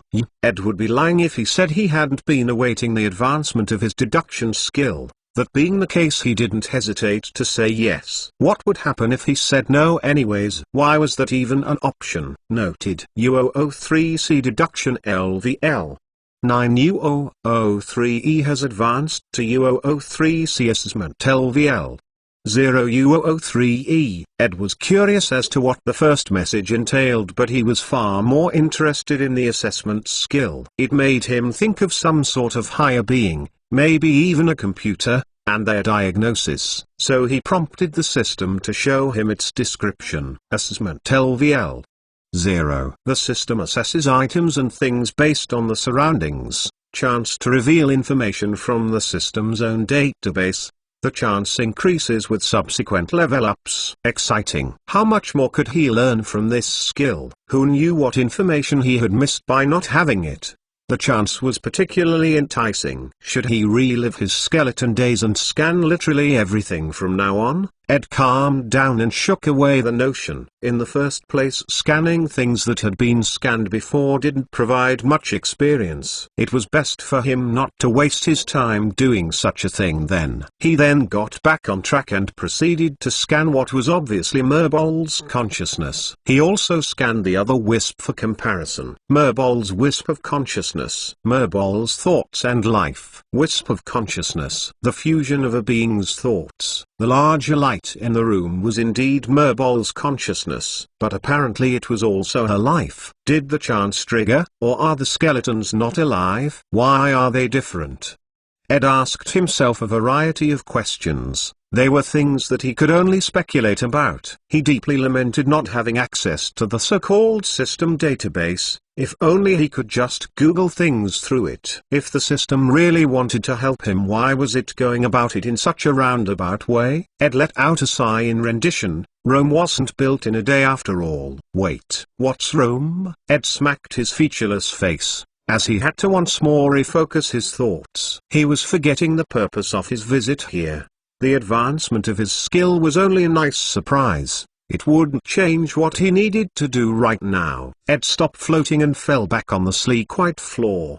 He walked towards the skeleton's consciousness and easily grabbed hold of it. Merbol's consciousness, however, was particularly difficult to grasp. It was quite lively, and based on his skills there was apparently a reason for it. 72 Soul calling Merbol's consciousness squirmed under his hands in a slow yet lively manner. Still, it meant nothing to Ed. Life or not, it's to the system's belly with you. It wasn't a hard decision for two reasons. One, he had already killed her, and two, Merbol had already willingly surrendered last time, even going as far as asking him to finish her. At the same time, as much as he would like to deny it, he was putting up a bit of a tough front. If reincarnation was a thing which his current predicament suggested, it was using up their consciousness, or life might be death on a whole nother scale. Ed, having grabbed both wisps, made his way out of the room. He decided to not assess the crystals until after leveling up the System Link skill. At the very least, he hoped it would indeed level up with just Merbol's consciousness. Upon exiting the storage room with both wisps in tow, he was met by a message. Detected one new consciousness. Do you want to offer it? How come it doesn't prompt for both? Is it because it's not new? Well, whatever. Yes, Ed said decisively after his short bout of confusion. The system wasted no time in taking its offering and a slew of messages appeared in front. Ed taking offering. System link has leveled up. U003C sub-skill. Soul Calling U003E unlocked. After seeing the second message, Ed sighed internally, feeling relieved. That soon changed to curiosity after seeing the skill acquire a new effect. Well, a sub-skill. Wasn't it the same as creating a new skill, or was the sub-skill directly tied to the system link? Now that I think about it, what happens if the system disappears? As soon as the thought entered his mind, he couldn't help but panic. There were many disastrous possibilities for Ed. The worst-case scenario was death, but it was far more likely that the dungeon would keep using him. The second possibility was the complete loss of all of his skills. This, however, seemed unlikely given the existence of sub-skills. Were he to ever lose the system, he would probably only lose system-related skills. Of course, this was only his own conjecture. Nonetheless, Ed couldn't help but feel relieved knowing that a lot of his hard work wouldn't go to waste. He wouldn't have gotten this far without the system, but one couldn't downplay his own effort as well. With the matter now on the back of his mind, Ed quickly prompted the system for the soul calling sub-skills effect. Given that he was inside of the space where the system was likely to answer most of his queries, a window promptly appeared. System link OVL 1. Soul calling. The system is now able to absorb the life of beings that die in your vicinity. If not used, the system may automatically take it as an offering. Ed couldn't help but tilt his head in wonderment. Wasn't that incredibly shameless? To call that taking as an offer? Wasn't it just taking advantage of the fact that he couldn't access it half the time to take his hard work? Then again, it didn't say he had to kill them. Well, I guess the system also does all the work, so it's fair. Ed also didn't really know what he could possibly use consciousnesses for, meaning that he would have probably given them to the system to level up anyway. In the end, he was losing nothing. With that matter out of the way, Ed moved on to the next task on his backlog. He turned around and went back into the storeroom using the assessment skill. He examined all of the crystals. They were valuable experience after all. Water element crystal. A crystal that emits a blue glow. It is made of crystallized water element mana. Fire element crystal. A crystal that emits a red glow. It is made of crystallized fire element mana. And so on and so forth. Maybe the crystals were incredibly dull and boring, but he didn't find anything interesting when assessing the 4 primary elements. That was inside of his expectations, however. What he was actually looking forward to was the new and exotic crystals. Ice pseudo-element crystal. A crystal that emits a hazy white glow. It is made of crystallized water and wind element mana. Magma pseudo-element crystal. A crystal that emits a fiery maroon glow. It is made of crystallized fire and earth element mana. Ed proceeded to assess many similar crystals. Regardless of the color, they all turned out to be pseudo-elements crystals. Ed didn't know such crystals existed, so it came as a real surprise. It was still disappointing though. I guess I now know why they only took the 4 primary ones. They only needed those 4. All of these other crystals were just combinations of one another, making it a pointlessly complicated endeavor. At least that was what Ed was going with.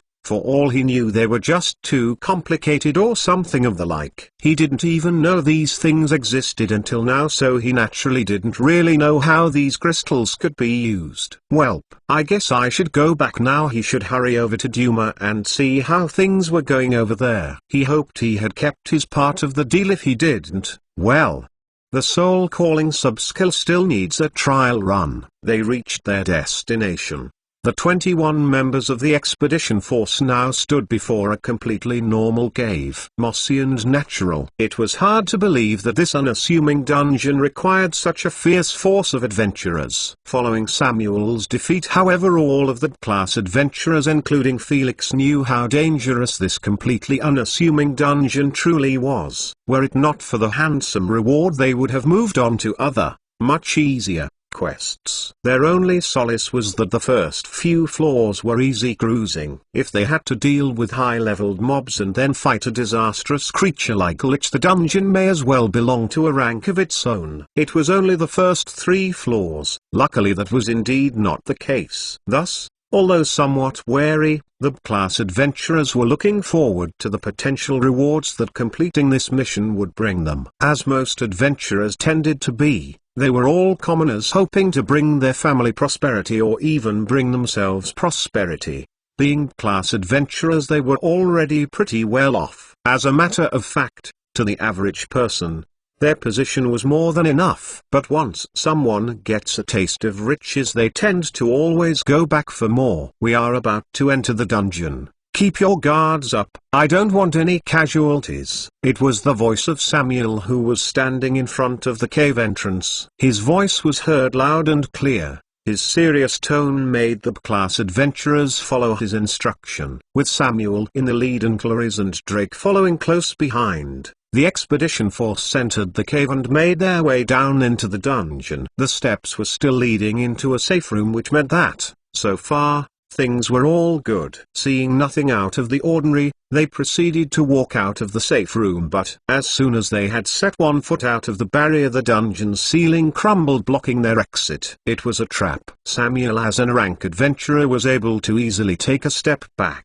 If he wanted to, he could have gone right through, but this didn't exist before. Samuel's expression was solemn. He wasn't taking the matter lightly. It wasn't that he was worried about the traps themselves. He was worried about the implications of their existence. This dungeon, it is far more special than I gave it credit for, regardless of if the placement of the trap was arbitrary or planned. The fact that the dungeon was able to so quickly enhance its difficulty meant that it wasn't just as special anymore, it was abnormal. Seeing Samuel's expression, however, the fearless Drake Vermillion couldn't help but pitch in. We should move quickly. Then Drake suddenly sprinted past Samuel, his rough and strong fists clad with intensely burning red fire. The sound of what seemed to be an explosion nearly blew out the eardrums of some of the B-class adventurers who were standing not too far away.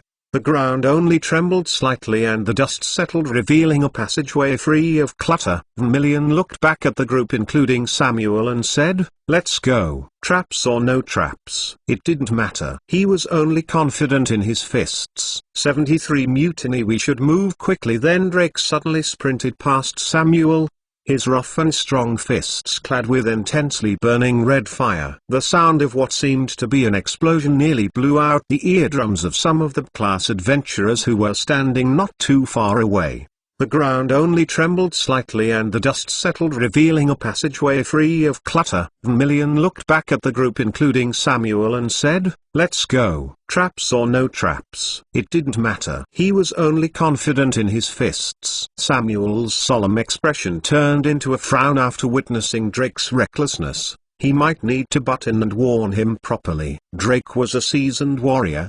His skills were top-notch. That included his ability to scout and sense danger. Drake probably wasn't ignoring his authority on purpose. He simply knew that there was nothing worth thinking about in this particular area. Even if there was, it was in his nature to be fearless and unyielding. In the first place, fighting something in close quarters requires you to be fearless. Cowards would never dare take such a dangerous position if the situation allows it. Drake, you should wait for Samuel to finish his thinking. It was the sweet voice of Clarice Goodfall, the A-class healer. She wasn't a statue, she had her own thoughts and ideals. As a diligent person, she was not in favor of disregarding authority. Samuel was put in charge, so he should be the one to lead the way and think about their next move. "I am just taking us to the 3rd floor as soon as possible," Drake replied. Hearing this, Samuel decided to butt in. "We need to scout out the dungeon, and if we don't see an issue,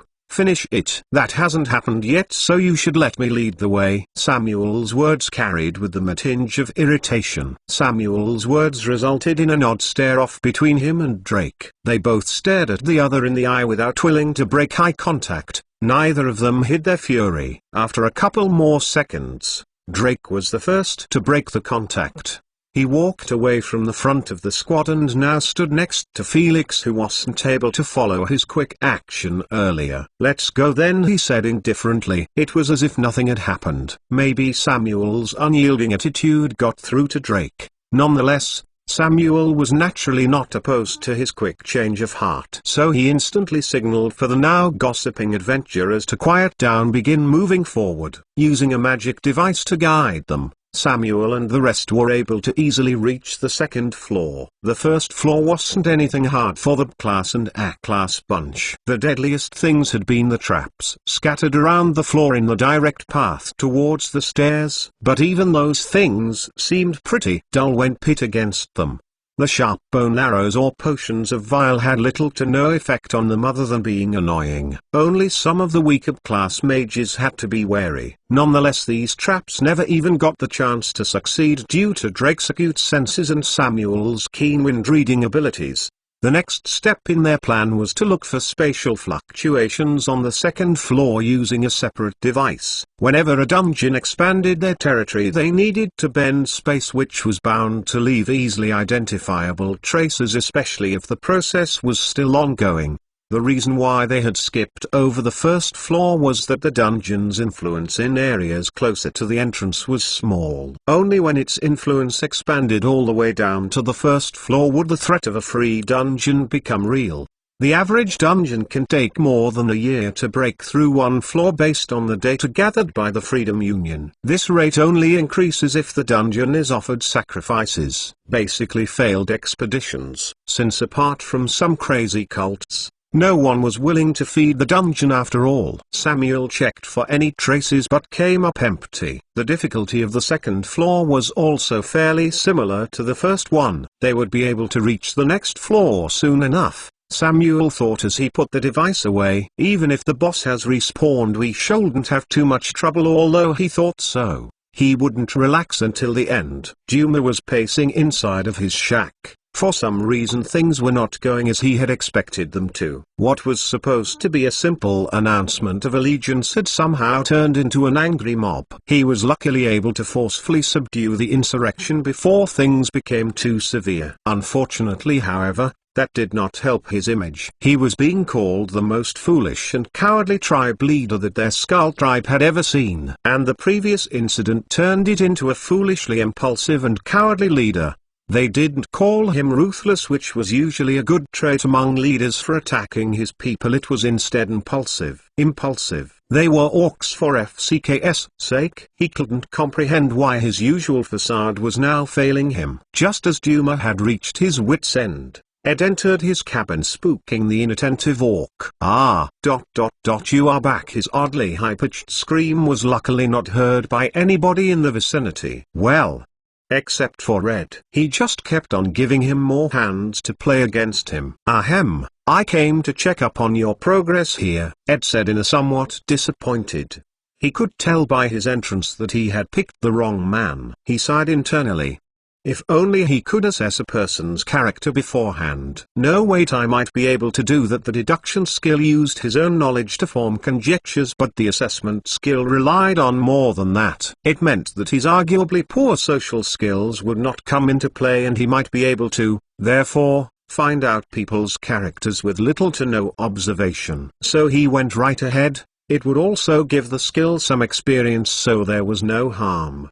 Duma, stressed and fearful, orc leader of the Skull tribe, a cowardly person with unrealistic expectations. The description seemed fairly standard. Unfortunately, he didn't have anything for comparison though. Ed made a mental note to always remember to assess new people from now on, lest something similar happen in the future. Maybe I can find out more with the special chance it was either that or Duma was a very simple orc. All things considered, that wasn't entirely unlikely. Mutiny. This is mutiny, yelled Duma with a wronged expression. This made Ed realize that he had completely ignored Duma, who now wore a tearful expression as he let out all of his sorrows. Tell me in more details, Ed said to make it seem like he had been listening. "Okay, but you have to help me. I can't ally with you if we don't get this under control," said Duma desperately. Ed simply motioned for him to speak without making any promises. If the matter was too troublesome and time-consuming, it might be a much better idea to just head towards the settlement and inform Volgarag of his findings. The sooner they transported some of the mana crystals, the better, since they would have more formations, increasing their safety measures. I ordered for the orcs to gather so that I could inform them of the alliance, but after I announced it they all went mad. They were calling me things and some even challenged me to a fight. The nerve of their. Duma was about to rant about his misgivings, but after seeing Ed's expression change he held himself back. I accepted some of the duels, beating them fair and square, causing some of the naysayers to calm down, but someone threw stones at me from somewhere and all of a sudden a commotion happened. I got some of my subordinates to forcefully subdue the chaos, but it backfired. It all backfired. Take responsibility. Duma was going back to venting, but this time he stopped on his own, seeing Ed's pensive expression. It seems like someone planned this out. Ed's eyes shone at the thought of finding a smart and capable person. Maybe he could delegate such a task to them instead. 74 Sharog. The problem was how long he would have to spend catching this person. While their plan could be considered simple, it was beyond the thinking capacities of your average orc, making it worthy of praise. Well, although it was pretty simple, Duma seemed to be completely unaware regardless. Duma? This obviously a ploy by either a competitor or an enemy tribe, so Ed decided to inform him. He would then formulate a plan to catch the perpetrator. He would leave their fate for then. A ploy? Question mark. Where's the honor? Duma showed an outrageous expression. How could a proud orc resort to petty tricks? To Ed, however, his question of honor was incredibly ironic given Duma's cowardly nature that forced him to fight from a long range. After calming down from his outrage, Duma's face turned helpless.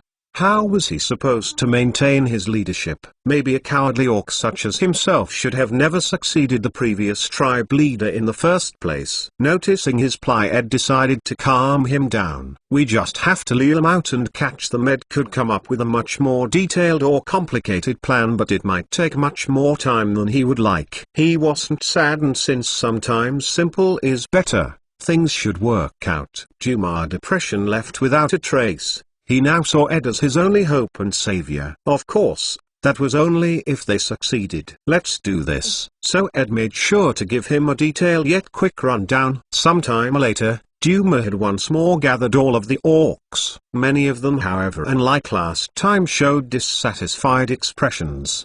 The tense atmosphere this created and their bloodthirsty gazes made Duma's coward instincts kick in. He hid his trembling hands and instead gripped a couple of throwing axes for comfort. At the same time, the coward instincts made him do his utmost in his given role. He solidified his resolve, and after clearing his throat a couple of times he said the first words of the speech that would decide his fate. They were, "I know you guys aren't happy," said Duma from atop a makeshift stage. Ed, who was listening in from the distance, frowned slightly hearing this. He wasn't an expert on speeches, but that was bound to be a political no-go. Nonetheless, he stuck to his task and kept his eye on the crowd, occasionally assessing any suspicious personage. Opog Kangri, member of the Skull tribe, a stubborn orc even in the battlefield. Some of the definitions, such as Opog's, made him raise an eyebrow in interest. It wasn't that he was interested in the people themselves, but rather how much he was able to learn without ever talking to them. The skill was rather fascinating. "Hey, I am trying my best here," yelled Duma in response to boos and jeers. This caused Ed, who was watching from a distance, to facepalm subconsciously.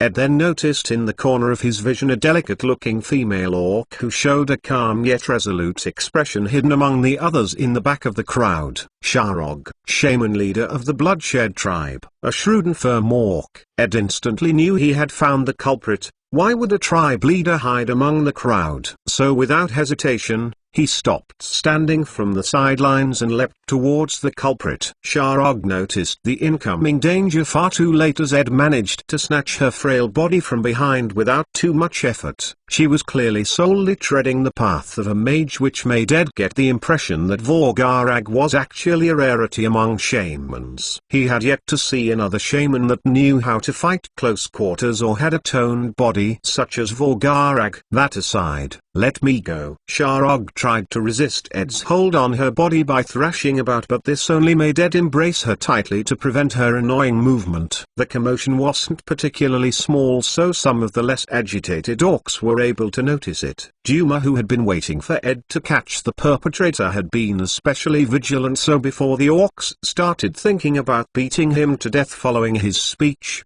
he yelled out the words he had been holding on to for a while now. Fools! You were played by the enemy, who was resorting to underhanded tricks. They wanted to deal with our Great Skull tribe from the inside and, SHE is the perpetrator. Duma's choice of words was still questionable, but the attention had still shifted from him and was now on Sharog, who was being held firmly by Ed's embrace. Upon hearing Duma's words, Sharog realized she had been caught for good and gave up the meaningless struggle. Her face instantly changed from that of a helpless maiden to one of commitment. Her eyes looked ruthless and unyielding as she stared directly into Duma's distant eyes.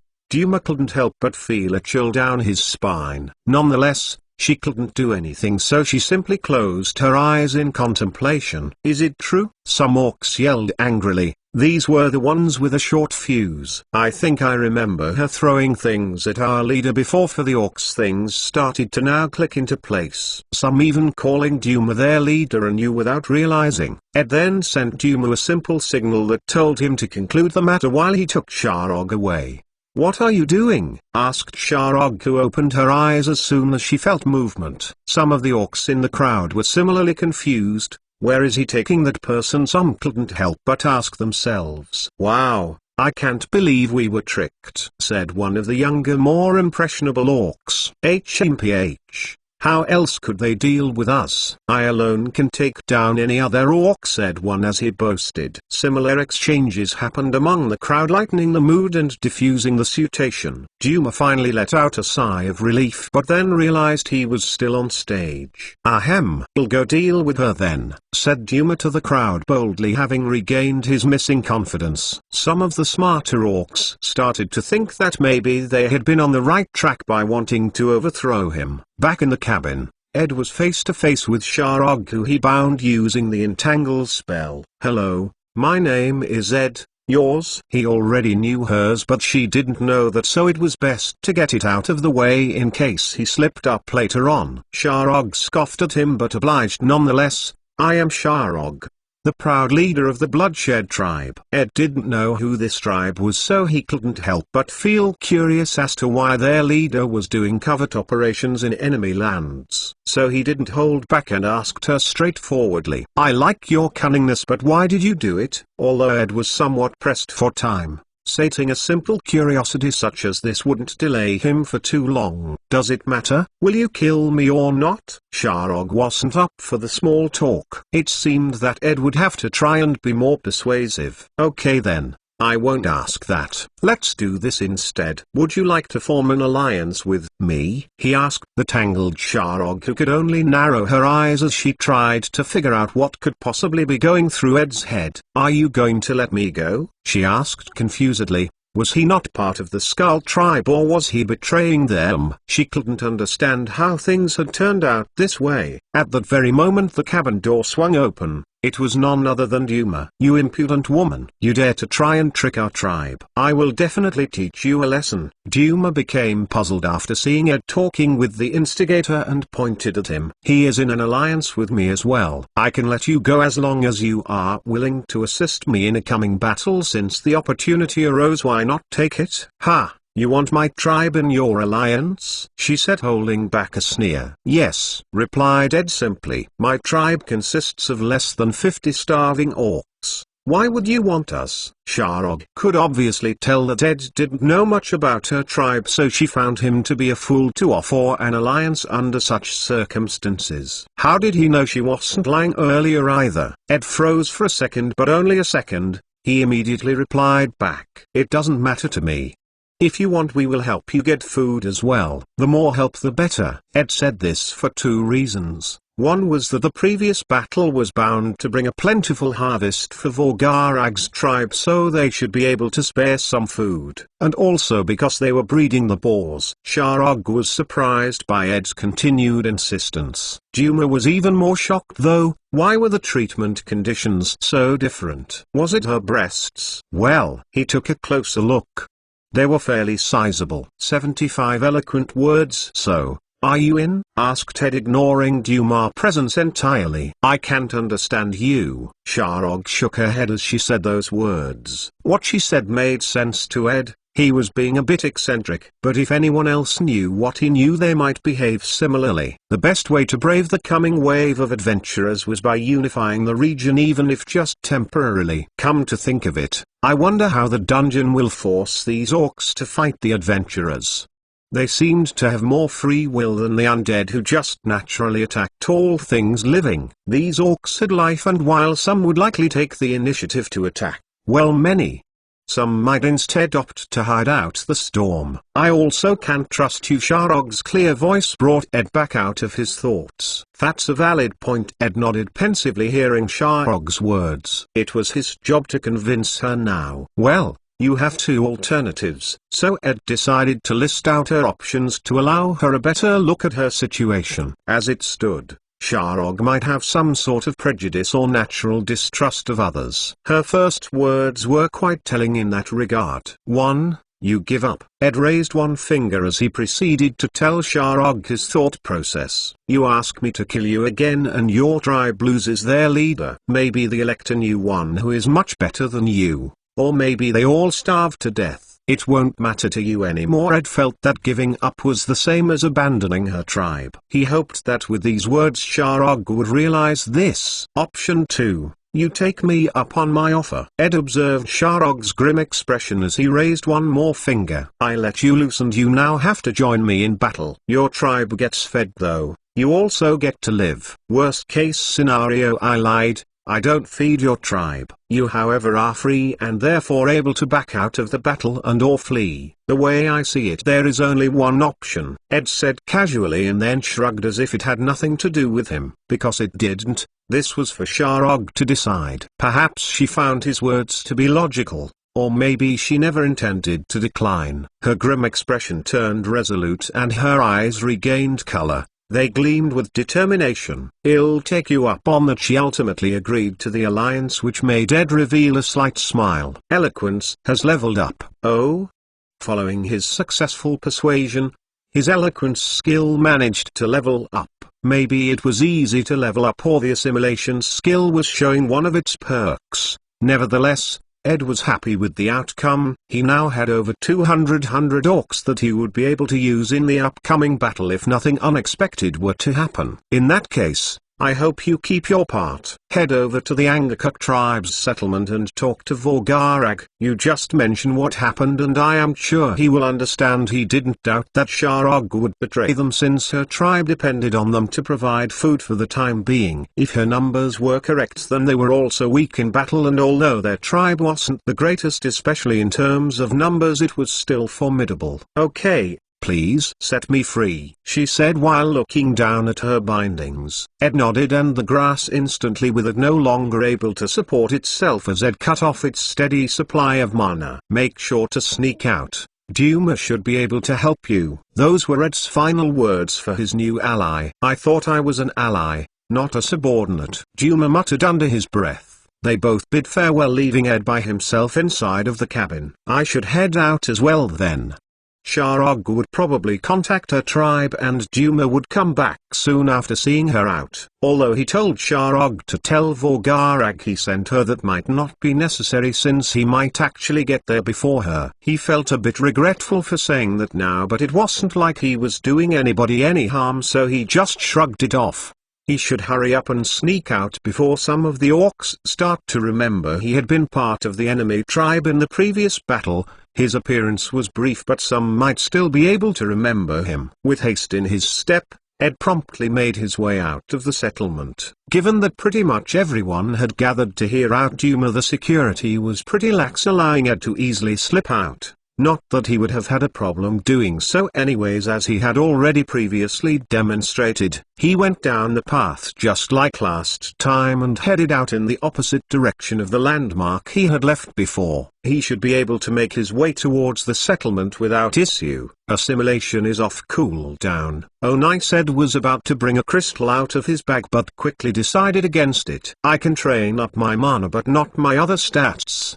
While the path of a mage was a powerful one, he couldn't neglect his physical skills. A good example was when the fire swordsman back in the crypt easily cut his health in half. He should increase his vitality or constitution to prevent a similar incident from occurring. You have to be alive to release a strong barrage of spells after all. He glanced around the dense forest and caught sight of nothing but grass and trees. He hadn't expected much else to appear, but he still felt slightly disappointed. I guess I can just assimilate a tree then. A tree was bound to provide him vitality and maybe even constitution. Two birds with one stone. Ed approached a nearby tree. He observed its thick branches and lush canopy. Here goes nothing then. Assimilation. The tree rumbled back and forth, its green leaves falling to the ground en masse. The rumble softened and one of the smaller branches of the thick tree disappeared. Nonetheless, the rewards were still satisfying. Vitality +2, Constitution +2. The additional 2 vitality attributes would give him 200 extra health, and while he didn't really know by how much the Constitution attribute would help dampen damage, it was a good thing to have. Ed nodded to himself and continued on his way, but he didn't make it very far. Recalling Champion's Soul, the unexpected message caught the running Ed off guard. His body went limp and his vision started to fade. He fell face first on the ground, even skidding a couple of meters. But it was seemingly none of the dungeon's business, as he soon found himself inside of the dark abyss without a single explanation. This can only mean one thing. The dungeon was going to punish him again. Well, no, not really. The adventurers had likely come and Ed was to inconvenience them. That's right, inconvenience them. He had gotten many interesting techniques and increased his strength, but that was as an orc. His skeleton self would only benefit from things like mana manipulation, which he should be able to quickly learn.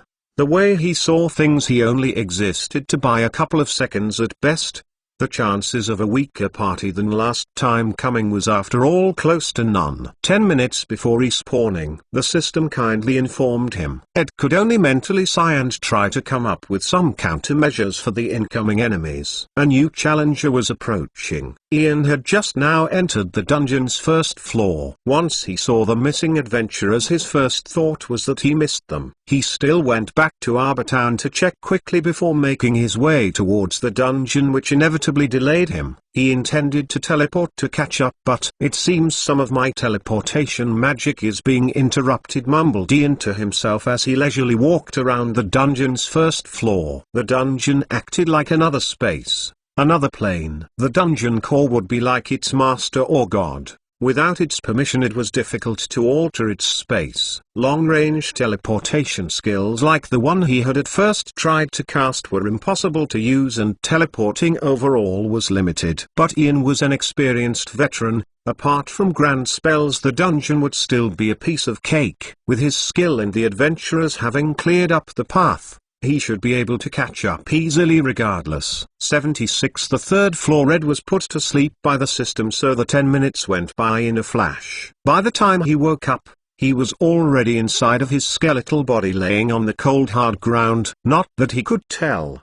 He quickly rose his groggy body and took in the surroundings. Having long gotten used to the dim torchlight, he was able to tell that he was still where he had last left off. If there was one thing that changed, however, was that the remains of the 7 skeletons were not on the ground. The dungeon had either absorbed them back or skeleton, a relatively weak undead mob susceptible to blunt weapons and weak to life magic. Ed scanned 7 skeletons that wandered the cryptic room. The dungeon had simply replaced the consciousness he had stolen was what he was about to say, but this assessment didn't tell me much. The only new thing was the skeleton's susceptibility to life magic, which was the opposite of the death element and therefore completely expected. What he really wanted to know was if those were the same skeletons from last time with a new consciousness inside of them. He neared each skeleton and examined them, but he couldn't tell if there were any differences, so he cast the matter aside. He had better things to take care of, such as, a group of trespassers have entered your floor. Getting his earth manipulation skill to become mana manipulation. Seeing the alert come sooner than he had expected, he quickly adjusted his plan. Looks like I should multitask then. Ed transmitted his thoughts to the 7 skeletons in the room, asking them to follow him. He then shifted the ground underneath the skeletons' feet to bring them closer purely for the sake of practice. Ed still remembered where he left off and the way back to the boss room, so he wasn't worried about losing his way. He left the room to gather more enemies to form the good old-fashioned skeleton horde.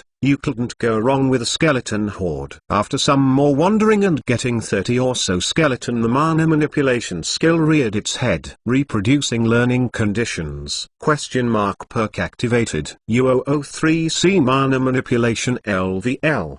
0 U003E acquired. Ed hadn't expected the skill to appear so soon. He especially didn't expect it to only be classified as level 0. I guess that's because I can't use the 4 other elements. The reason why he was able to learn the skill was that he had already learned it as an orc, as the first message suggested. The reproduced conditions then activated the system link perk, leading to this result. Based on my understanding of how this all works so far, a skill starting at 0 means that it is entirely new to me.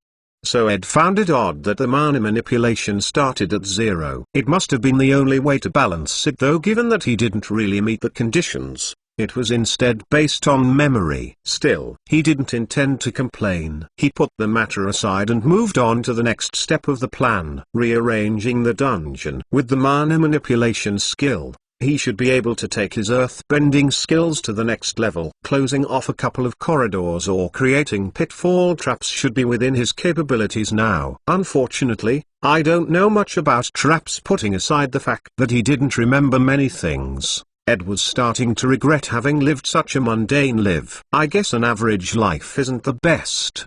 It was just average in the end. Maybe if he held higher aspirations he wouldn't have met his end. Maybe he would have been more than just a debt-stricken college student. I can't change the past, though he had reincarnated, so maybe it was actually possible. But until then, he should try to make the most out of this second chance at life. This brief moment of realization lasted only a moment, and Ed was soon brought back to reality. The annoying sounds of the cackling bones that followed behind him and the eerie atmosphere. He really needed to find a way out of this place. For now, he would set some traps. Take things one step at a time.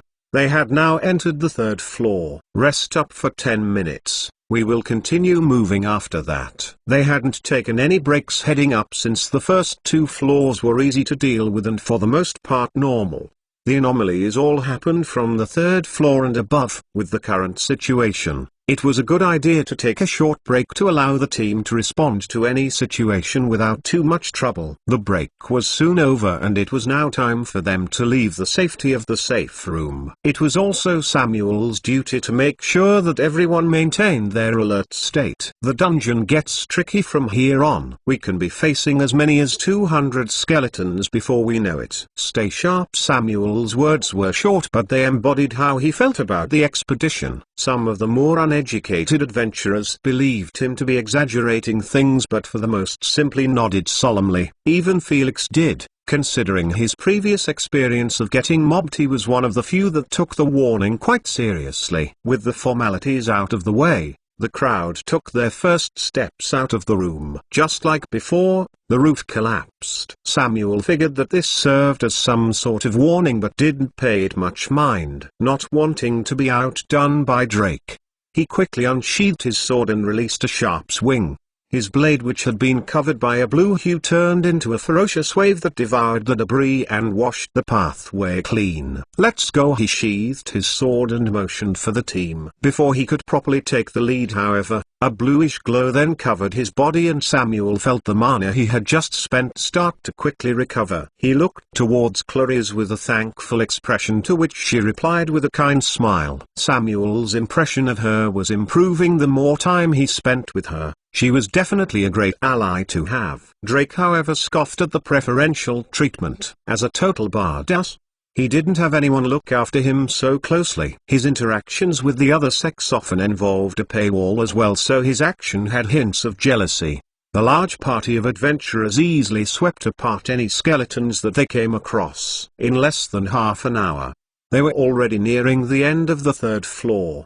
They encountered a group of 7 or so skeletons that they quickly finished. Just as they were ready to move on, Samuel was forced to a halt, as he was the one in the lead. Once the others saw him stop, they also followed after him. "What's wrong?" asked Clarice from behind him. "Something's wrong," Samuel absent-mindedly replied. He was looking around the room at the moment, having so he wasn't really present. He had noticed some peculiar details and needed confirmation. He quickly brought a map out of a spatial ring. It was the map that he had used the last time he came here, which was made by the scouts. They had failed to scout the immediate area near the boss room, but other than that, the entire 3rd floor, as well as the previous floors, were mapped out in a fair amount of detail. Samuel quickly outlined the path they had taken thus far from memory to figure out where they should have been, and noticed a problem. "It looks like we have been going in circles," he audibly muttered. Hearing this, Drake frowned and also glanced around the room. There were the usual decorations: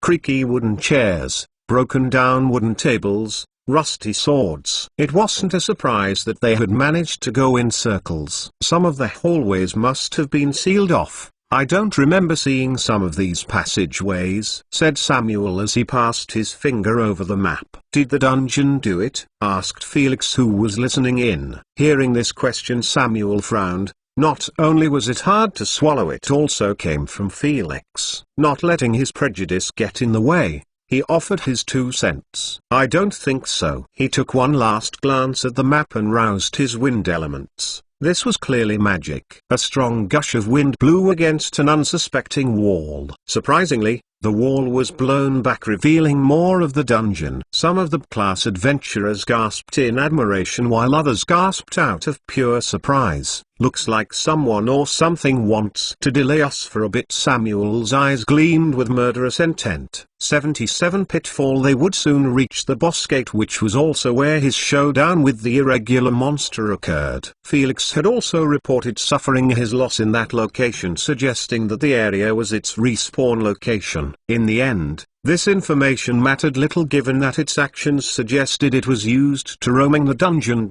It had also been previously spotted fleeing from a location deeper in the dungeon by the scouts, which also advocated this point. "As you can see, we are dealing with a smart monster," Samuel said as looked at the revealed corridor. "Treat this as a high-rank dungeon from this point forward." Their strength couldn't be overestimated, as they were all human in the end. A well-hidden trapped, a perfect sneak attack. These types of things could prove fatal to them. It was possible to reinforce one's weaknesses through mana, but that obviously required mana expenditure and concentration. Although minimal, that meant that when encountering sneak attacks, one would usually reinforce the targeted location. If the attacker was too quick or the victim had been caught off guard, it would be too late to perform this action. It was rumored that surpassing the A class could lead one to become a higher being, essentially removing such weaknesses, but these rumors were completely unfounded, as no one in this era had ever reached such a level. As a matter of fact, most of these rumors originated from cults, which also took away from their credibility, as none of these adventurers were rookies, with the sole exception of Felix, who only had a handful of missions under his belt. They knew when to get serious. Even the ones that thought he was exaggerating earlier tightened the grip on their weapons or mentally prepared themselves to cast spells. Seeing that they were all ready, Samuel entered the corridor. The walls on the side seemed to have been dug out and made to block the entrance, but it was only their exterior, their appearance. Where did all that earth come from? Although Samuel had managed to blow back the wall with ease, it wasn't because it was brittle. As a matter of fact, there was a substantial amount of dirt reinforcing it. But aside from that first detail, nothing else seemed out of place. "What?" screamed out Felix after feeling his feet leave the ground. No, the ground left his feet. After 10 or so people crossed this specific part of the corridor, the floor caved in on itself. It was a pitfall. Drake, Clarice, Felix, and a handful of adventurers felt themselves start to plummet towards the ground. Samuel, who was in the lead, had been further ahead from the rest, allowing him to cross safely. The hole was fairly wide, but for the experienced Drake, this was nothing. He reinforced his body with mana and grabbed the edge of the wall. His hand dug into the soil, effectively slowing his descent. But before that, he made sure to grab Felix, who was following him, and attempted to reach Clarice as well. Unfortunately, since she didn't like him very much, she actually maintained her distance from him. Samuel hadn't been standing idly by as the others fell either. As soon as he noticed the ground caving in on itself, he decisively jumped into the hole. He increased his speed of descent with the wind element and easily grabbed Clarice, who let out a short scream of surprise from being dragged down with Samuel. Samuel then used his other free hand to grab a class magician who was clearly not used to such traps, as he could barely even try to cast a spell, before they could fall on the ground, which seemed to be filled with sharp earthen spikes. Samuel released a large burst of water along with a strong gale of wind. He spent a significant amount of mana on this move since it was performed quickly, but he didn't mind. He didn't even have time to think of something like that, as all of this happened very quickly. The burst of water destroyed the spikes and the wind softened their landing, allowing Samuel to land safely. Multiple loud and consecutive splashes were then heard as the other adventurers who didn't have the wind to lower their momentum still managed to reinforce their bodies and land safely in the water. Drake had managed to skip around the hole and reach the surface with Felix in tow. His skills were limited to close quarters, so there wasn't much he could do to help the others who were falling faster than him. Plus, once he saw Samuel take a dive, he knew that they would all be fine. Although he could beat Samuel with arguable ease, it was mainly because of his superiority in close-quarter combat. Samuel could overwhelm him in the long range though if he wasn't careful, even though he was stretched thinner with his focus on magic and swordsmanship. "Are all right?" asked Drake from atop the hole. "We are wet but alive," replied one of the class adventurers. "We should head up then," Samuel told them. The magicians who could do so, cast spells to get themselves and others out of the hole now that they had the leisure to do so. Samuel took a couple of turns to bring up anybody that was left. "That was devious," said one of the class adventurers as he looked down the dark hole. The visibility hadn't been the best, but some had managed to notice the spikes as they fell. Even with reinforced bodies, such a fall coupled with the spikes could lead to some broken bones or more serious injuries. They had all taken the situation rather lightly, but that was truly dangerous. Some of the more feeble people ended up throwing up from the sharp decline and sudden crash. "Anybody who is an expert on earth elements, please step to the front." It was the calm voice of Samuel. He was currently soaking wet just like the others, but he didn't waste any time when adjusting the situation. A middle-aged mage stepped forward and even bowed respectfully. While he hadn't been part of the people that fell, he still felt admiration towards Ed. "My name is Don. A pleasure to make your acquaintance." With his short words of introduction over, Samuel asked him to use magic to help sense any future pitfalls. Don hesitated for a bit, since if they took too long he would be drained of mana, but Samuel reassured him that the distance they had to walk was rather small, which expelled his worries. They encountered 2 more pitfalls on their path, but with Don helping out they managed to easily cross them. The reason why they first fell victim to the pitfall was because of the way they had been made. Once the top of the trap reached a certain weight threshold, the floor would collapse and the group would fall to their doom. They could have simply spread out more, but that carried its own risks. Like, what if it became an epicenter trap? Then they wouldn't be able to help the person that fell. They then entered a curved corridor. It was slowly merging with other corridors, signaling the end of their journey through the 3rd floor.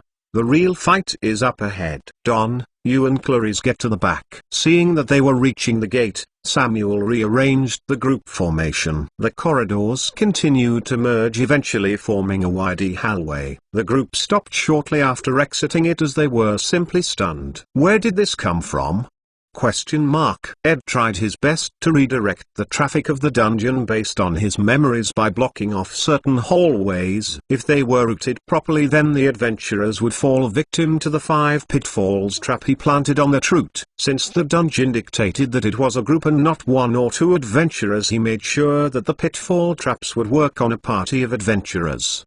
The most important work was not that, however. It was the structure on which he currently stood. A fortress of earth. Thanks to his previous experience with the mana manipulation skill and all of the effort he put trying to move the earth around the dungeon, the skill managed to level up.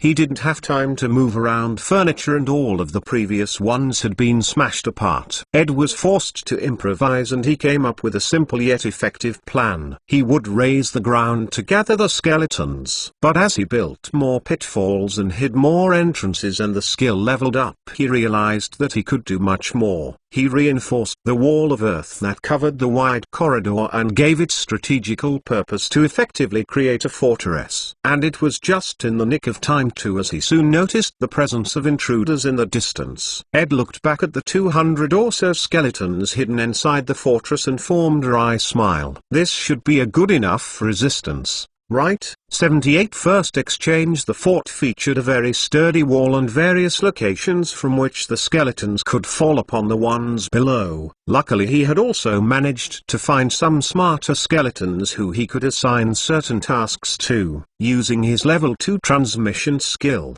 he instructed them to throw, if possible, or roll balls of reinforced earth which he had created down onto the enemies. All of this sounded nice, but it all depended on whether or not the fort could even hold. He didn't know how effective any of these things would be, since the last time he faced adventurers he was simply steamrolled. Nonetheless, he still hoped this would make for a good enough resistance.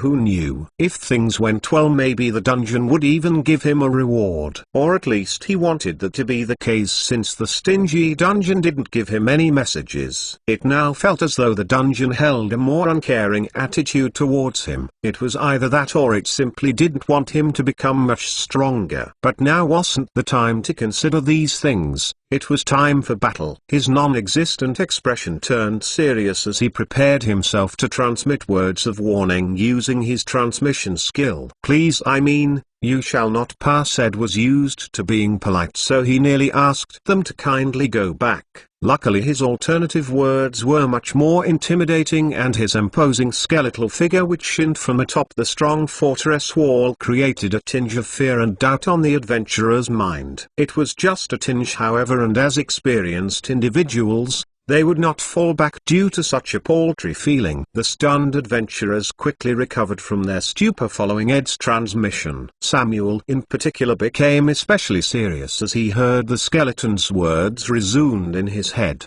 The last time he faced it, the irregular skeleton wasn't able to tell things to others. At the very least, it hadn't done so. Not only that, but it even managed to manipulate the earth to create such a strong fortification. If it wasn't for their overwhelming combat prowess, they would certainly suffer losses. It became clear to Samuel that this wasn't at the level of a respawning monster anymore. The monster had human-like intelligence and was able to learn from each encounter even if it was killed. This couldn't even be found in high-tiered dungeons, with the exception of some which housed peculiar boss monsters. But this wasn't a boss monster, it was a mob. One of the many, part of the pass, a member of the crowd, a being in a mob. It wasn't fair to call it as such anymore. It was now like some sort of mini-boss. Fear then crept up into Samuel's heart as he came to a shocking revelation. If they don't succeed this time, it will only get harder. Who knew if the next time they approached they would face an organized army of skeletons? They couldn't delay this anymore.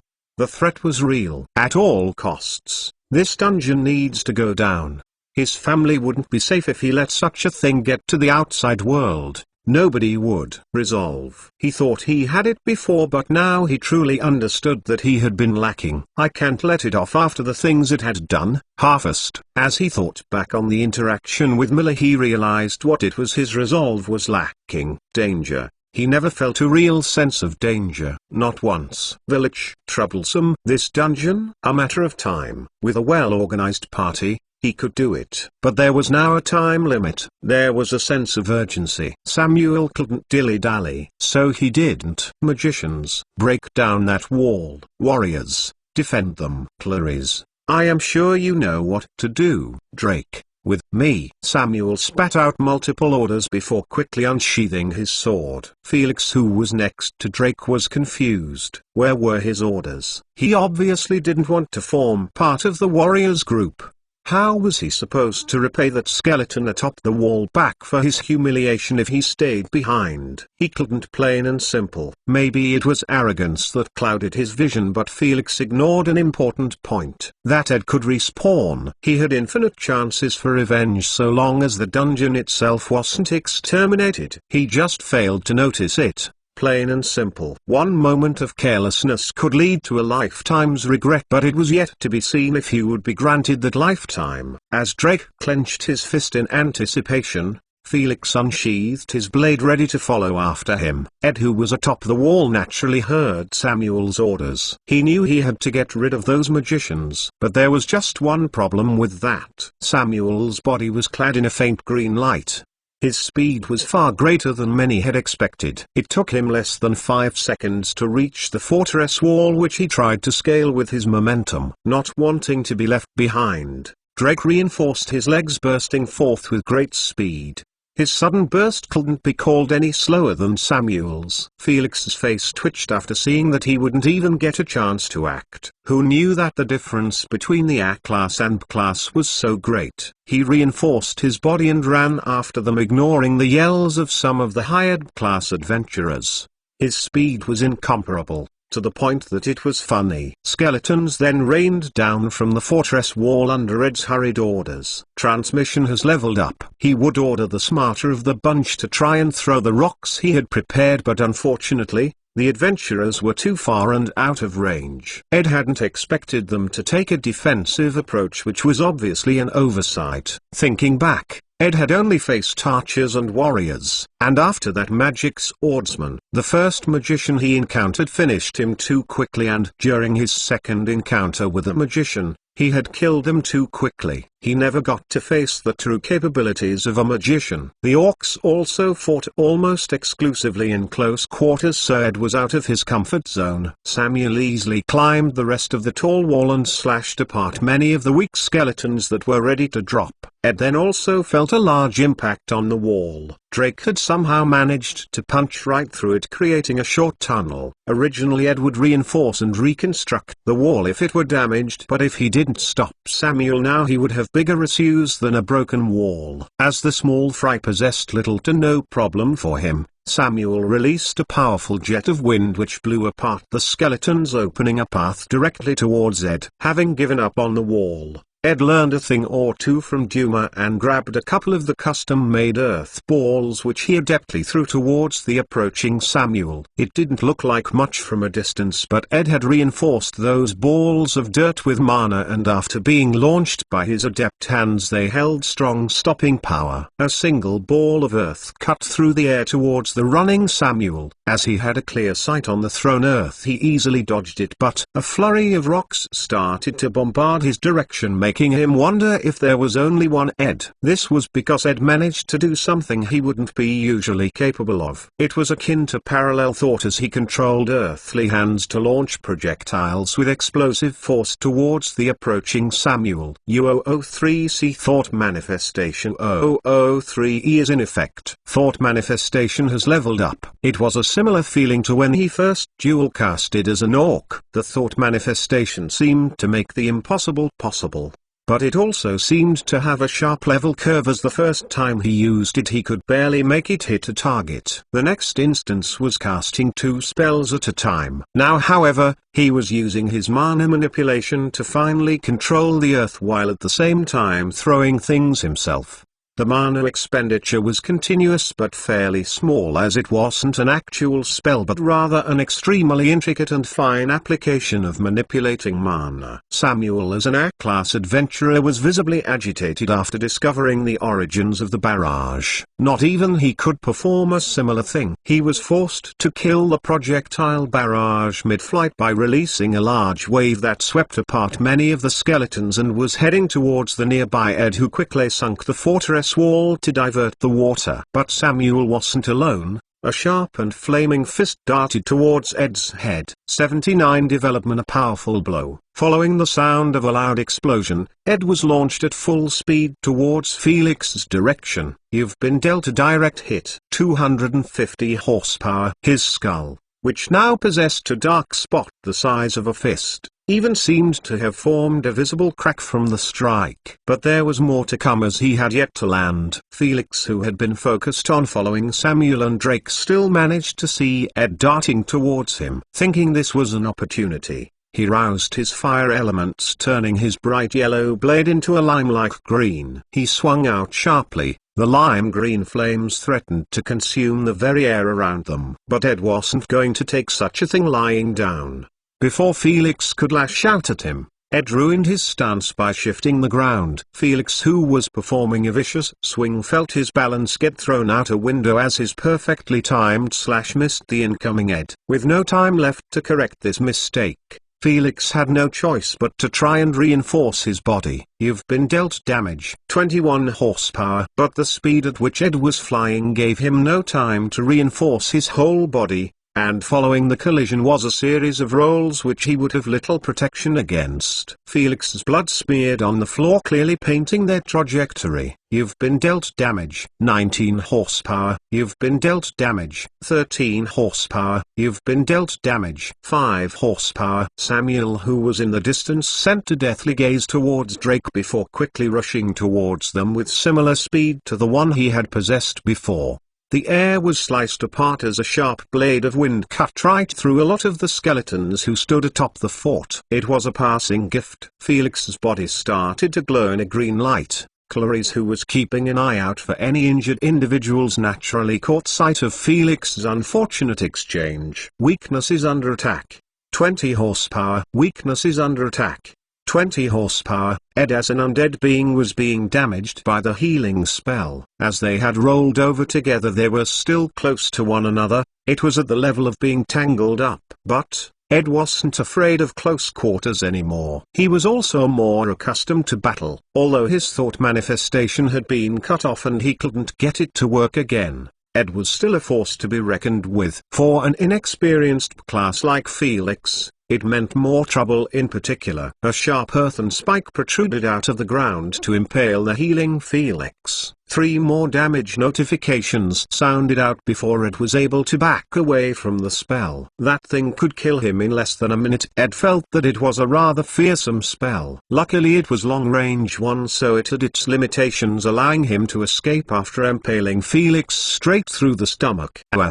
Felix was crying out in pain as the spell tried to heal the gaping hole in his stomach. But now that Ed was out of the healing area, he could do more than just summon one spick. Ed's head was nearly cleanly sliced off by a sharp blade of wind. He had managed to by sheer luck duck under the attack. That wasn't the most worrying part, however. It was the caster. The sound of Samuel's blade cutting through the air and Ed's arm was quick. Ed's bony arm slid right off his torso. You've been dealt a clean hit. 93 horsepower. Deja vu. I've been in this place before, Ed thought with gritted teeth. He wasn't willing to let it end this way a second time. He should, like last time, at least try to create more casualties. Unfortunately, he wasn't decked out this time. He had no daggers. He had no weapon. He had nothing. As a pitiful last-ditch effort, Ed destroyed the fortress wall himself, hoping that at least the skeletons could do some damage in his stead. The green-clad blade performed another swift and clean hit. Ed's skull didn't fall until his whole body collapsed lifelessly on the ground. Recalling Champion's soul. Just like any other skeleton, His parting lacked dignity. The only thing he left behind was a pristine white bone which Samuel didn't give a second glance to. He simply grabbed it and was ready to get right back into the fray. But following his orders, the spells of the magicians were all unleashed at the same time. As their initial target had been a mana-reinforced fortress, the attack power in each of them was formidable to say the least. The skeletons which were now free were quickly decimated by all sorts of magical explosions, leaving Samuel,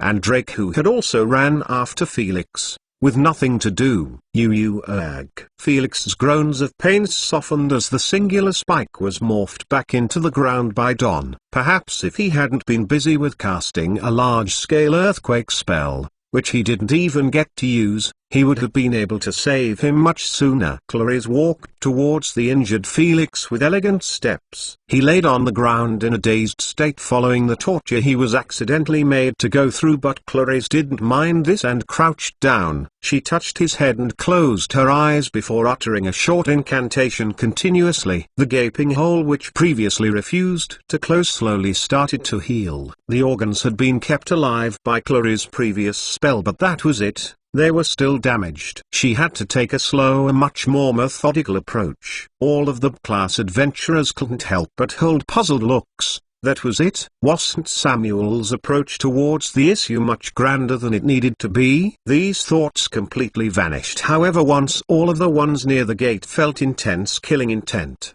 The thick murderous aura made many of the adventurers blank out for a second. But after they recovered from the temporary shock, many of them wore deep frowns. The killing intent didn't come out of thin air. It was the sign of a new boss. And judging by the intense aura, it wasn't a weak one. Many of the class adventurers suddenly had thoughts of bailing on this operation. If they went in there, they would likely die. It wasn't that success was impossible, but that they would more than likely not live to see that success, and that alone was unacceptable for many of them. It looks like I came right on time. You young people sure walk fast. I can't believe I took this long to get here. The elderly voice was emerging from a merging corridor. Soon after, the figure of an old man could be seen exiting it. This person was none other than Ian. He entered the room with an amicable and energetic smile, but that wasn't how he was feeling right now. Maybe it was his sickly body, but it was a difficult trek for a man who was now used to teleporting everywhere. Seeing that an unknown man had made it into the dungeon, Samuel couldn't help but intervene. "Who are you?" asked Samuel loudly from behind the group.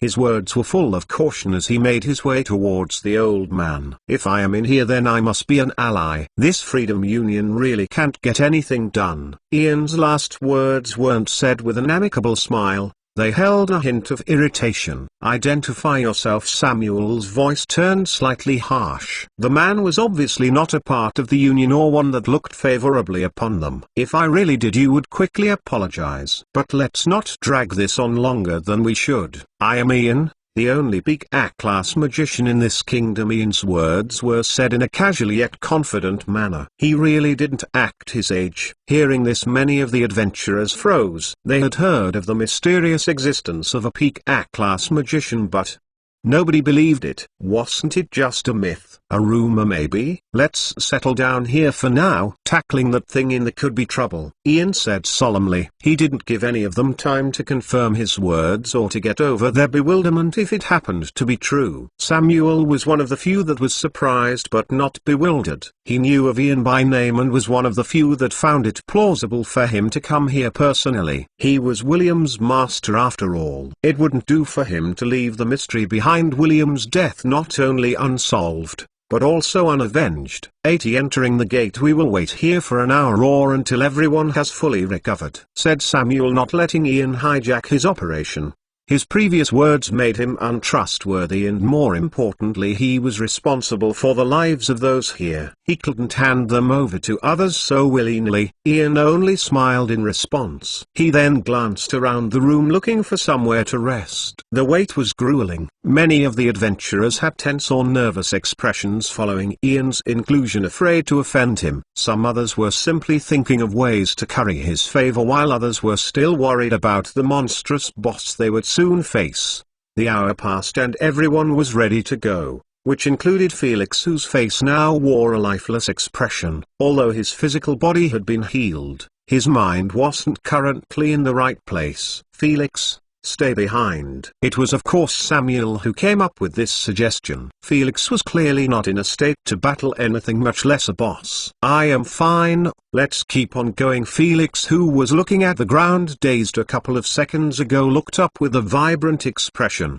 He also got up from the ground, readying to set off. "I didn't ask," Samuel said seriously. Felix's disrespect of him was far too much. If he followed Samuel's instructions, then he wouldn't have gotten so gravely injured, and they also wouldn't be having this conversation. Felix momentarily paused, not expecting such a firm answer. He almost forgot to answer back in protest. "I came here to defeat this dungeon, and so did everybody else," Felix said matter-of-factly. "Our purpose is to scout out the progress, and to do that we don't have to go in the," Samuel said, pointing at the gate. The only reason why they were still going through with it after feeling such a thick murderous intent was that Ian just so happened to appear. Were it not for his presence, he wouldn't continue on, since the casualties wouldn't be worth the cost. Another reason to leave Felix behind was that his father, Duke Flamewood, would definitely catch wind of Felix's disappearance and know exactly where to find him. When that time came, he couldn't possibly hand him over a corpse,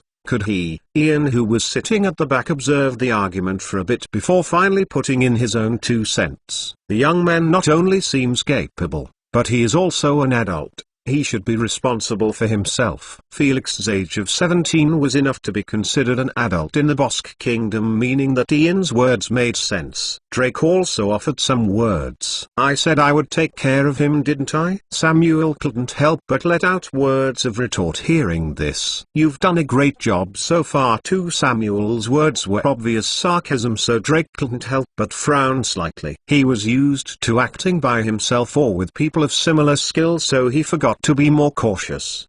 The argument went on for another minute, but Samuel eventually relented. The only way to make Felix listen to him would be to give him a beating, but Samuel wasn't the type to do such things, although he was definitely tempted. "Let's go." Those were the words of Ian, who took the initiative in Samuel's stead. "All right," Samuel replied in resignation. He had no problem letting Ian take the brunt of the attacks during the battle, since he was obviously very capable. Ian neared the gigantic and imposing gate and reached out with one hand. The thick killing intent it transmitted was nothing shock-worthy to Ian, so he simply pushed it open. The large gates opened up without a hitch, revealing the grand space of the boss room, already illuminated and ready for battle. In the center of said room lay the stone throne. The engravings on it weren't anything impressive. What really caught one's eye, however, wasn't the plain throne, but rather the figure sitting on top of it. It was a skeleton that donned an extravagant green suit of armor. While the materials seemed to be indecipherable from a distance, the sleek design suggested that it was at the least crafted by an expert craftsman. The skeleton also held a sharp sword. It also had a sleek design and was green in color. The engravings on its hilt seemed to be some sort of family crest, although they couldn't really tell from their distance. More importantly, Muahaha. So these are the first fools I'll get to face in a long time. I look forward to it. The skeleton that was casually sitting down in its throne moved for the first time, signaling that it wasn't some sort of statue. Ian and the others had at this point all entered the room, and the door shut behind them. Samuel, who stood next to Ian, had a grim expression after hearing the skeleton's words. Could it perhaps be that by defeating the Lich he had summoned a worst beast? At this time Samuel remembered the Lich's final words. It had said that its sacrifice would not be in vain. Was this what it talked about? But this wasn't the time to think about such useless things. Magicians, try to debuff it and cast some long-range spells. Warriors, with me. He didn't bother addressing Clarice, as she had shown to be more than capable of making her own decisions on how to heal them and support the team. Before Samuel could begin his assault, Ian, who was next to him, cast a spell that surrounded the undead warrior. It was a barrier which proceeded to quickly close around it. The boss didn't seem fazed by this, however, as it gripped the sword it held with both hands and in a single fluid motion broke apart the barrier. The strike was extremely swift yet powerful, showcasing the boss abilities as a swordsman. Samuel's expression visibly distorted as even Ian seemed to be incapable of caging this beast. Noticing this, Ian laughed. "That was just a test. Let's start the real fight." 81 Augustus. The vast darkness welcomed Ed for the umpteenth time. The only interesting thing that could be found in the soundless void was Ed's glowing self and the glowing message that had appeared in front of him. 10 minutes before respawning, it seemed that he would be respawning as an orc immediately after his death. But Ed didn't feel in any way happy by the way things had turned out. He failed to kill a single person. As grim as it sounded, Ed could almost guarantee that the way for him to level up was to kill others, maybe even take their souls. This obviously left him feeling conflicted, but if he mulled over this matter any longer, he might not deserve to be free from the dungeon. Casting aside his conflicted emotions, Ed decided to think back on ways to improve a future struggle. He needed to analyze things. First things first, my skeleton body sucks. As he had been stuck as an orc, he couldn't increase the skill of his skeleton body through assimilation or even train its mana. With the increasing difficulty of adventurers that would come, that body would become simple cannon fodder, or on the optimistic side, tough cannon fodder. He found this unacceptable. If he kept that body as it was now, he would be summoned by the dungeon just to be slaughtered. If there were more floors and more bodies for him to inhabit, he could already see how things would turn out for him if he didn't stop the adventurers in the Orc Plains. The dungeon's second boss would be breached, prompting the dungeon to summon him to a higher level in preparation. When the stronger adventurers came, he would be summoned to the first floor to be slaughtered, the next floor to put up resistance, and the last floor to once more hopefully stop them. This cycle might continue until the dungeon is eventually cleared. Such a cycle was nothing more than torture. He had no intention to let that happen for a variety of reasons, the first one being his inevitable doom. If things played out like that, he would never be able to level up, making him a slave to the dungeon, and when it is cleared, if ever, his life would likely cease to exist. The second being spite. He wasn't keen on letting the dungeon dictate his life. Although he had learned to be a bit more grateful for the second chance at life, he was also unsure if this could be called a life. He was being treated like a tool after all, maybe a chess piece. Whatever that may be, his gratefulness was easily overshadowed by his resentment.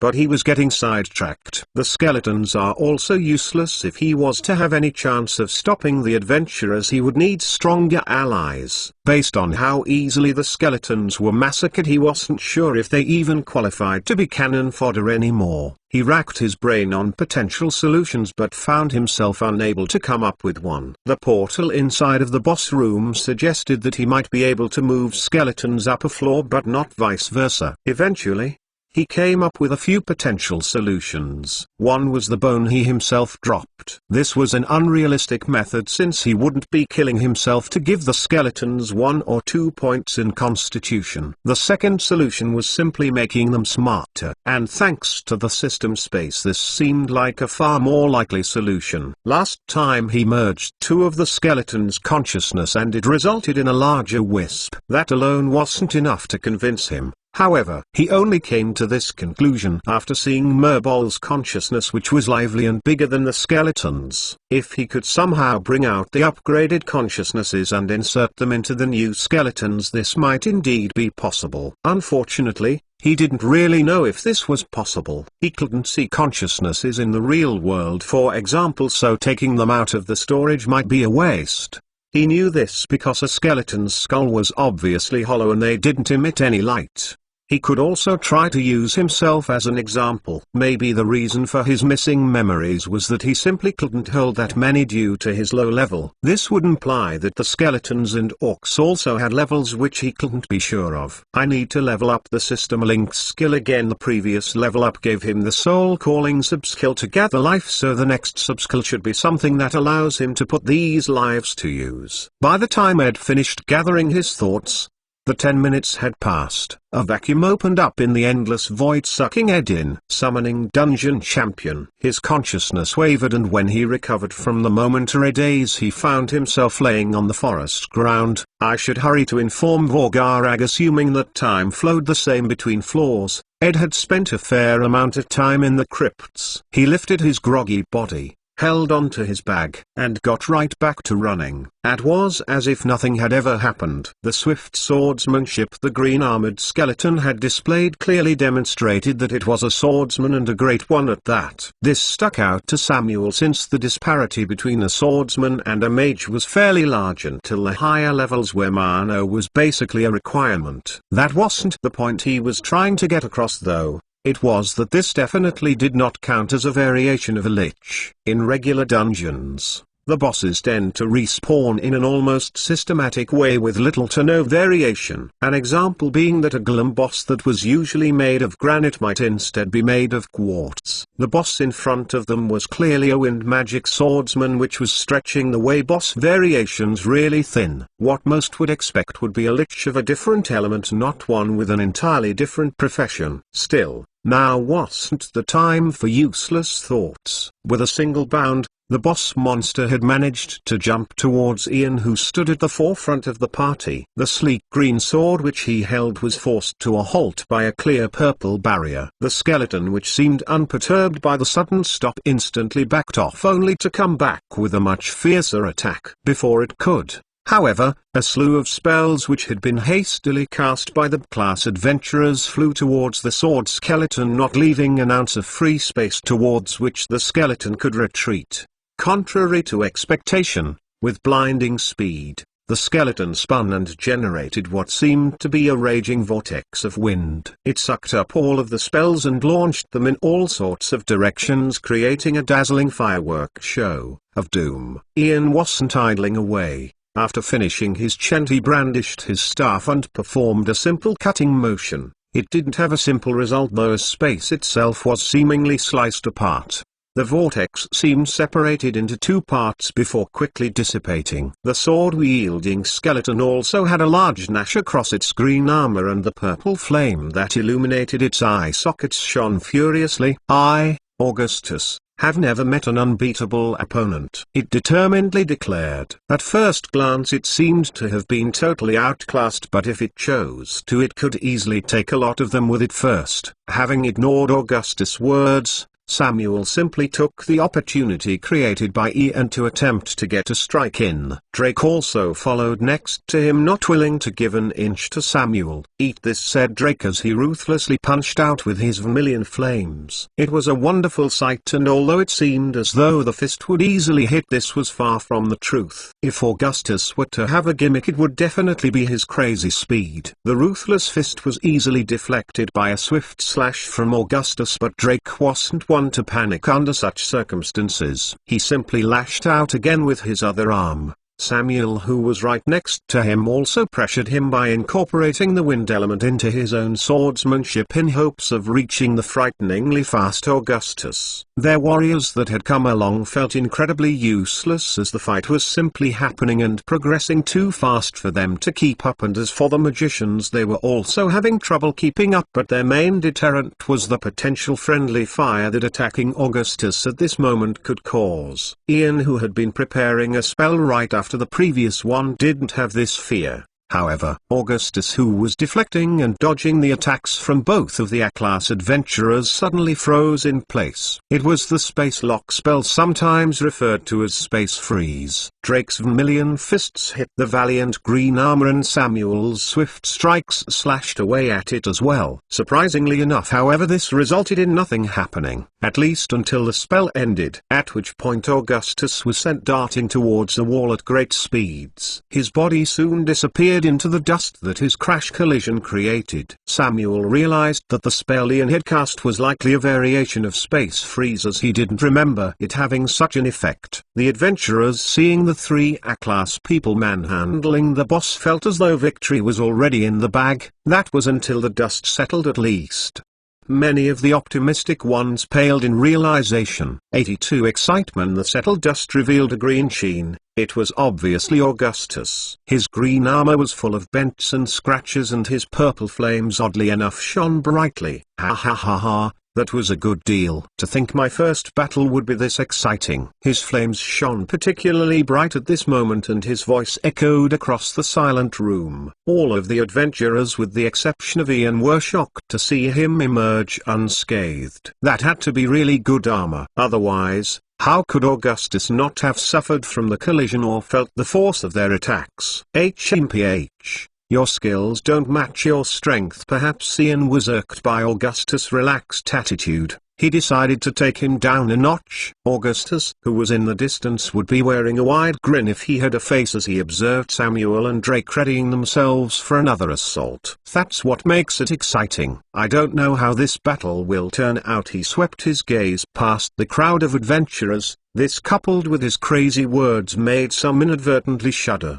The magicians, which were previously afraid to injure Samuel and Drake, now had free rein to fire. It's only that they felt a bit reluctant to do so given how the spells were returned back to them the last time. Still, they went ahead and attacked anyway, following the orders of Ian, who stood at the back for some reason not attacking at all. Augustus simply eyed the dazzling light show that was approaching him with excitement. Using his swift swordsmanship and his skill over the wind elements, he recreated the earlier vortex, which swiftly sucked in all sorts of spells. This time, however, its power seemed to have increased. Not only that, but it didn't seem so random anymore. All of the cast spells that didn't disappear upon contact with the vortex were immediately returned towards the group of adventurers. The imposing barrage of many elements looked like it would claim many lives, and facing such a large barrage of spells, their own spells, some of the adventurers showed dark expressions. Interesting, said Ian as he watched the approaching assault. He had figured something out while observing the skill for a second time. But before that he would need to defend himself and the others. Ian raised his staff. A translucent purple barrier suddenly appeared and fended off the myriad spells. The power that these spells combined was no lesser than Augustus' first swing earlier. But surprisingly, the same result didn't repeat itself, as the hasty barrier managed to easily hold its ground. This dungeon is far more interesting than I thought, muttered Ian after quickly wiping some sweat off his forehead. As a person that had lived for a long time and a great mage, he held knowledge on many things, and the skeleton before him could not be anybody other than Augustus Scaleburst, sometimes called the Mad King. He waged many wars against not only the Vulcan Empire, but even some of the smaller kingdoms which now formed part of the Galeburst dynasty. But with so many wars, Augustus' life was short, not even making it past his 40s. He met his unfortunate end during a battle against the Empire. The circumstances surrounding it were rather skeptical. Even the succession of the family line that followed it seemed almost predetermined. It all pointed towards some sort of betrayal. What mattered, however, was that Augustus was a powerful individual that had many glorious victories under his belt. That such a figure managed to appear inside of a dungeon was a monumental discovery. This dungeon could in theory allow one to meet the legends of old, maybe even learn about their time period and the circumstances of their demise. The dungeon's irregularities would also be the target of lots of research. The breakthroughs that could come from that were naturally unknown, but the future seemed bright. Thinking of this, Ian suddenly felt as though his lifespan was insufficient. He doubted he would be able to form part of the research and the boon of knowledge that followed it. Truly regretful, the adventurers breathed sighs of relief after seeing their spells being blocked by the barrier. The danger that this flaw alone brought was beyond most they were accustomed to. Samuel, who was initially going to attack the distant Augustus, was angry since the adventurers had followed Ian's orders rather than his own and put everyone at risk. Clarice, who was at the back of the group, would not be able to heal all of them if such a thing were to have hit them. Now wasn't the time to point fingers though. Focus.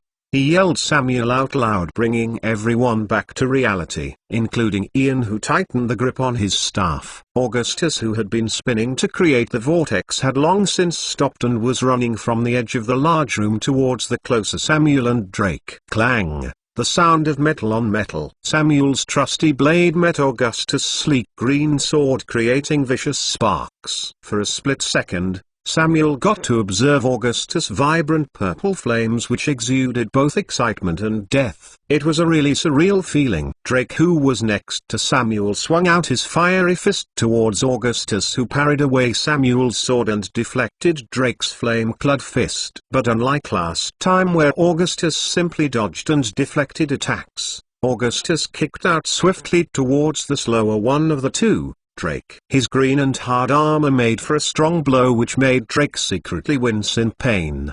The counterattack left an opening for Samuel's sword, which was currently clad in a vibrant green hue, to slash out fiercely. The speedy attack sunk into Augustus' armor for a few centimeters until coming to an eventual stop. Samuel then felt his feet leave the ground and his vision facing the ceiling of the large room. As an experienced warrior, he was able to easily stabilize himself. However, by shifting the momentum into a backflip, Drake was also in a similar position. They both had been blasted away by a strong burst of wind which emanated from Augustus. "Clarice, this is risky for you, but get closer," yelled Samuel towards those behind him as he tried to keep an eye on Augustus. His hands suddenly trembled as Augustus' sword clashed with his own for a second time. Powerful undead beings were hard to fight since they didn't have the same limitations as the living. Having Clarice stay in the back healing the non-existent injuries was a waste of her potential to change the outcome of this battle. "Protect her," yelled Samuel again as he tried to get his orders out. This made him receive a swift kick on the stomach, however followed by a swift downward sword slash. Luckily, the second move was prevented by Drake, who summoned an oppressive and smoldering field of heat around him. Its purpose was to boost his own attacks and lower the capabilities of others within it. Pay attention if you don't want to leave your wife a widow. Drake hadn't met Samuel before, but since they would be working under him, he made sure to do some basic snooping, and he was therefore well aware of his character and his affection towards his family. He also tried testing his patience and resolve, which were both passed. As they fought together, they also became closer, so Drake couldn't help but remind Samuel of the main reason he was here. They may have started on the wrong foot, but there was no need to try and step a foot in the grave now. Instead, note Samuel's lush bed of hair was a size shorter as Augustus' sword flew right over his head. Unlike Drake, who could be considered one of the best in close quarters in the kingdom, Samuel was stretched a bit thinner. He didn't have the leisure to talk and battle. Two A-class adventurers were struggling just to keep this monster to a standstill. Augustus must be at the peak of the A-class like Ian, nor a single level below it. A blinding white light then shot out towards the fighting duo, and Augustus, who was enthusiastically fighting, was struck by pain. The life magic spell managed to pierce through his green armor as if it didn't exist. Given his wild battle style, Augustus made sure to receive a powerful set of armor. This unfortunately meant he relied heavily on it. "That's a dirty blow," said Augustus as he recollected himself following the fading of the blinding white light. His purple flames burned aggressively as he looked at Clarice, who stood a fair distance away to cast her spell. She was basically surrounded by the B-class entourage, and also Ian, who for some reason had a pale expression. It seemed that Augustus might need to get rid of the pestering bugs before he could go back to enjoying his fight. 83 unique spells. How did they come about? Their origins are mostly unknown, since the technology at those times was fairly subpar, but as time progressed it became a well-known fact among the populace that the originators of new spells are the upper echelon of civilizations as well as organizations with a deep history. The Galeburst dynasty had its foundations on the element of wind. Their mastery over was second to none in the entire continent. His special magic vortex was already a variation from the regular vortex spell, which wasn't able to return back magic attacks. This variation was unique to the Galeburst dynasty and was one of the reasons why Ian managed to deduce his identity. How could Augustus, a ruler of the dynasty, not know any powerful and unique wind-based attacks then? He couldn't. "I had to adjust this one to work with my swordsmanship," Let's see how well I can pull it off right now. Augustus' cocky words put many of the adventurers on full alert. Samuel and Drake, who had been blasted away, were apprehensive of the situation and both instantly rushed towards Augustus. It was impossible to cast a powerful spell while under attack, since the long chance would usually leave one open to attacks. Although casting spells via swordsmanship usually relied on motions rather than chance, or even a mix of both, the concept was the same. Samuel's sword glowed a blue light. He quickly performed a sharp vertical swing. A powerful wave headed towards Augustus, which Samuel hoped could prevent Augustus from performing any motions or chants while he and Drake quickly closed the distance. But things don't always work out. Augustus gathered strength in his legs and jumped up into the air before Samuel or Drake could even have a chance to hold him down. The wave simply passed underfoot, not having any effect. Augustus' jump didn't seem to have a limit as he continued to reach higher heights.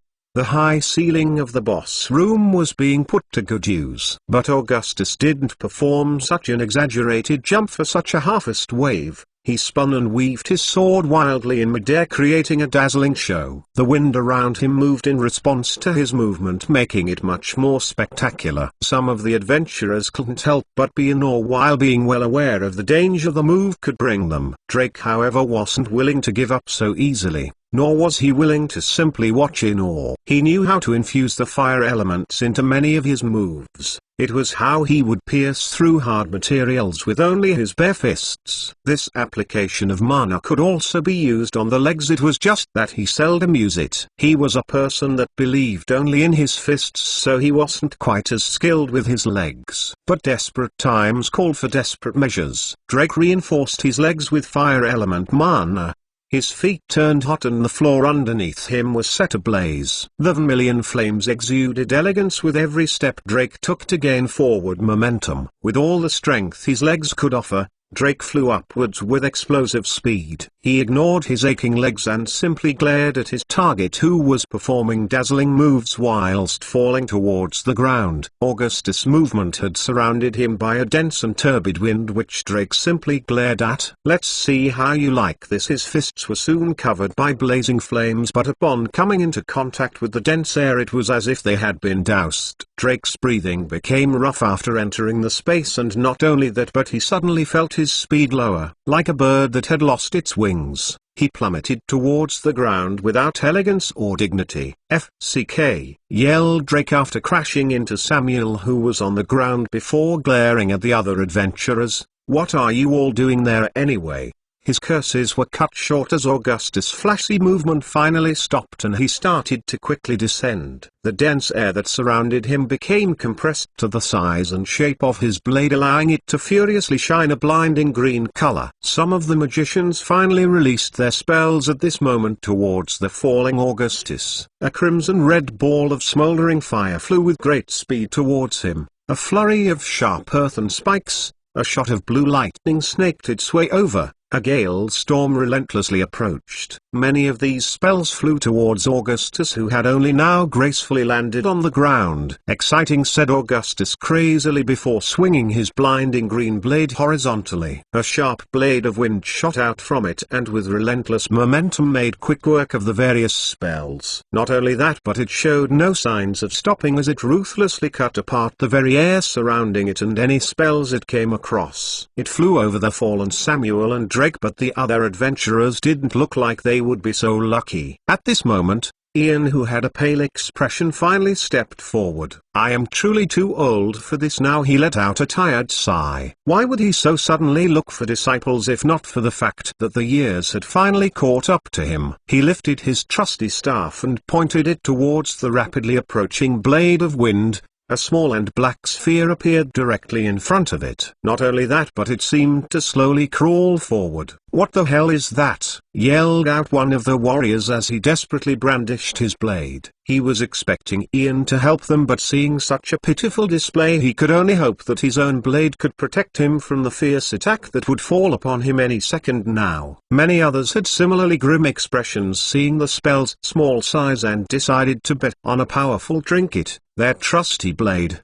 or a priced robe. among other things, to get them through this alive. Maybe it was just their natural response as adventurers to only trust themselves and maybe those of their regular parties in life or death situations that brought them this response. Against all expectations though, once the small sphere, which had barely even moved away from the group, came into contact with the ferocious and sharp blade of wind, it expanded ever so slightly as the wind completely disappeared. The long green horizontal slash looked as if it had been sucked up by something once it came into contact with the sphere. The depthless black hole. Ian then let out a small cough and leaned on his staff for support.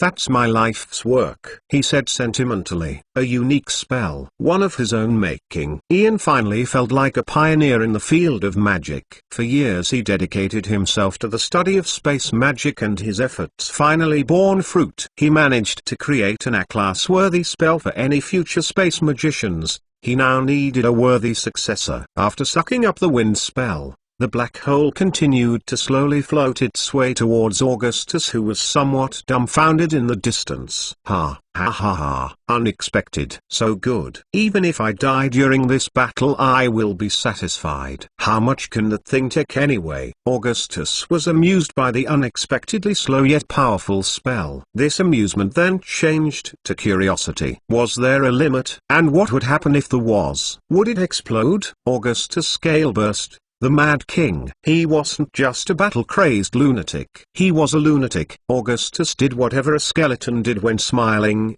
He continued to release a barrage of fierce slashes of wind towards the fumbling black sphere until his own spell was finally depleted. Does it not have an end? Augustus asked to himself confusedly. Ian, who was leaning on his staff for support, then fell to his knees. Apart from being slow and hard to cast, the spell also drained mana from the user whenever it sucked anything in. Augustus' spells were particularly powerful, so they took a large toll on Ian. The black hole spell clearly had its shortcomings, but it was still a grand result for a unique creation. Well, that explains it, Augustus said while giving off an eerie atmosphere. Maybe it was the weird skeletal grin that could be seen past his helmet. How was that even possible anyway? Samuel and Drake finally stood up, both very confused. Everything following Drake's crash simply happened too fast. "I wonder how long you last without your crutch now though," Augustus said while looking at the collapsing Ian. Samuel and Drake both felt a chill down their spines. Some of the other adventurers also gulped nervously.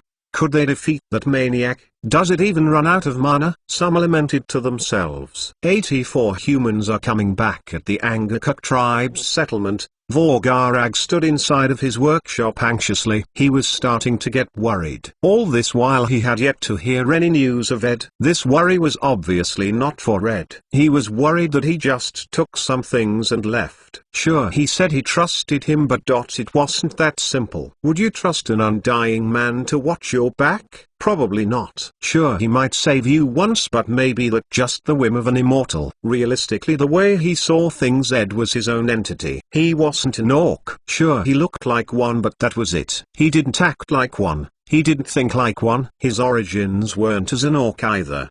What was he? He had a good grasp of his own residence, but not of Ed. He was a variable, unpredictable. Vorgarag then let out a tired sigh. Maybe putting all of those arrays had tired him out. Why was he worrying about such nonsense?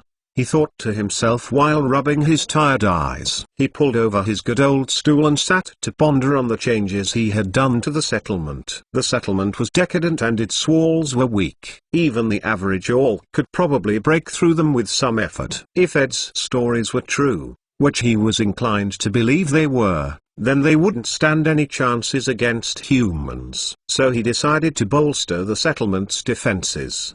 He ordered all able bodies to help chop down trees to add to their defense and even designated some patrols. This alone wasn't enough, so while they did that, Vorgarag made sure to further his studies on rays to try and create his first magic device. Certain spells, especially offensive ones, required a medium to fire. The reason why the space barrier array was successfully cast last time was for two main reasons. 1. Vorgarag himself was in the center acting as a medium. As the medium and the mana source, he was in charge of conducting the array. And 2. Although the calculations required for the spell were complicated, the concept behind it was actually fairly simple. All Vorgarag had to do was create instructions to move the space elements together to create a barrier. Offensive spells were usually more complex than that, and although it was possible to cast them without a device, they would have limited utility. After all, what was easier, to aim a device and have it shoot towards a moving target, or to accurately pinpoint coordinates and hope your target stands still? You could try to anticipate the coordinates towards which they would be moving towards, but again, a magic device could simplify the process. The main purpose of these devices was to have them be handled by regular orcs,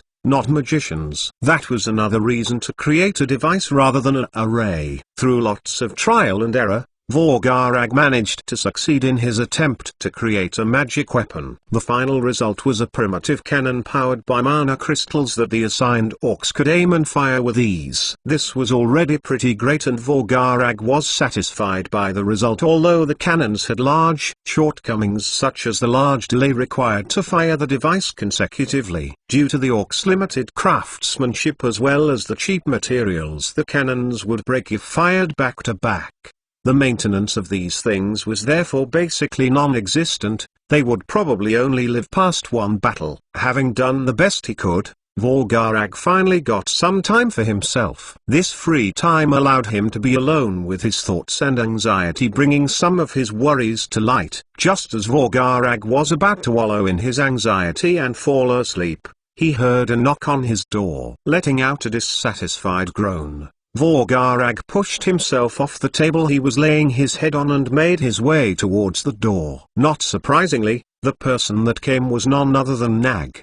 He wore the unusual and awkward expression he always wore whenever he brought a troublesome matter to Vorgarag, although it also had a hint of unease. "I guess I don't need to rest," thought Vorgarag to himself sarcastically. Duma, one of the tribe leaders in charge of the previous attack, and another came here claiming to have formed an alliance with us through the orc named Ed. They brought some other orc warriors with them though, Nag said, alarmed. He was quite puzzled as to how this came about, and naturally so was Vorgarag. "Take me to them," said Vorgarag without a trace of his previous lackadaisical attitude. Nag naturally complied and took Vorgarag to the cottage where he had talked to Merbol before. There he saw the well-built axe-wielding orc Duma and a slim orc beauty that stood next to him. Vorgarag saw that they were both currently standing inside of the room and motioned for them to instead sit down so they could talk comfortably. So, what was that about an alliance through Ed? If Vorgarag remembered correctly, Ed never told him about such a plan. Duma was going to respond, but it was instead Sharog who first replied. "I am Sharog,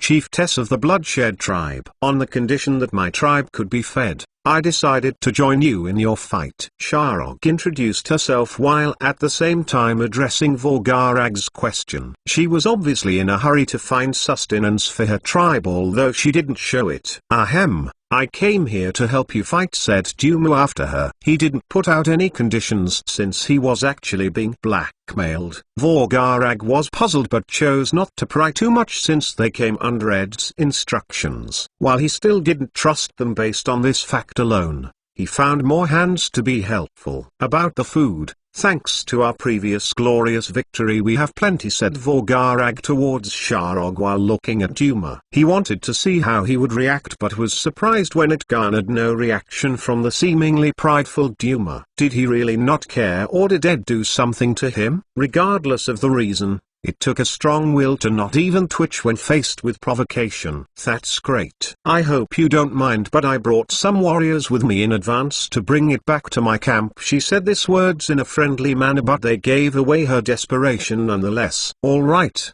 I'll have Nag get that sorted for you," Vorgarag said casually while tapping on the table. The room was then encased by silence following the end of their conversation. Didn't it all just happen too smoothly? The short period of silence was then broken by a knock on the door, which Vorgarag promptly stood up to get, but the door opened on its own and Ed's solemn face could be seen entering the room. What was supposed to be the return of the prodigal son instead felt extremely tense. Ed simply seemed too serious as he entered the room. There was no trace of his usual casual and eccentric attitude. "The humans are coming," like a prophet warning others of incoming peril. His words instilled a sense of urgency on Volgarag. The other two, however, only looked at one another, hoping that the other would have an answer. Could humans be the unknown and powerful enemies? Samuel was breathing roughly. He glanced around the battlefield strung with the blood of his comrades. Thanks to Clarisse, the blood was mainly from injuries, but there were definitely some casualties. Even as the three of them worked together to hold down Augustus, they were slowly losing the upper hand. As the battle progressed, Augustus seemed to be getting stronger and they weaker as they spent more of their mana and stamina. Only Ian knew why this might be happening, but he was currently barely holding himself up with his staff. If he used the black hole spell too many times, he just might shorten his already dwindling life. He thought he would be able to easily finish the battle after casting it, but rather than deploy it tactically and offensively as he originally intended to, he was forced to use it to defend himself and the others against Augustus' insanely strong attacks. Luckily, with the help of Clarisse's very effective life-based attacks, the undead Augustus was not given another chance to perform such a daring move. Samuel and Drake were thus forced to work extra hard to protect her alongside the other adventurers, but in the process, some of the class adventurers were injured or killed. "My mana is depleting," mumbled Augustus to himself after backing off from the offensive. He then glanced at the belated breaths of the adventurers, and his non-existent worries were easily eased. There was surely not a way he could lose this battle, right? 85 Aftermath. Augustus wasn't the only one that thought so. Most of the class adventurers were at this point losing any hope they ever had of winning. Some even started to think about running away, but whenever they looked back towards the locked gate, they were reminded of the inevitable reality: life or death. They didn't have a third option. "FCK," said Felix to himself as he sent out a fierce wave of fire towards the approaching Augustus, who didn't even bother to retaliate against it as his armor simply nullified it. Maybe it was luck, but he had managed to make it out alive without any significant injuries. The only thing that was damaged was his good looks. Felix's body was soaking wet with sweat and seeping blood. The scorching hot flames he kept on summoning through his swordsmanship wasn't helping his case either. A fierce gale washed over all of the adventurers at this time, but just as it had happened many times before, a thick semi-finished dome of earth protected the adventurers from being flung out of their positions. "This can't keep on," one of the magicians in the group yelled through gritted teeth. His mana was nearing exhaustion. Samuel, who barely managed to get inside of the protective dome, heard this and completely agreed. He, as the leader, needed to do something different to get themselves out of this predicament. He started to think about any potions or magic devices he might have brought with him on this expedition, but nothing of use came to mind. His preparations were made with a lich in mind, so things like the anti-curse bracelet he wore were useless. Looking for a solution, Samuel scanned the group before being forced to refocus his attention on the boss they were fighting by flying chunks of earth. The strong earthen barrier had been quickly demolished. Damn it. He tightened the grip on his sword. What could he do differently? He asked himself as he charged towards Augustus. Green light covered his body and all of his injuries began to heal. Drake had a similar thing happen to him as he ran towards the not-so-distant Augustus. "F-king piece of SHT," Drake yelled as he punched out for the umpteenth time. Augustus quickly avoided the strike and smacked the close Drake in the face with the hilt of his sword. Samuel then released a sharp horizontal slash that, unlike other times, simply scratched the surface of Augustus' armor. Just as he was about to counterattack against Samuel, Augustus felt sharp pain strike his body. He was being bathed by a holy light by Clarisse. He sent a murderous gaze towards her before trying to push aside Samuel with a swift blast of wind. He unexpectedly felt some resistance though, which sparked his curiosity. Samuel was trying to prevent Augustus from blasting him away by controlling the wind elements himself, but was unfortunately unable to and was sent off. Drake tried to grab Augustus but was instead hit squarely on the face a second time. With vicious power, he launched himself towards Clarisse, who was only being protected by some class warriors. Felix, who was also prepared to protect her with unwavering determination, now wasn't the time to act petty. But unlike what they were expecting, Augustus was blocked by none other than Ian. How did he do it? By literally standing in front of him. His enchanted robe summoned a rectangular barrier to cover his person against the ferocious attack. This will break. Hurry, Ian shouted at Clarice. He had recovered some of his energy thanks to the others inadvertently stalling for time. Clarice may not be used to fighting as she was mainly known for her healing prowess, but she was still an A-class adventurer. She knew how to take advantage of an opportunity. Augustus was not deaf, although he was dead. He instantly backed away from Ian only to be hammered by a plethora of spells. His dented armor finally started to show signs of breaking as a large crack appeared on it. He was then also assaulted by a fierce wave from behind that pushed him back towards Clarice. Augustus finally felt the threat of death as he saw Clarice about to cast her spell. He was elated. He spun with the power of the wave and released a blade of wind towards Ian, who stood in front of Clarice, the power breaking the barrier and sending him backward. Augustus then charged forward with his own 2 feet ready to thrust at the casting Clarice now that his path was clear. Many noticed the peril of the situation, but they weren't able to do anything about it. The only ones capable were the warriors next to Clarice, but their strength was insufficient. It might be no different from sending themselves to their deaths to try and intercept Augustus. That was how some of the other warriors were killed, since letting her take a hit also doomed them all. The leftover group wasn't willing, though, leading to some hesitation, which would be more than enough to allow Augustus to land his strike. Augustus' purple flames shone brightly as he anticipated his sword thrusting right through Clarice's heart and body. The sound of metal against metal. Felix, who wasn't looking good at all, jumped forward to try and block the thrust, but he soon found his strength to be insufficient. His awkward block only led to the thrust being redirected towards his chest, passing right through it like butter.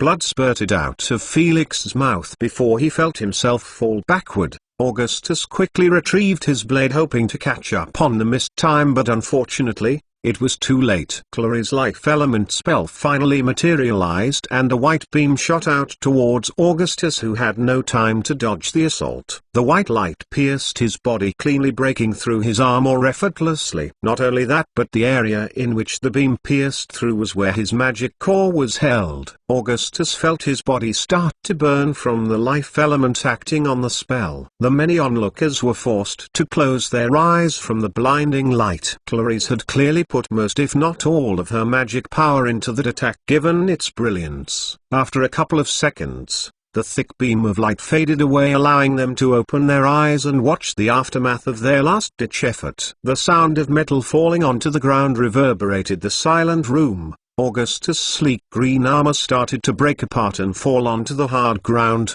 The broken pieces revealed his skeleton, which seemed to have been burned by a powerful and strong flame. This was the result of the life element counteracting Augustus' natural affinity with death. He fell to his knees and looked up at the adventurers. The purple flames that could be seen past his helmet started to dim and slowly flicker. Unexpected, he said to the watching crowd. Oddly enough, his second death reminded him of his first, leaving a hint of bitterness in his words. He looked down at the giant hole in his chest area. His bones were barely holding him up. It seemed like he could disassemble any second now. More blood spurted out of Felix's mouth as he tried to lift his head to watch the aftermath of his interference. The stupefied adventurers were reminded of his condition after hearing this. The ones with healing potions quickly ran over to him while Samuel eyed the fallen Augustus, who was still holding on to life. Ian quickly stood up. He braved through his exhaustion and headed towards the dying Augustus. This was a legendary figure. It would be a pity to see him leave the world so simply once more. Augustus, with what little consciousness he had left, looked at the approaching Ian. "Old man, what do you want?" His voice sounded weak. His power to speak came from his soul, which was dwindling away at the moment. Ian found it funny to be called an old man by a person who has been dead longer than he has lived, but simply went ahead and asked his question. "It's been many years since you last graced the earth. Your story was short-lived. How are you here?" said Ian to the dying Augustus. Ian also wanted to know how Augustus died, but it was of far greater importance to know how he managed to appear here. especially with the limited time. Augustus chuckled slightly before answering the question with a serious tone. "Do you have any regrets?" he asked. Ian quickly became puzzled by the question that seemingly came out of nowhere, especially since it sounded like something he would ask Augustus instead. He thought a bit about the question, but before he could answer he heard the faint voice of Augustus. "Well, I don't, not anymore." After saying his parting words, the purple flame in his skull flickered one last time.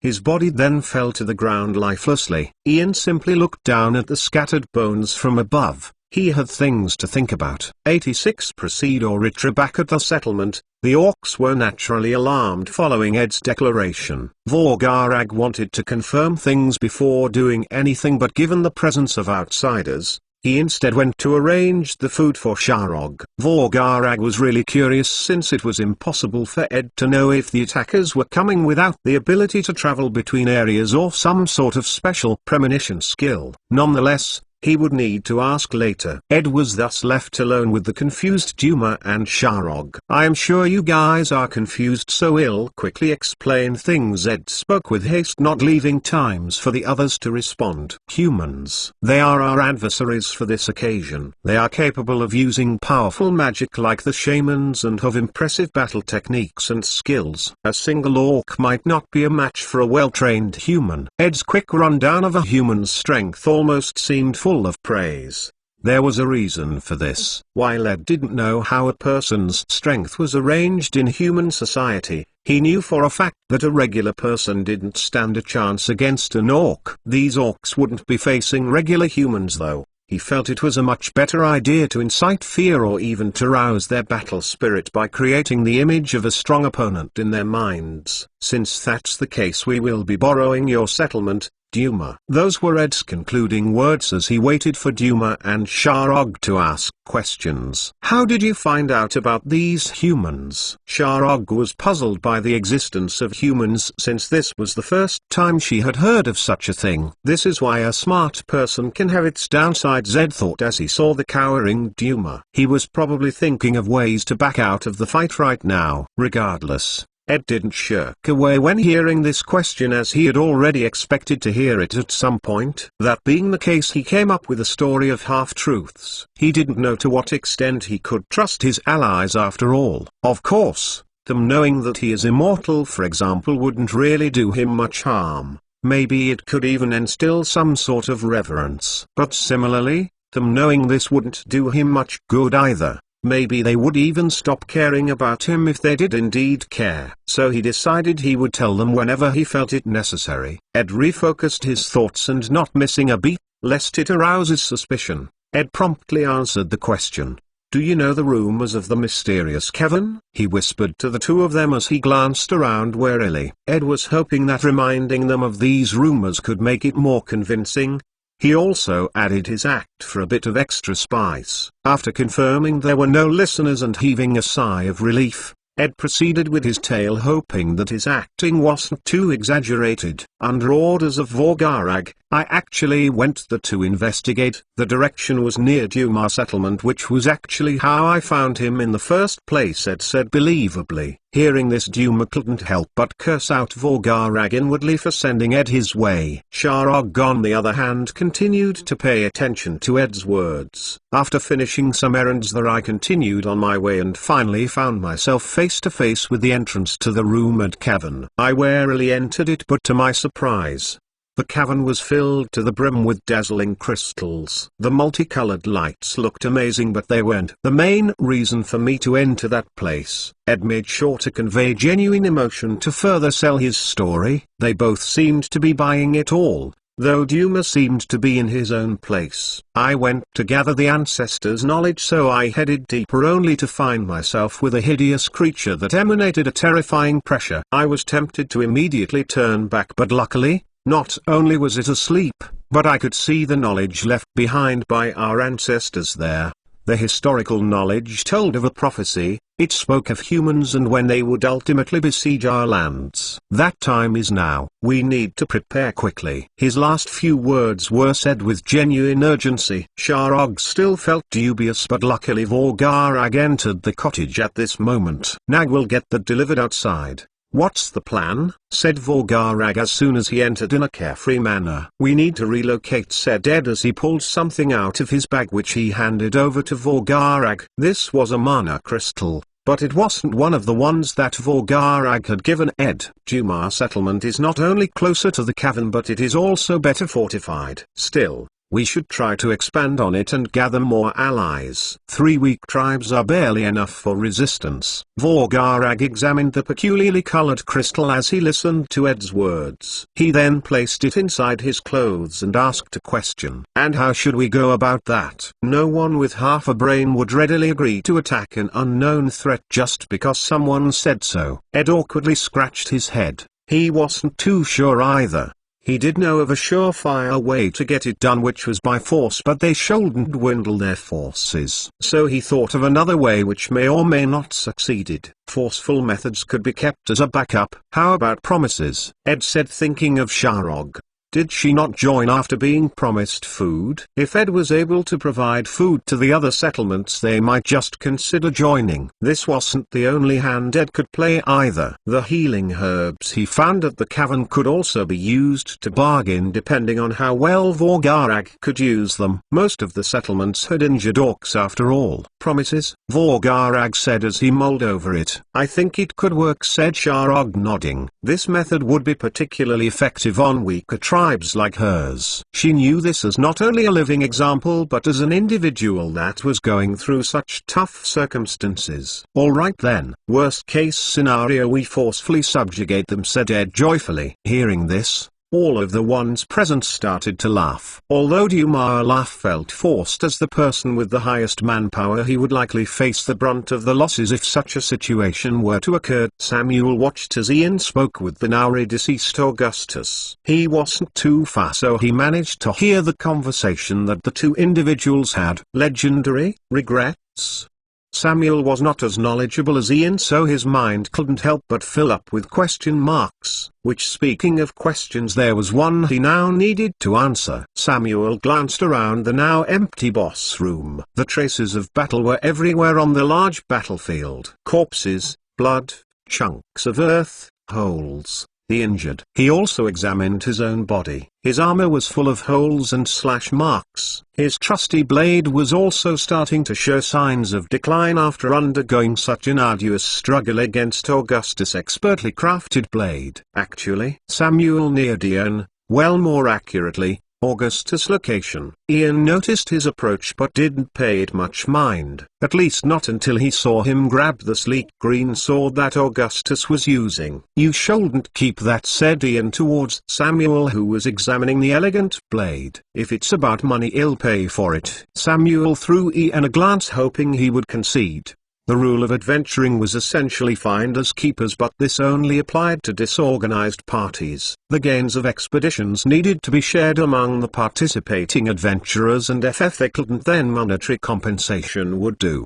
The main reason was that expedition was usually handled by organizations, so having it set up this way painted them in a good light as well as ensured that others would be willing to work for them. It has historical value. You can't afford it, Ian retorted. Samuel was now sure that Ian knew something about Augustus, but that wasn't the main issue right now. "We need to decide if we are retreating or proceeding," told Samuel to Ian, who at times acted as if he were the boss of the party. Ian wasn't willing to let go of the blade, but he decided to temporarily put that matter aside. Samuel was right after all. The injuries they had suffered were not small, and he himself was not at his peak. Yet at the same time, Ian felt greedy. He greed for more knowledge, as any mage worth his status would. Samuel, on the other hand, had to consider if his sense of urgency was not misplaced. Proceed, or retreat. 87 Settling things for Samuel. Choosing between continuing or retreating wasn't an easy choice. He needed to consider more than just his own thoughts.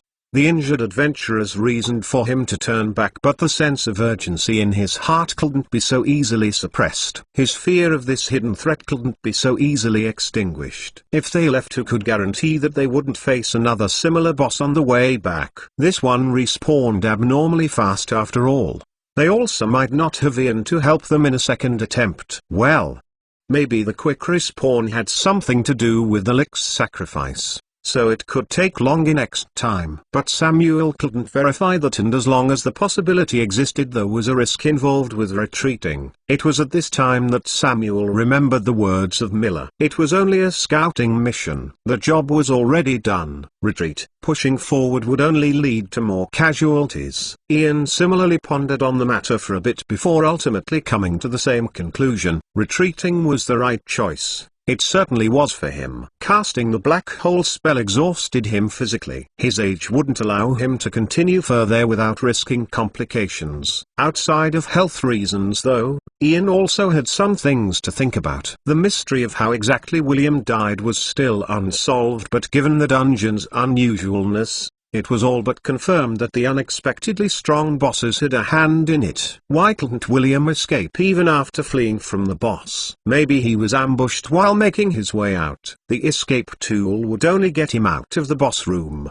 Long-range teleportation was after all not possible inside of this dungeon. William would have had to run out while injured. Thus Ian closed this case. The loss was heartbreaking, but it didn't take him very long to move on. It wouldn't be the first time he experienced something like this given his age. He also only provided resources for his disciples until they proved themselves worthy of further tutelage. That was the whole point of them going on a journey. To achieve things with their own two hands, to prove themselves. In that way, he was only William's master in name. Ian also had other things to contemplate and study before his years finally catch up thanks to this unique experience, so to him mulling over this wouldn't do him any good. Suddenly, the creaking sound of the large gate opening up resounded in the silent hall.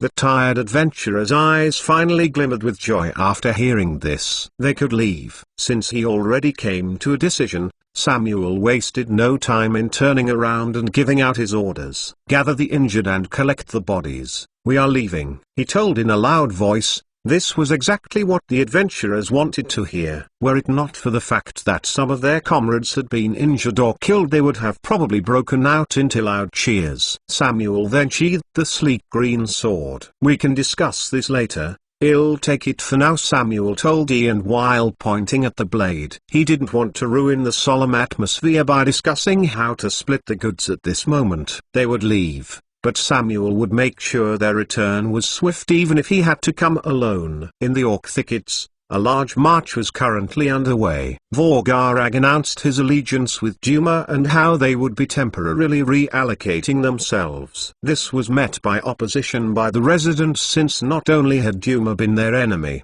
but they also weren't willing to so easily leave the place they were raised in and that they, as a community, built up. Luckily, Ed had also shared his half-true story with Vorgarag. It wasn't to lie to him but to use it as a tool to convince the orcs. After lots of coaxing and with the help of the human threat, Vorgarag managed to persuade them. This was how the march was successfully carried out. The four of them were currently walking towards Duma settlement through the lush forest. Since they had the time, Ed took the leisure to ask some relevant questions. "Sharog, I am sure you know about the tribes in the area. Do you know of any that might want to join us?" Ed told Sharog, who was walking alongside him. Surely Sharog, as a smart orc, didn't choose to infiltrate the nearest settlement to save her tribe at random. "I might," said Sharog as she thought deeply about potential candidates. Vorgarag, who listening in, then stopped the march by turning around and waving around his arms as a signal. "We will take a break here. It's getting dark," shouted Vorgarag towards the crowd. It wasn't that they would face any danger, but rather that they needed sleep. Not only that, but he also had a matter to discuss with Ed. After everyone settled down, Vorgarag pulled Ed aside. Sharog and Duma didn't pry. Only Shul, who had been following Ed from behind the whole time, seemed anxious to go with them. "How much time do we have?" was the first question he asked Ed after pulling him aside. "It depends," said Ed as he pondered on the answer. "If the humans are able to defeat the boss of the crypt-like place I told you about, then we probably have a couple of days at most." Ed didn't know what floor he was in, so he wouldn't be able to accurately pinpoint the time, but a couple of days seemed about right for a couple of floors. "Now that I think about it, I never know what floor I am on. Maybe he should try asking the system next time."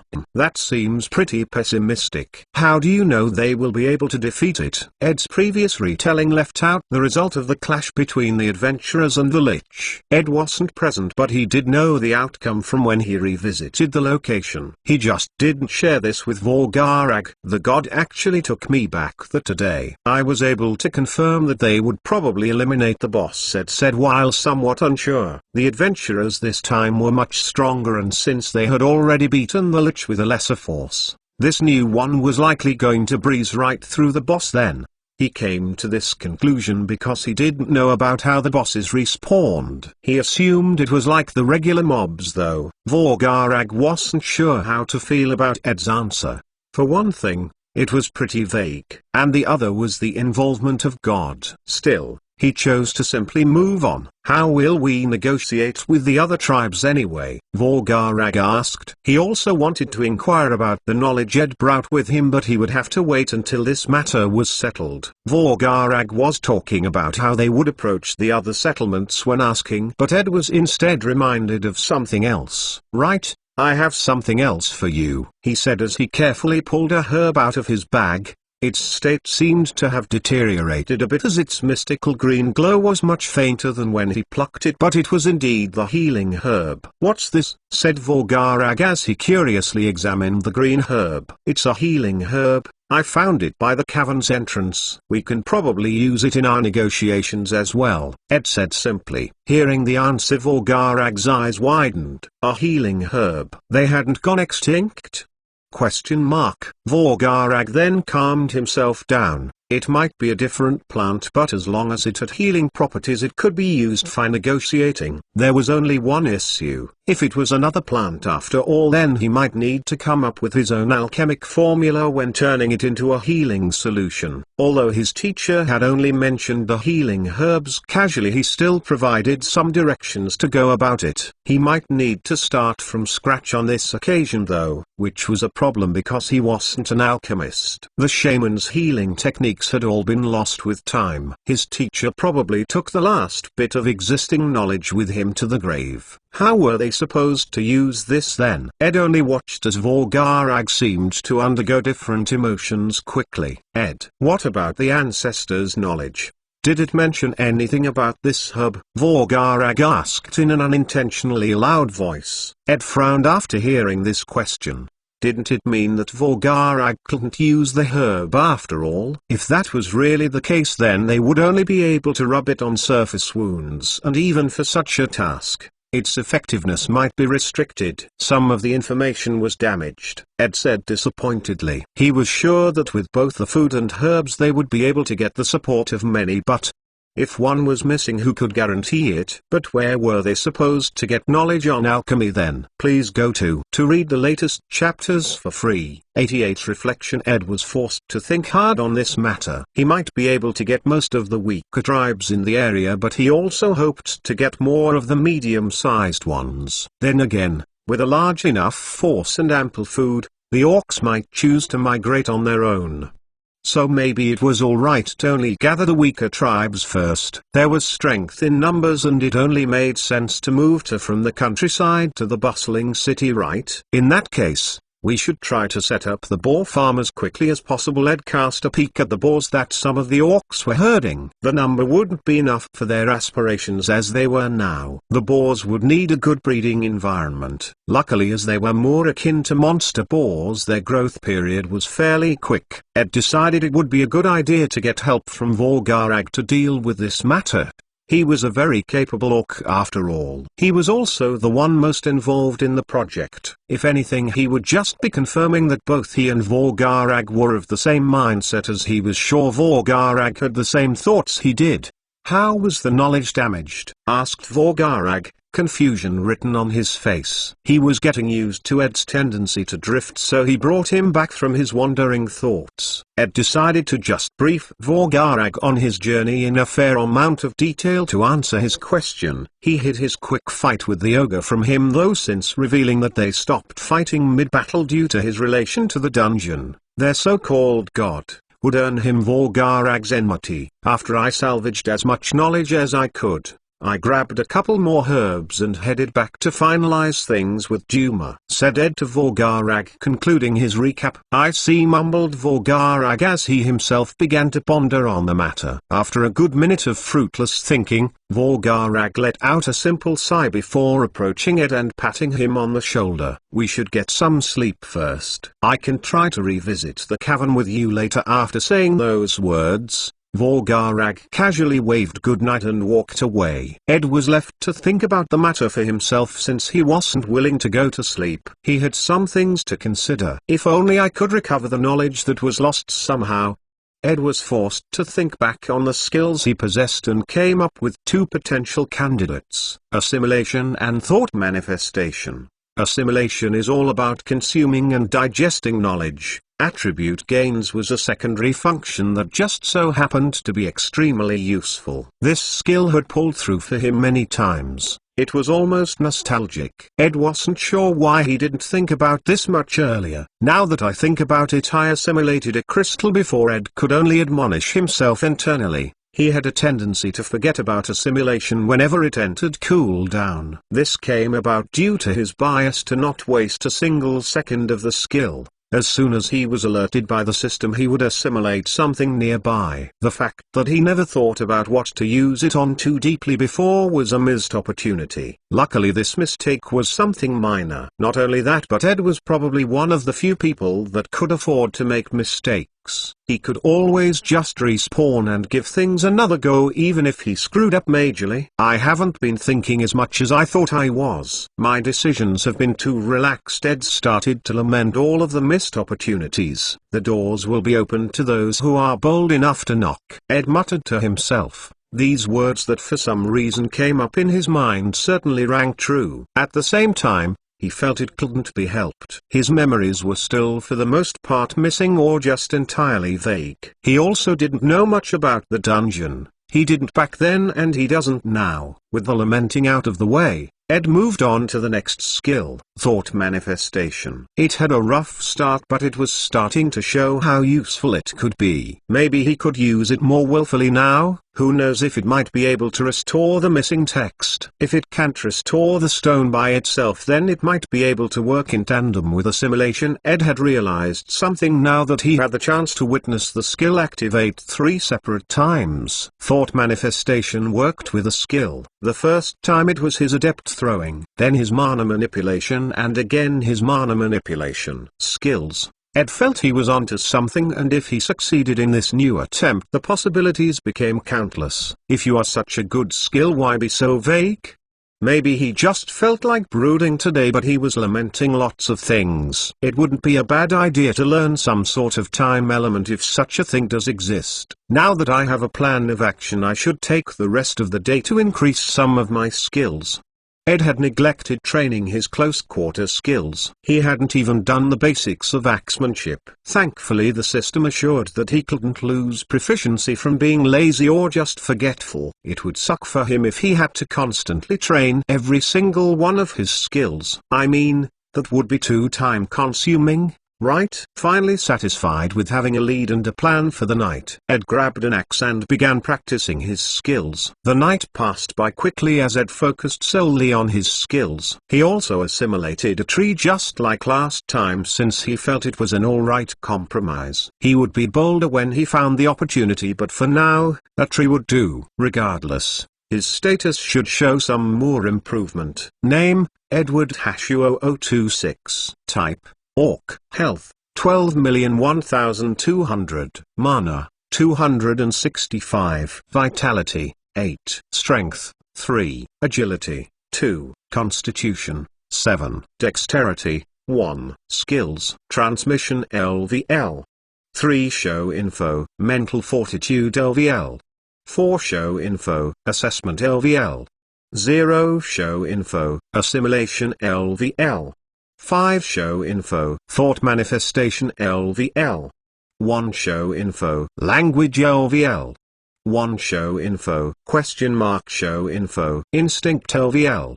3. Show info. Adept throwing LVL. 0. Show info. Mana manipulation LVL. 6. Show info. Axemanship LVL. 4. Show info. Eloquence OVL. 2. Show info. The most substantial difference was that by assimilating 2 trees he acquired 4 constitution and vitality attributes.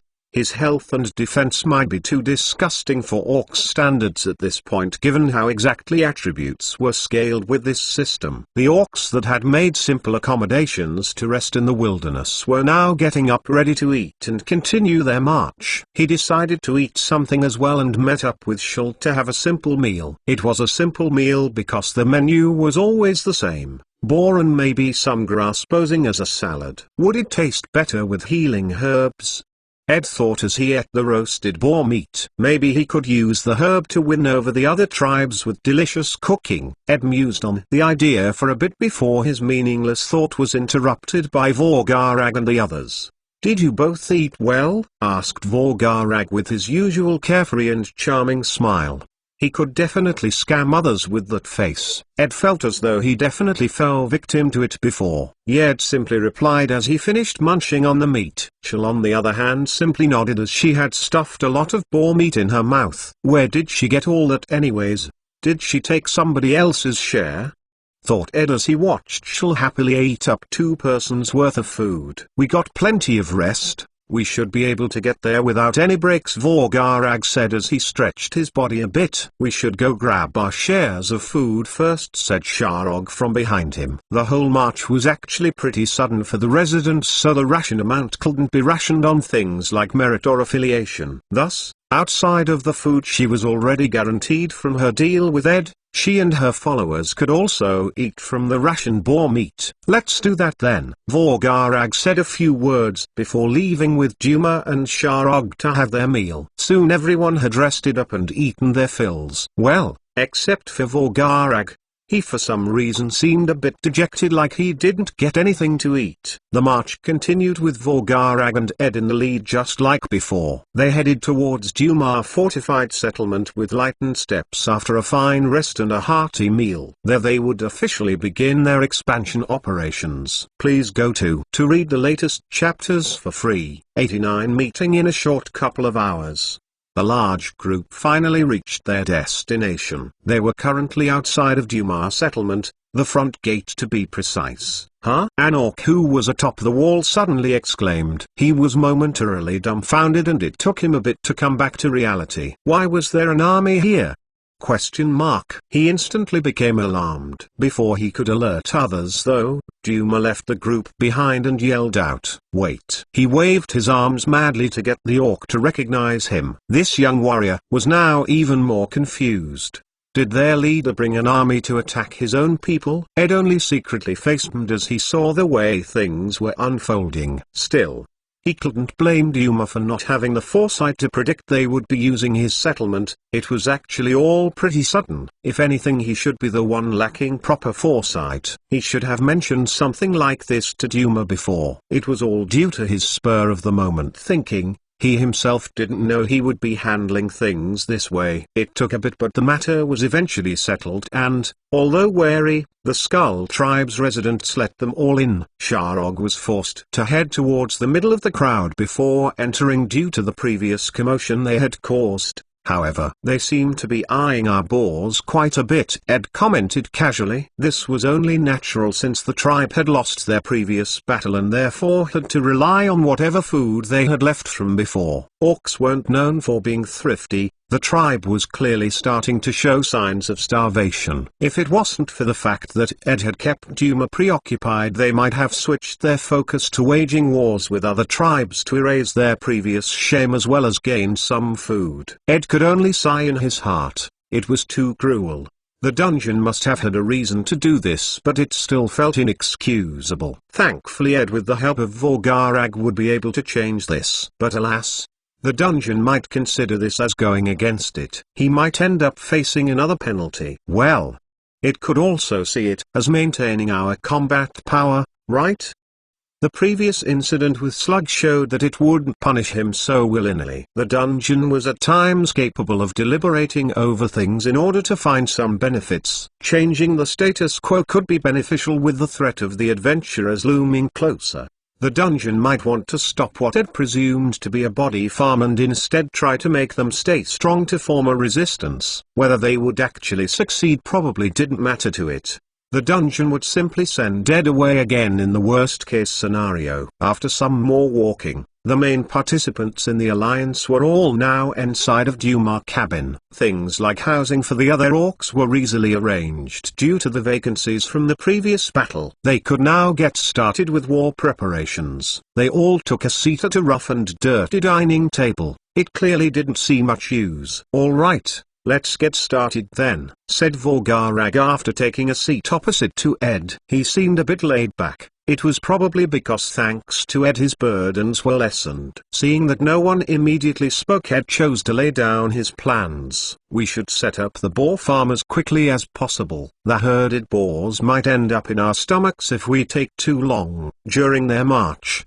they had killed some of the boars to get food. They couldn't keep doing that here as well before getting a stable supply. "Who is in charge of that?" asked Duma. "Naturally, since this is your settlement, you are. Find a good location. It should have plenty of access to grass, roots, mushrooms, and the like. Vorgarag can help past that point," Ed told Duma matter-of-factly. Duma was forced to think about if such a location existed. This settlement was deeper into the forest, so things like mushrooms could be found here and there, and the grass wasn't really an issue, but he mostly fooled around, so he really needed to think about this. "Next is fortifying this place." "I think you were heading in the right direction," Ed said while talking to Vorgarag. The cannons he placed atop of the settlement walls was something that Ed found interesting. It was solely because he didn't think such a thing was possible, especially not for orcs. They, unfortunately, had to leave them behind, though, since bringing them would delay their spontaneous march. "We should create some more arrays to aid in defense. Obviously this task is also Vorgarag's." Ed slurred the end of his sentence as at this rate things would start to pile up for Vorgarag. "I can help," butted in Sharog, noticing Ed's plight. She was a shaman as well, so she knew a thing or two. Her tribe was much smaller though, so her expertise in this area couldn't compare to Vorgarag's. "That's great then," said Ed, genuinely delighted. It was a good idea to have her on board. Vorgarag then put on a thinking pose before pitching in with a couple of suggestions. "As far as what arrays we can use, I think that new crystal you handed me could come in useful." Vorgarag was obviously referring to the pseudo-element crystals he had found. Ed didn't know how to use them, but that didn't mean Vorgarag didn't. These things could be used on pseudo-element spell arrays. While it was possible to simply combine two elements through the array to cast pseudo-element spells, that wasn't nearly as convenient. Since these special crystals had already merged the necessary elements, the array would seem much smaller and could thus be more effectively used for things like traps. "The only issue is supply. There are more of these, right?" asked Vorgarag while still thinking about the different traps he could make. If he had a nice element one, for example, he could use it to freeze intruders. If not, it could at the very least slow their movements. "Yeah. The cavern is 2 through 3 hours away," Ed said while remembering his own journey. He couldn't accurately keep track of time since he didn't have a watch, but he felt that this measurement should be more or less accurate. "We just need to get some of the orcs here to mine the crystals and bring back a lot then," Sharog said after getting immersed in the atmosphere. That might be a bit hard on time. It was realistically the only real option though. Since the trip would take 23 hours, that would be 46 hours for a trip back and forth. This obviously didn't include that they would be carrying crystals on the way back. If the adventurers really came in just a couple of days, their preparations might end up unfinished. "We don't have a choice. We can just make it up with manpower. We have plenty of young and strong orcs here." Sharog put the final nail on the matter. "We should arrange that as soon as possible then. I and Ed will take part of the first expedition," Vorgarag said, hoping to get to see the ancestors' knowledge as well as the dazzling cave. Ed obviously didn't oppose either, since he intended to assimilate the boulder of knowledge. He instead nodded in agreement. "That's it, right?" asked Duma, who all along simply listened from the sidelines. "No, there is one more thing. Once Vorgarag and I set off for the cavern, Sharog should try to get us some more allies." Ed felt that this was a logical arrangement. Not only was Sharog smart, but she was also beautiful. Orc tribes are mostly led by males, so her words should prove especially persuasive. Outside of that superficial reason, though, she was also a local of the area. By myself, Sharog wasn't entirely willing to do such an arduous task by herself. She was mostly hired to help in battle, not their preparations. "Just take some strong or smart individuals with you," Vorgarag said casually as he got up from the table. Seeing Vorgarag get up and ready to leave, Duma quickly excused himself. Sharog wasn't sure what she should do right now, but she started leaving as well as the meeting seemed to have been effectively dismissed. Ed also stood up, wondering what he should do until those things were arranged. "I'll go find out where he'll be sleeping and we can then head out," Vorgarag said from the open door. He was obviously ready to leave. Maybe he was anticipating the knowledge on the rock. "We are heading out without the other orcs?" Ed asked doubtfully. Didn't being part of the first expedition mean leaving with them? It would just be surveying the area. Plus, by the sound of things, those herbs only grow near the Mana-rich cavern. "We should hurry if we don't want the orcs to potentially damage their environment." While this sounded logical, Ed knew it was just a reasonable excuse. "Great then," he said with a smile in approval. Gathering the orcs to perform manual labor was a sluggish process. With such a great excuse to test out his understanding over thought manifestation sooner, why wouldn't he agree? "We will meet half an hour later," Vorgarag said casually before leaving. "Got it," Ed casually responded in kind.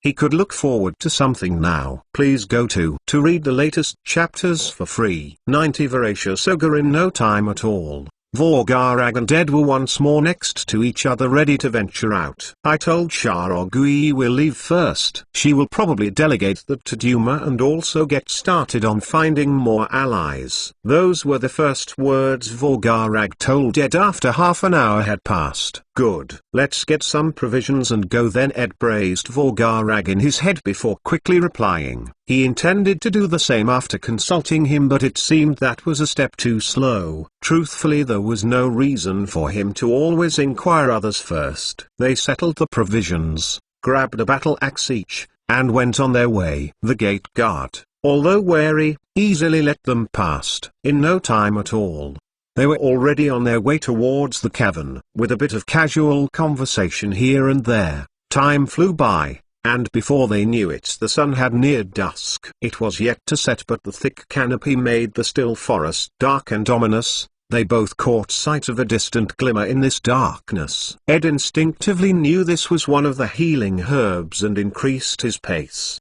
Vorgarag followed behind him. Soon, a large mountain and its rocky exterior were both in sight. The gaping mouth of the mysterious cavern similarly welcomed them. "Those herbs are the healing herbs," Ed said as he scanned the area. Maybe it was due to the mana-rich environment, but even the areas from which he plucked a couple of herbs, new ones had taken their place. "They are fascinating." Vorgarag was amazed by the many green glittering lights that shined in the dark forest. This only made him hold higher expectations for the light show Ed told him about the day before. "Let's go inside then," Ed said expectantly. He still remembered when Vorgarag showed him the 4 crystals in the secret passage. Now it was his turn to show him something much better. They entered the mouth of the cave and walked in total darkness. It didn't last too long though, as the visibility started to get better and they turned the corner. The dazzling light show of myriad crystals was showing off in full strength. Vorgarag was momentarily stunned by the sheer quantity, the number of things he could do with so many crystals. The prospect alone was invigorating. Noticing Vorgarag's change of expression, Ed decided to give him a few words of caution. "Past this section,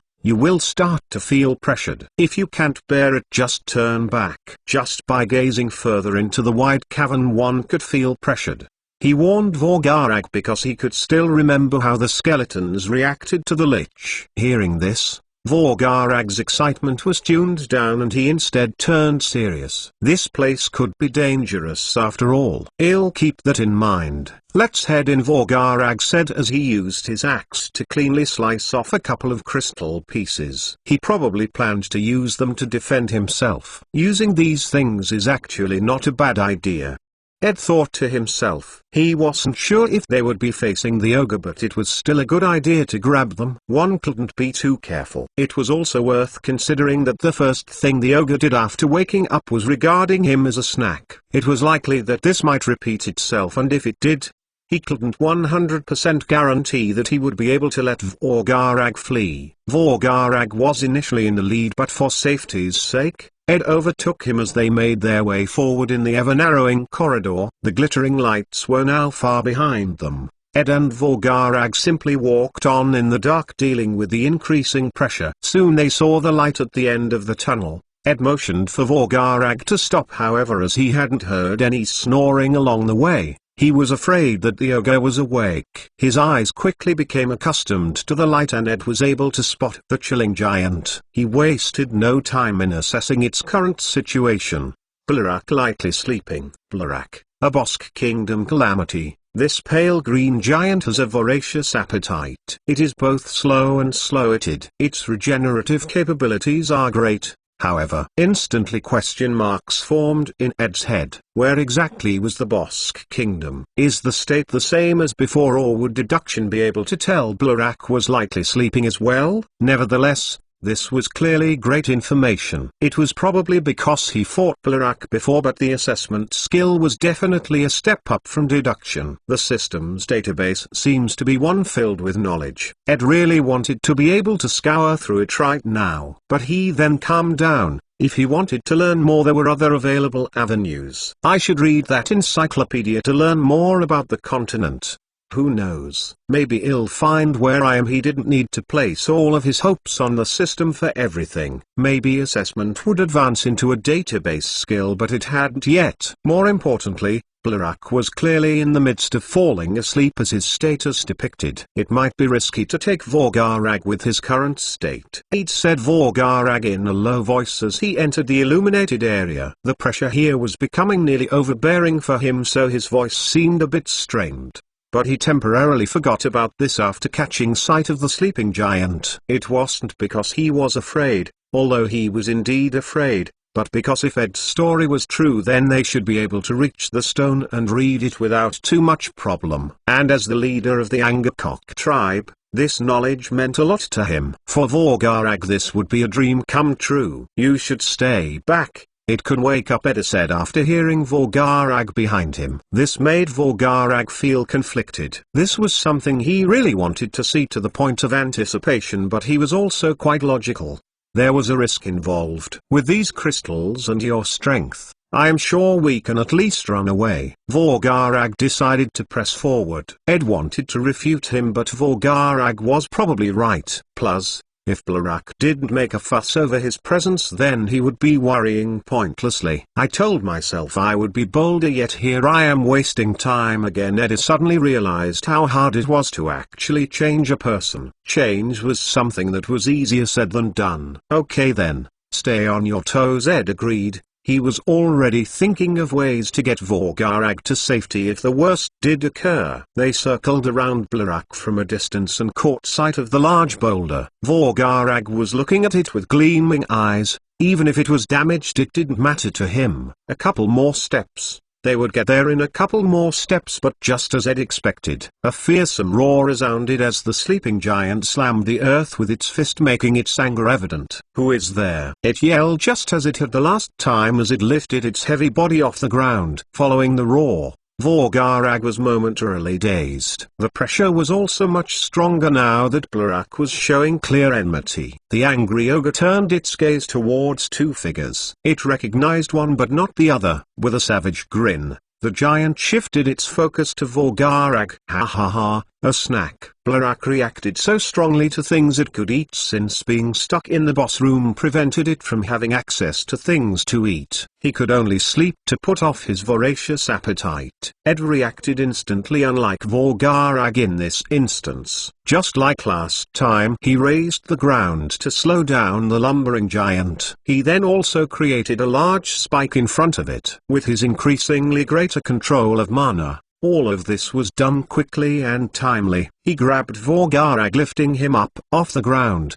His strength attribute was at 3, so lifting up the lean Vorgarag was a cinch. "Hey, snap out of it and get ready," Ed yelled, not bothering to find out the aftermath of his attack. It was only to buy time anyways, as Blarak would easily regenerate such an injury. Vorgarag naturally awoke from his stupor. But get ready for what? Ed mustered his strength and tossed Vorgarag further away from him. The distance wasn't large, but since Vorgarag was previously dazed, this allowed him to get a head start. Another loud roar then reverberated inside of the hollow mountain, effectively stopping Vorgarag in his track. Who knew that its roar had such an effect? Thus Ed no longer relied on Vorgarag and decided on a more magical solution. He shifted the earth under Vorgarag's feet, shifting him towards the entrance the same way the Lich had once done to him. Blarak, who was impaled by earth and spike, was much more infuriated. The champion stopped him from eating, but he couldn't let the snack escape.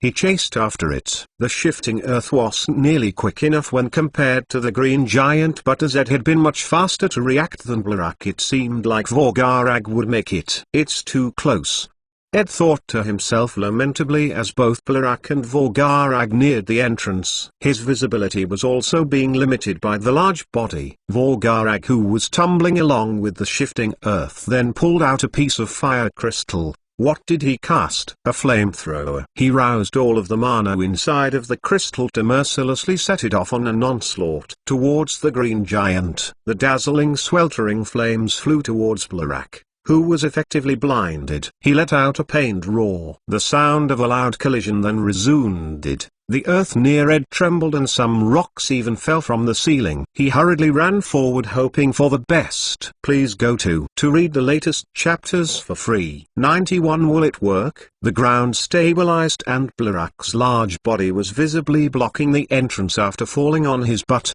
He shook his dazed head as he tried to analyze what just happened. "Ah! That was f***ing close," shouted Vorgarag from inside the passage. Ed, who was running behind, stopped his full force sprint after hearing this. He smirked involuntarily. It seemed even Vorgarag could curse from time to time. "Ugh, my snack!" Blarak yelled out ferociously in his husky voice. He madly clawed at the entrance of the cave, trying to widen it in any way possible, but it was to no avail. His strong and large hands did not leave a scratch on it. No sign of harm was shown on it, as a matter of fact. This didn't stop the ground from trembling violently with each strong punch or scratch he performed. "My snack!" He wailed. His blood boiled from his fervent anger, which could not be easily quelled. He slammed his heavy fists on the ground and fell to his knees. It was his way to vent his final frustration. "My snack!" Like a child, Blarak couldn't cope with the fact that his snack was taken away. Its only chance to eat something for what felt like years was so rudely taken away. "You will pay, champion!" he screamed out, not hiding his seething anger. Vorgarag, who barely made it to the other side, finally heaved a sigh of relief after seeing that the ogre's onslaught did not damage the wall. His relief then changed into confusion after hearing its furious words. Blarak turned around, not hiding the hatred evident in its large eyes. He stared madly at the distant Ed. "Well, damn it!" Ed subconsciously gripped his battle axe as he prepared himself to face the angry Blarak. He could run away to wait out its temper tantrum, but time-wise, that wasn't the best option. Kawampio-oon. The bumbling fool ran forward with evident madness, its speed seemingly overbearing, causing Ed to subconsciously flinch. Nonetheless, faster than he was before? It wasn't hard to top that. Ed could still easily cope with Blarak's speed. Compared to the adventurers, this was almost a piece of cake. Ed conjured a sharp blade of wind. It flew straight towards Blarak's face. The angry giant took its head. The wide gash that the sharp wind created promptly healed as it missed his eyes. Ed lamented not being able to control the spells after casting them, but he didn't stay idle. Steam. He was hoping to try it out to trick Blarak. His personage was quickly covered by a steamy fog. Ruua! Blarak yelled in anger after it saw its worst enemy escape from its clutches. He didn't give in so easily though. Blarak dived headfirst over the foggy area, causing a strong tremor upon impact. Luckily, Ed wasn't stupid enough to only cover both his enemies and his own vision. Ugh! Yelled Blarak after diving in belly first into rows of slanted spikes. Its plan to sweep Ed aside with its enormous body had clearly backfired. Ed didn't expect Blarak to do such a thing, but he definitely benefited. He had already run away from the scene of the crime. You've been dealt damage. 12 horsepower. A medium-sized rock cracked apart on his head. He clearly didn't see it coming. Damn, he rubbed his head, a bit dazed by the collision. Luckily both his vitality and constitution had increased significantly, so his capabilities were not diminished. Campion. Blarak wailed tearfully, adding habitual angry sobs. His yell was strong enough to blow away some of the steam which was already starting to fade away. Ed had run quite a distance away after Blarak was stuck on the spikes, but a hint of fear inadvertently found a place in his heart. Blarak used his arms to push himself off the earth and stakes. He gritted his teeth with every inch. It was quite a sight to behold, as it demonstrated his unwavering determination. Having had enough of Ed, Blarak ran for war. The hell? Yelled Ed internally as he hastily cast the Earth Dome spell. The heavy Blarak managed to do a running jump with its heavy body, instantly closing the new distance between itself and Ed, just as it seemed that Blarak would pound the dome with its strong overhead smash. Wargghh! It yelled out in pain, its muscles freezing in midair. The momentum caused him to crash against Ed's dome. FCK. Ed cursed as he fell off his feet following the crash. The dome barely held on. Cracks visibly ran across it. Stoop! Blarak madly contorted next to the dome as if something was trying to kill him from the inside. Ed knew very well what must have been happening right now. At least I am not the only one that gets to suffer that pain. It was clearly the same thing that happened to him whenever he disobeyed the dungeon. Vorgarag simply eyed the giant that was bawling its eyes out from the distance, extra confused. Why did that happen? He couldn't help but ask himself internally. Ed undid his dome after no longer feeling the shaking earth underneath his feet. He got up off the floor and dusted himself a bit. He could hear Blarak breathing roughly as he stared off aimlessly towards the ceiling. He could understand how the giant felt right now. He was feeling a bit of sympathy even. Vorgarag, stay there. I'll handle the boulder. Ed yelled loudly from next to the tired Blarak. Alright, be careful, shouted Vorgarag from the entrance. His shout had signs of clear disappointment. It was a pity he wouldn't get to see the boulder himself. I could try moving it towards him, but he wasn't too sure if that would be a good idea. It was moved in there for a reason, right? Not only that, but he would be assimilating it anyways, which would obviously make it disappear. Ed then turned around. He jogged towards the boulder. It now laid in front of him a second time, in its grand dullness. The bluish boulder and its carvings weren't much of a sight to behold for those incapable of appreciating its historical value. Ed clearly wasn't interested in its appearance. He started to circle the boulder, skimming for any signs of the word alchemy or just healing herb, potion, etc. Even just half of it will do, but no matter where he looked he couldn't help but get more and more disappointed. It can only be in one of these spots. Ed looked at each. The 3 areas had been scrapped off of the boulder with no signs of them anywhere. Do I really need to assimilate one at random? It was a 1 in 3 chance, assuming that the formula existed at all, but he probably wouldn't be that lucky. Fortune favors the bold. He grit his teeth as he held out his hand in front of him. Please be the formula. Something on alchemy. He yelled inside his mind. With closed eyes, he approached the leftmost area. If he remembered correctly, that site had spells like entangled written on it. A good a guess as any. Barely passes as an educated one. Assimilation. He stopped his ritualistic internal chanting and activated his skill. U003C Thought Manifestation 003E is in effect. Assimilation on cooldown. U003C Alchemy LVL 1 U003E acquired. Ed heaved out a giant breath of relief. He had been holding his breath throughout the whole thing. It worked. It took him a moment to really let that sink in. Why did that work? He asked with a chuckle. He didn't expect it to work. He stopped wasting time and analyzed what his new skill was all about. He could already find a formula for the healing herb inside of his head, but it was best to see the skill description. Alchemy LVL.1. You know an alchemic formula and its process. Normally Ed would react with awkward silence, but this time it didn't matter if it was level 1. This was exactly what he needed. Who knows? Maybe unlike with his swordsmanship, he would be able to get this skill to level up. Please go to read the latest chapters for free. 92 building, she said. Did you find anything?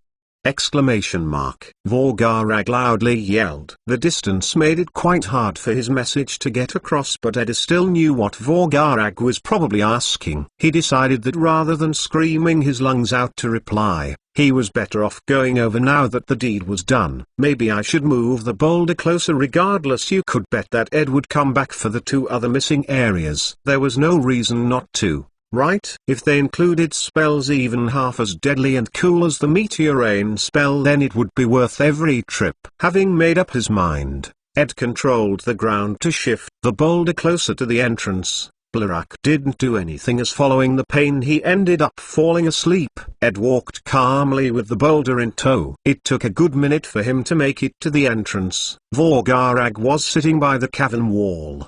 He probably had his own things to think about. Vorgarag looked up after feeling soft vibrations coming from the ground. He wasn't looking towards Ed but rather at the boulder he patiently escorted. You brought it with you, he said to Ed, somewhat in disbelief. Walking so nonchalantly with a boulder in tow wasn't so easy. A lot of mages would stand still when casting or manipulating elements, since it was much easier to concentrate.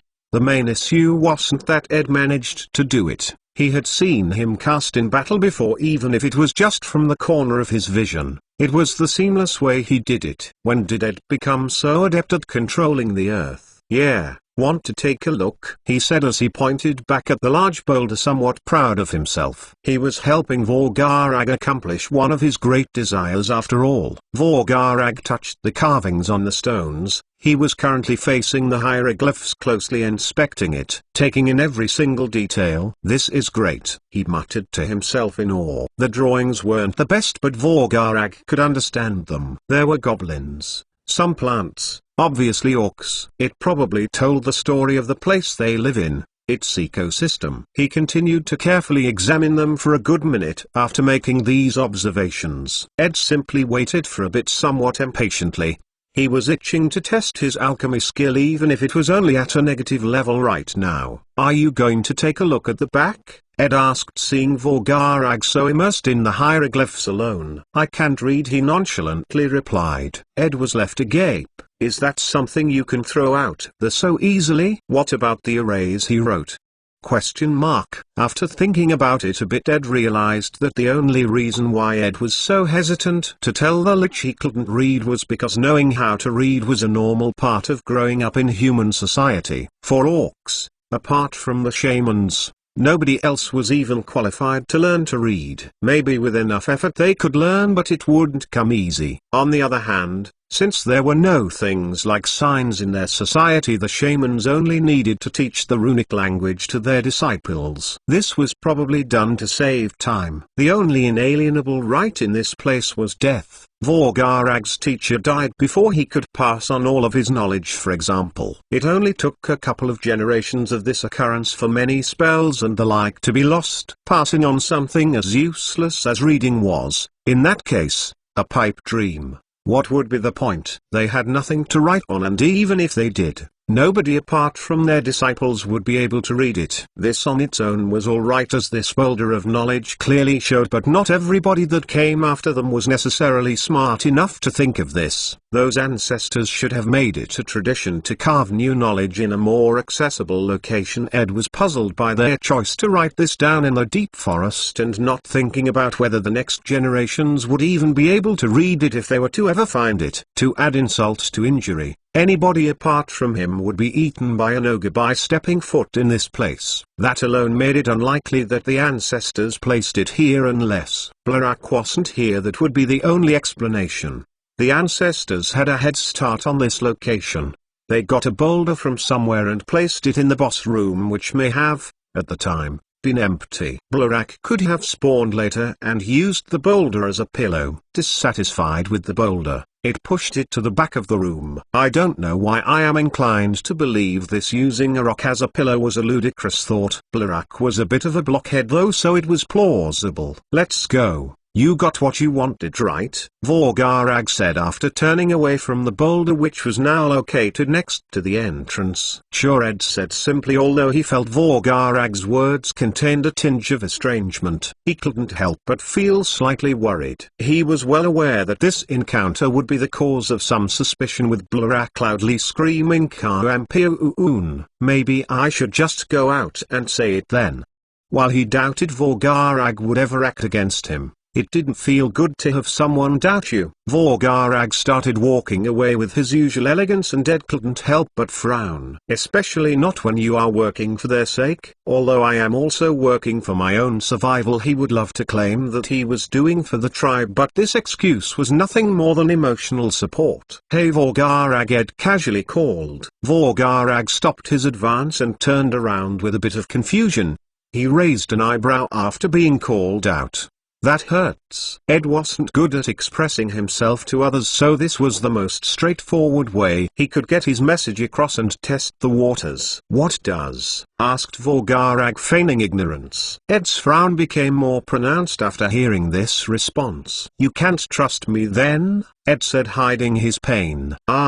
Maybe he made a mistake. He thought that not getting close to the skeletons was a good idea after being taught a painful lesson. Seeing how human-like the orcs were, he threw this lesson to the back of his mind. That's not it, Vorgarag also said with a frown. Clearly Ed didn't intend to let this go. Am I not your disciple after all? Did saving you mean nothing? Or maybe you think immortality doesn't come with a price? Ed fired on all cylinders. He didn't intend to create too much drama. He just wanted to not have to deal with this in the future. His immortality didn't come with an obvious disadvantage. Sure, he didn't lose his mind with each death. His skills don't deteriorate either. But there was a loneliness that came with it. There was the dungeon that came with it. Ed didn't know how he died, but if he could choose between here and simply remaining dead, he would choose the latter. Now that he was here, he would make the most of it, but it wasn't a gift. That was the point he wanted others to understand. Vorgarag, on the other hand, was forced to think back on when he first officially took him in as a disciple. The first thing he felt after seeing his great potential was jealousy. He wasn't a good individual. He was overcome by grief upon seeing Ed sacrifice himself for him. He wanted him back, another chance to do things differently, but once he returned, his heart was instead filled with suspicion. Ed had done lots of things for him and the settlement up to that point, even when you consider his short stay and his status as an outsider. Damn it, Vorgarag mumbled. He covered his face with one hand and looked away. He was embarrassing. A still silence was what followed. Ed simply stood there waiting for Vorgarag to regain his bearings. By the look of things, it all worked out. Let's go. We need to make sure we have a good area for the herbs by the time the others get here, Ed said as he started to leave the area. You are right, Vorgarag replied. He didn't apologize. Ed's words clearly indicated he was already forgiven. He therefore found it unnecessary. Vorgarag and Ed headed back to the outside as if nothing happened. Their friendship was definitely strengthened by this. Vorgarag definitely wouldn't find himself wavering so much in the future. On their way out,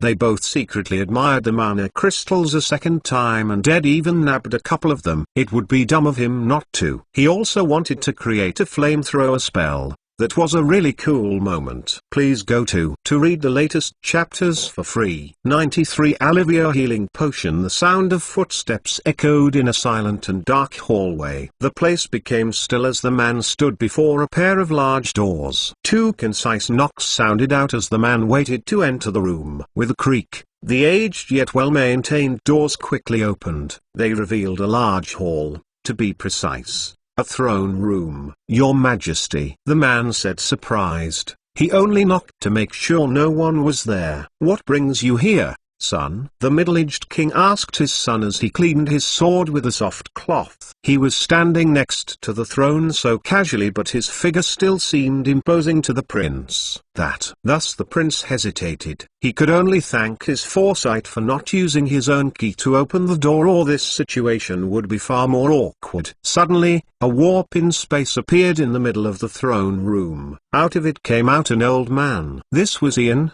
He was the only one that owned the throne room's coordinates after all. Master Ian. It was now the king's turn to be surprised. Why did this man appear so suddenly at such late hours? "Brennan, you are actually here," Ian said after casually stepping out of the portal. He also threw a glance at the prince who stood dumbly by the entrance. The king, Brennan II, quickly cast aside his sword. Some might think it unwise to throw one's sword away when an unexpected guest arrives, and they'd be right. But that only applies when you believe you stand a chance against the said guest. Brennan II was not a great warrior. He was merely at the peak of the class which shames his many predecessors. It is something that brings him great sadness and sorrow. The king should be the top authority, or at the least be among the peak in his own domain. His first son, who only turned 21 recently, was already of the same rank in terms of strength. He was expected to catch up in 1 year, and surpass him either the next or the following. "But it's good you are here," Ian said while stroking his grey beard. "I have a favor to ask of you." "Well, it would also be doing yourself a favor," Ian said ambiguously. The king was initially happy after being asked for a favor, but the latter part quickly put him on alert. Ian then shot a look at the prince, who paled and quickly left the throne room. He made sure to close the door behind him. "What is it, Master Ian?" "Do tell," the king carefully prodded after his son had left the room. "You should get some of your knight commanders to deal with an internal crisis," Ian told him. Internal crisis? Was the prince perhaps planning to take the throne sooner than he anticipated? The king wondered with a confused expression. Brennan was at least not a fool. He knew that with his meager strength it was only a matter of time until he was forced to hand over the throne. This was especially upsetting because it meant that his other children wouldn't be given a chance to bid for the throne. Having read Brennan's expression, Ian was forced to redirect his line of thinking. No, to be more accurate, deal with a dungeon. A calamity. Ian's next words took Brennan Bosk a bit to process. A dungeon? Why did he need to send the Royal Knight Commanders for that? Now outside, Vorgarag was crouched down studying the healing herbs which he learned were called Arlivia herbs from Ed. Ed learned this from assimilating the boulder, of course. "I doubt we can grow these back at the settlement." He paused. "At least not without bringing some of the large crystals back with us," Vorgarag added, "and even if they did that, their growth might be stunted." "That's all right. They seem to grow well on their own. We should just sow some seeds and have some of the orcs bring them back along with the crystals," Ed said pensively. "It would also be a good idea to keep some of the seeds to prevent a worst-case scenario." "That settles that then. Let's just verify that potion recipe," Vorgarag said as he stood up and dusted off his hands. "All right then. We need a contain." Ed cut himself off. Following Vorgarag's actions, he created a pot out of the nearby rock face. "We probably won't be using it long, so this should be enough," Vorgarag said as he passed the pot over to Ed, who smiled in response. "My turn then," Ed thought after grabbing hold of the pot. He didn't have a boiling water spell, but by combining the principles of steam and water spurt he could do it. He could create a new chant. Well, an altered chant, like copying certain pieces of codes from here and there to create something new. After putting this into practice, water spurted into the pot from above it. The important part was that it was scalding. Vorgarag wasn't expecting Ed to be so direct. He thought they would boil the water using fire like one normally would. He really needed to correct his rigid thinking if he wanted to improve in the field of magic. All right. That settles the solvent. Having a solvent was an important first step when creating potions. Alchemy in this world could be boiled down to a single principle: don't let it explode. All an alchemist had to really do was memorize recipes. But if it was really this easy, then it probably wouldn't exist as a profession. After memorizing their recipes, they needed to put them into practice, and every ingredient has a different level of volatility. This where solvents come in. A solvent's job was not only to dissolve the ingredients but also to stabilize their solution. Water was the most basic of solvents, so it could only dissolve substances. Nonetheless,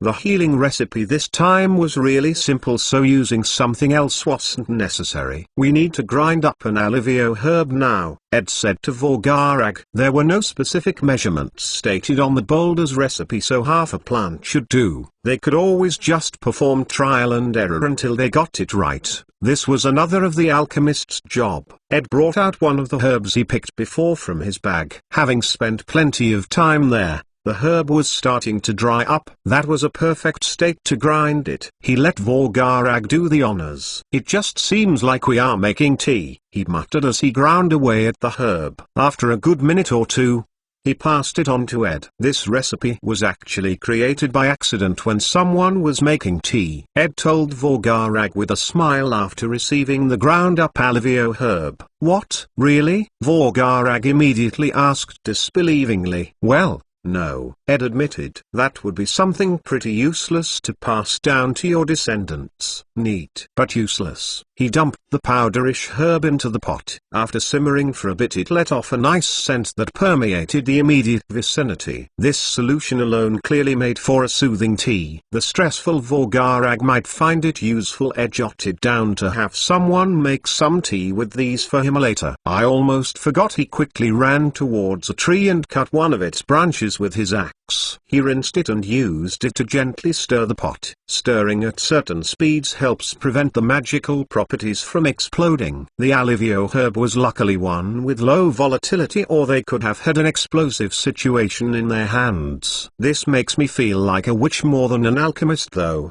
Ed could still remember a thing or two on witches, particularly that they would brew potions in a cauldron. The scent of the tea, potion, became more fragrant. This was the cue to proceed with the next step, blood. Suddenly, Ed cast a small blade of wind towards his arm. He held the open wound over the pot, spilling blood into it. "You've been dealt damage. 2 horsepower. What?" Vorgarag was shocked by Ed's sudden act of self-harm. "The next ingredient is blood with high vitality." Ed was obviously the man for the job. As a matter of fact, his bleeding had already slowed down considerably and showed signs of soon stopping. They then heard a popping sound. The sound started to become more pronounced and Ed became alert. He began to moderately stir the mixture. The popping sounds soon faded away as well. The 2 reagents, the blood, and the herb, were currently reacting to one another. The healing properties of the herb were, thanks to his stirring, mixing with the blood. Ed stopped stirring after a bit. The solution had become a diluted red color and no more reactions were coming from the pot. "We might need a smaller pot," Ed murmured to himself. The measurements were evidently wrong given the potion's color. He had to either add less water, essentially reducing the amount made, or spill more blood. Of course, if he chose the latter, he would also need to add more ground herb. Ed then created a cup from the dirt. He reinforced it with mana so it was as good as anything else, and dipped it in the potion. "It's done?" Vorgarag asked, confused. Wasn't that too easy? He might really believe what Ed told him earlier. Ed chugged the potion down. The taste was a bit poor. It also left a lingering taste of blood. But the taste wasn't the selling point. It was this. Ed's cut glowed a soft green and his skin started to heal. After nearly a minute,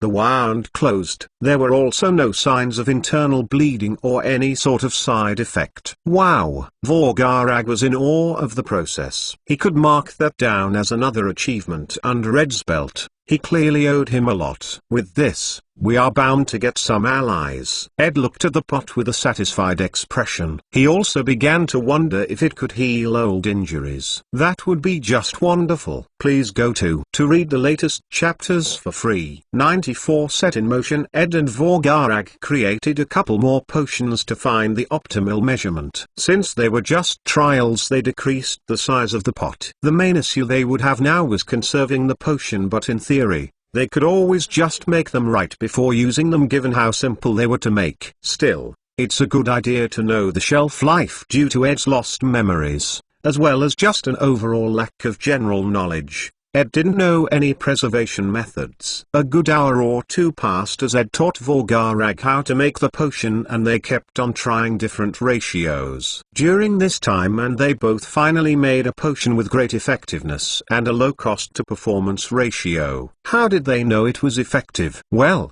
let's just say Vorgarag didn't let Ed off. "We did everything we set out to do. We should return and help Sharog," Ed told Vorgarag, who was currently tasting the different potions they had made. "I think the ones with more of your blood spoil faster," Vorgarag said with a sour expression. He also then let out a couple of coughs. "That potion clearly didn't taste very good. I guess we should just stick with the diluted ones for small injuries," Ed replied. "If the potions spoiled too quickly, then impurities could build up which could lead to sickness or injuries. This was not a desirable outcome, especially not when performing trades." Ed watched as Vorgarag fiddled with the potions a bit more while still expecting an answer to his earlier question. "All right then, let's pack up and go." Vorgarag emptied the pot of rock as he prepared to take it with them. They would need this one for reference. After gathering some alivio herbs, seeds and planting some around the area, they were ready to head back.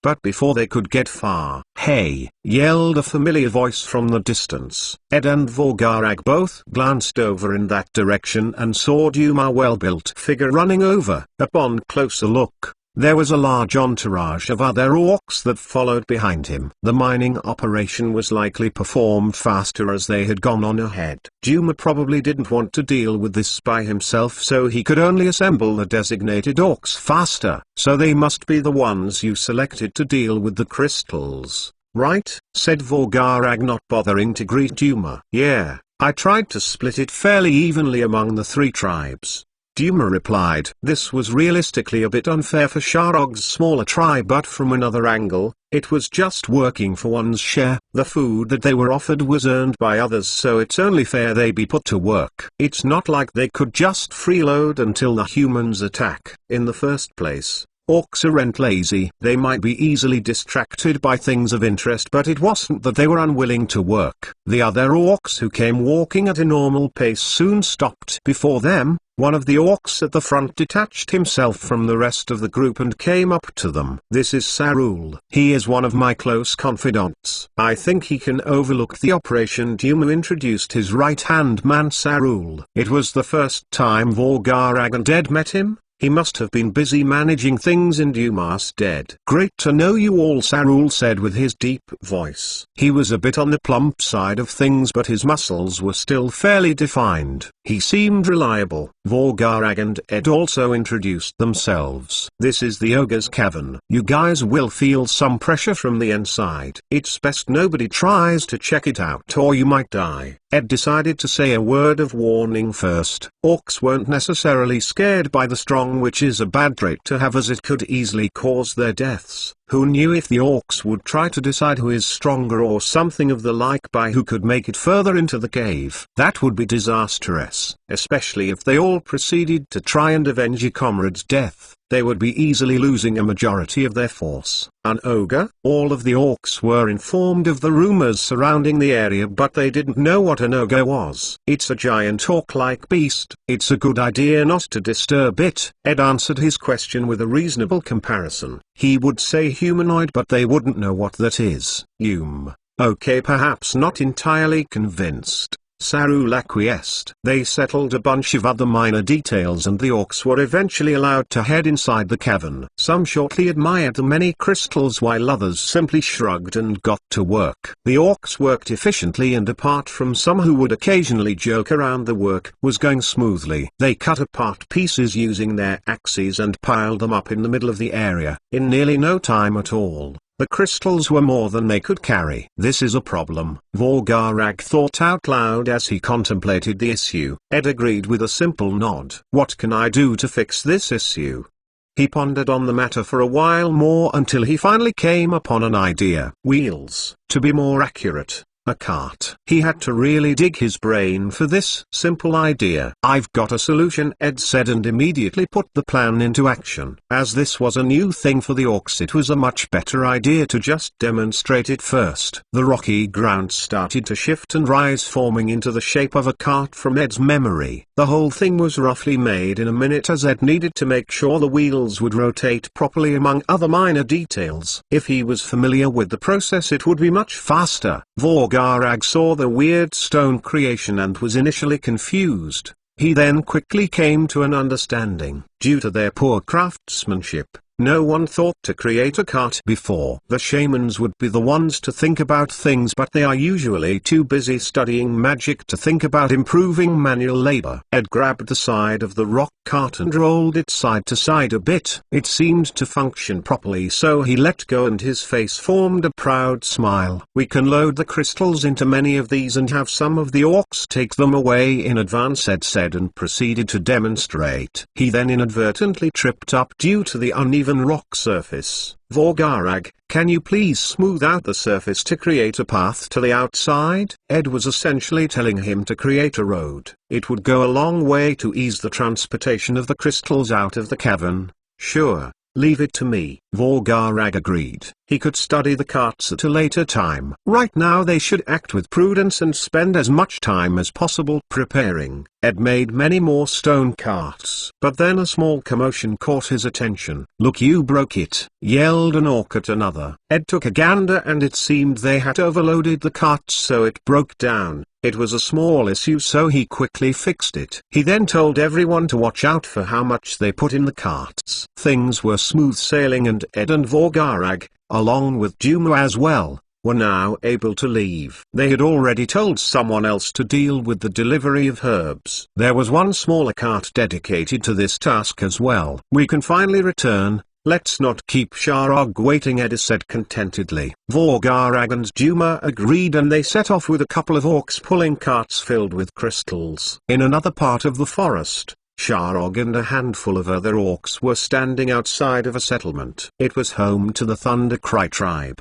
The walls were high and made of stone and put together with clay. This was done on purpose as to not have their walls catch fire. Based on the little research Sharog did on this tribe, their heritage was that of lightning. That is to say, lightning techniques were practiced by the shaman leader and their successor. This settlement was also a fairly advanced one. It housed 200 plus orcs, each boasting great strength and bravery. Their masonry skills were lackluster by Earth's standard, but to other orcs, their walls were quite impressive. "Hey, you there! What are you doing here?" shouted an orc from atop the said wall. "I want to speak to your tribe leader," Sharog shouted in response. The orc frowned slightly, but Sharog couldn't see it too well from below the walls. "Dagash is busy.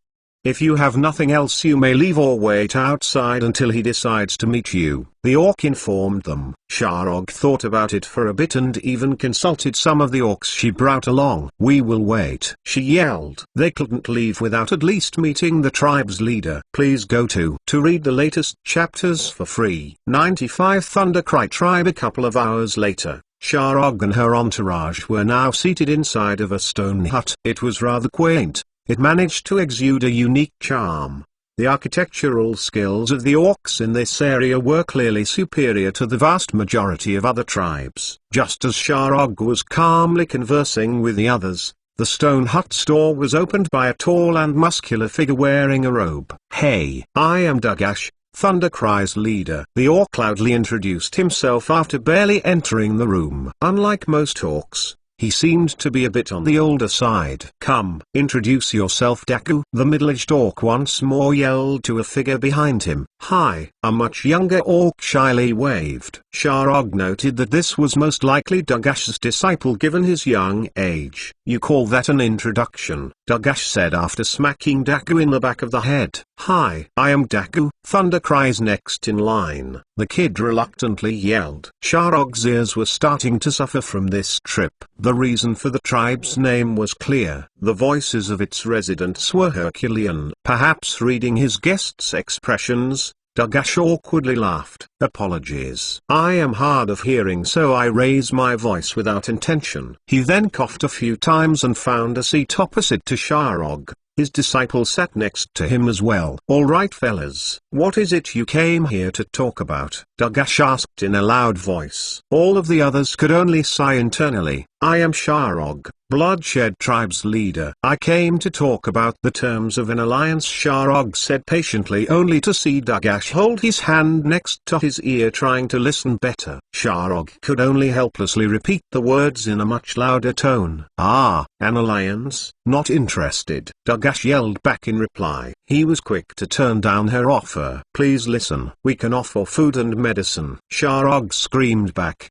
The people sitting next to her were getting dizzy from the scream off. Dagash's ears perked up more than they already were after hearing the latter words. Sharog quickly realized that there were likely many injured orcs in this village and therefore decided to push in that direction. "Where did you get medicine from?" Dagash yelled with interest. The Thundercries tribe's settlement was actually in a pretty desolate area surrounded by rocky terrain. It makes for good fortifications, but it isn't easy on returning soldiers. Not only that, but creating stone buildings can sometimes cause injuries even if only small ones. The constant harassment can lead to serious health issues, which was why the mention of medicine caught his interest. He was more interested in finding out where and how to make it than joining the alliance though, so he ended up asking straightforwardly. "That's a secret," Sharog told him while holding back a mocking grin. She was mocking herself, as she also didn't know. Before Vorgarag set off with Ed, he had told her about the healing herb and its potential in order for her to use it as a bargaining chip.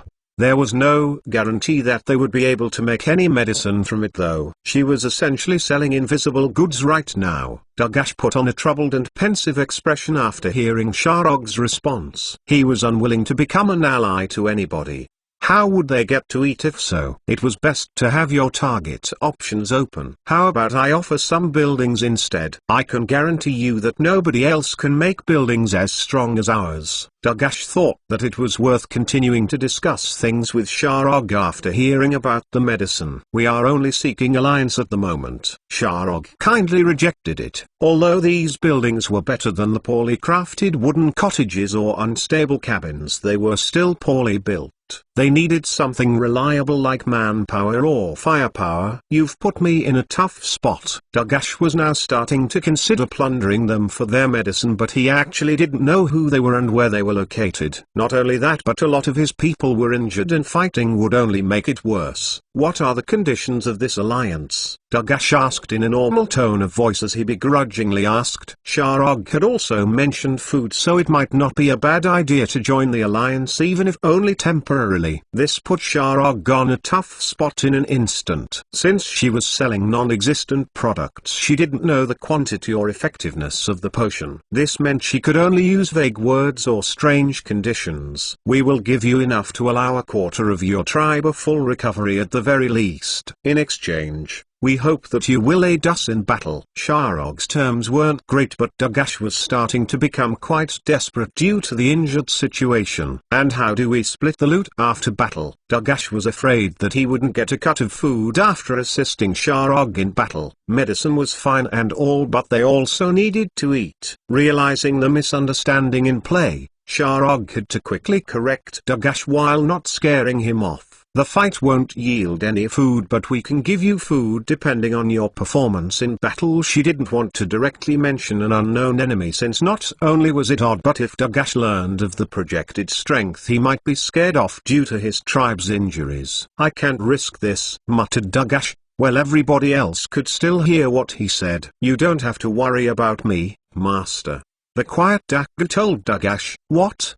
Question mark. How can I not worry? You don't have a leader's character yet." "I can't leave just yet." Dagash's unwillingness came from his desire to mold Dagu into a worthy leader for the tribe. It was already a miracle that Dagash had made it to his current age, given the great turmoil of the entire plains and forest area. Every day was a constant battle. The injuries he had incurred over all of these battles were starting to seriously affect him now that he was much older. If he went into battle, he could no longer guarantee he would come back. He was mostly alive because, right now, the Thundercry tribe seldom heads into battle. Most of their food came from stealing. Their tribe's foundation, the Lightning Steps movement technique, combines the tribe's lightning affinity with nimble steps to create quick and deft movements. These movements, which were learned by a majority of the warriors in the tribe, were perfect for stealing. As an orc tribe, they had their own pride, but unfortunately, their injuries made it a risk to enter direct confrontation. Dagash could no longer boast the name of his Thundercry tribe, which used to be known for their overwhelming battle presence. With thunderous roars and wild movements, the Thunder tribe used to be uncontested in the area. Their many victories and heritage was what led them to become such a large tribe. Dagash would feel lament just thinking about it. He had to mold Daku into a better leader than him. The tribe's issues had accumulated during his time leading it after all. He obviously lacked the necessary foresight. I already learned all of your fighting techniques. This tribe respects the strong. I don't need a leader's character, Daku decisively retorted. It was evident that this was something he had thought about previously. It was only that now he found an opportunity to voice it. Daku, leave for now. I'll discipline you later, Dagash said with a sigh. He was a bit happy that Daku managed to yell back at him, as it meant that his many lessons were finally starting to take effect. Daku was developing independence, but he still had to dismiss him as now wasn't the time. I am not leaving. I don't want to steal anymore. Daku stood up on the table and angrily yelled. The room was silenced following Daku's sudden outrage. It was only after a couple of seconds passed that Daku noticed his mistake. With an "oh," he hopped off and tried to scutter out of the room. But he was stopped by boisterous laughter. Extremely boisterous laughter. This could only mean it came from Dagash. Daku, you did it. You yelled at me. I am so proud of you. Ha ha ha, declared Dagash joyfully. If Ed was here, he would find his words to be extremely odd. Who would praise their disciple for yelling at them? All right then. It's decided. Dagash smashed his fist on the table. I'll be part of your alliance, shouted Dagash in a good mood. He would usually try to bargain more, but given the occasion of Daga's first outburst, he decided it was best to just accept. Since Daku said he was tired of stealing and these people were offering an indirect solution, why not take it? Sharog was a bit surprised by the weird turn of events, but she nonetheless wore a bright smile, as long as it meant success. Please go to read the latest chapters for free. 96 Unsuccessful return. The peaceful Arbor town was peaceful no more. The residents had gasped in surprise when they found out the should-be triumphant adventurers returned empty-handed. With great shame, the adventurers returned to the Freedom Union. There, Cl and Miller were waiting. Those that needed to mourn their friends and settle related matters were absent. The injured were also naturally excluded. A potion couldn't exactly fix a broken bone, at least not any they could afford. The losses were unexpected, said Cl as he pondered on the best ways to word this. Regardless, we learned a valuable lesson, Cl said solemnly. His facial expression showed that he empathized with them. He wasn't blaming them. What followed was a solemn bout of silence. The adventurers could only keep their head down in shame. It was especially so for those that had cowardly thoughts. Here it is, Cl muttered silently as he flipped through a couple of paper cards, ruining the atmosphere. Ahem. No matter how you prepare, you can never be truly ready. Keep this in mind, folks. An adventurer lives a life fraught with danger. There will be losses and there will be setbacks, but never, I mean never, shirk away when faced with death, because that is the same as giving up. Cul's words resonated with many of the class adventurers, as scripted as they were. Cul's top-notch acting skills made every word feel as though it was being said from the heart. Folks, you succeeded. Your mission wasn't to defeat anything, so stop looking so glum. You survived. Celebrate. Hey, I have a couple of good drinks we can share over a starry night. Won't that make you all feel better? Cul's few words were said with unparalleled seriousness until he inevitably revealed his usual behavior. Seeing this, Miller, who was standing behind him, decided to take over things. We will send each of you your owed sum as well as a small bonus. We failed to properly gauge the danger of this dungeon even with all of the underlying signs, so take it as an apology. As far as the distribution of loot, I presume there wasn't much. right? Miller jumped straight into business. Unlike Paul, who was acting, Miller was truly saddened by the events. It revealed the blatant corruption and overall incompetency of the Freedom Union as well as the uninvolved kingdom. Miller was extremely disappointed. But as a man of humble origins, he had no avenue to vent. He could only try his best to seriously tackle the matter. Samuel raised from his chair holding up a sheathed sword. This is the boss drop. Upon hearing this, some of the adventurers' eyes shone with greed. I am willing to pay remunerations to all of you to keep it. Any objections? Samuel's next words poured cold water on their fantasy. However, it would be extremely shameless to want to keep the sword when their contributions didn't match up to Samuel's. The room was simply silent and they all stared at Samuel, who was still holding the sheath up in the air. All right then. Thank you, everybody. I'll have it appraised and have Miller send you the money as soon as possible, Samuel said with a short bow. Unlike what others expected, however, he didn't sit back down. I hate to say this, but I would appreciate it if anybody is willing to return to the dungeon to scout the 4th floor with me. Samuel's words surprised some of them and Miller frowned visibly. Mr. Oakley, I think it is best we leave the meeting at this. I am sure everybody else needs to rest. Miller called the meeting to an end before anybody had an opportunity to respond to Samuel's query. Samuel reluctantly nodded and sat back down on his chair. All dismissed, Miller said. Everyone including Paul started to leave the room. Miller rolled his eyes in response. After a short while, the room had no one other than Miller and Samuel left in it.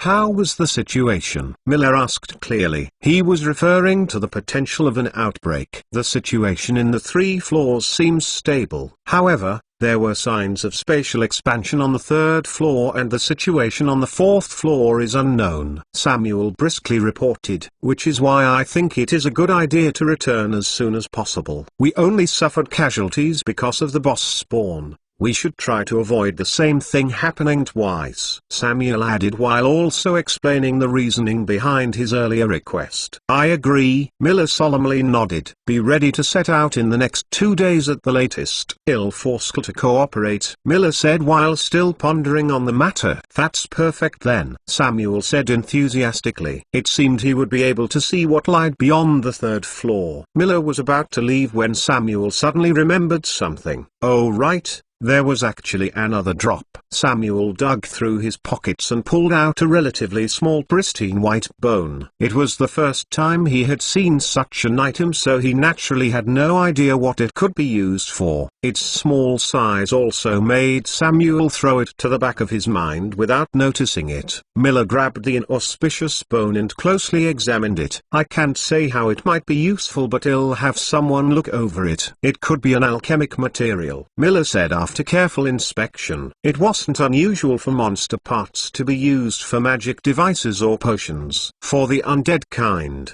it was even far more likely to be the latter. Samuel simply nodded. He had never put much importance on the piece of bone. He was instead more focused on how he should retackle the dungeon. Ed finally made it back to Dumar settlement. The orcs who were guarding the gate warily were greatly confused when they saw the carts carrying sparkling crystals. It was the first time they had seen either of those things. But since Dumar was also present, it was all smooth sailing. The group and their entourage made it inside without issue. Where are we storing these things? Asked Dumar after they made it past the gate. I think we should leave them near the walls. It will make it easier to create arrays and also mount cannons, Vorgaraga answered. Ed mindlessly nodded as he was preoccupied with his own thoughts. He was currently considering what to assimilate. Having gotten a deeper understanding of thought manifestation opened up a lot of possibilities after all. Making this trip back would have been pointless if I decided to simply return.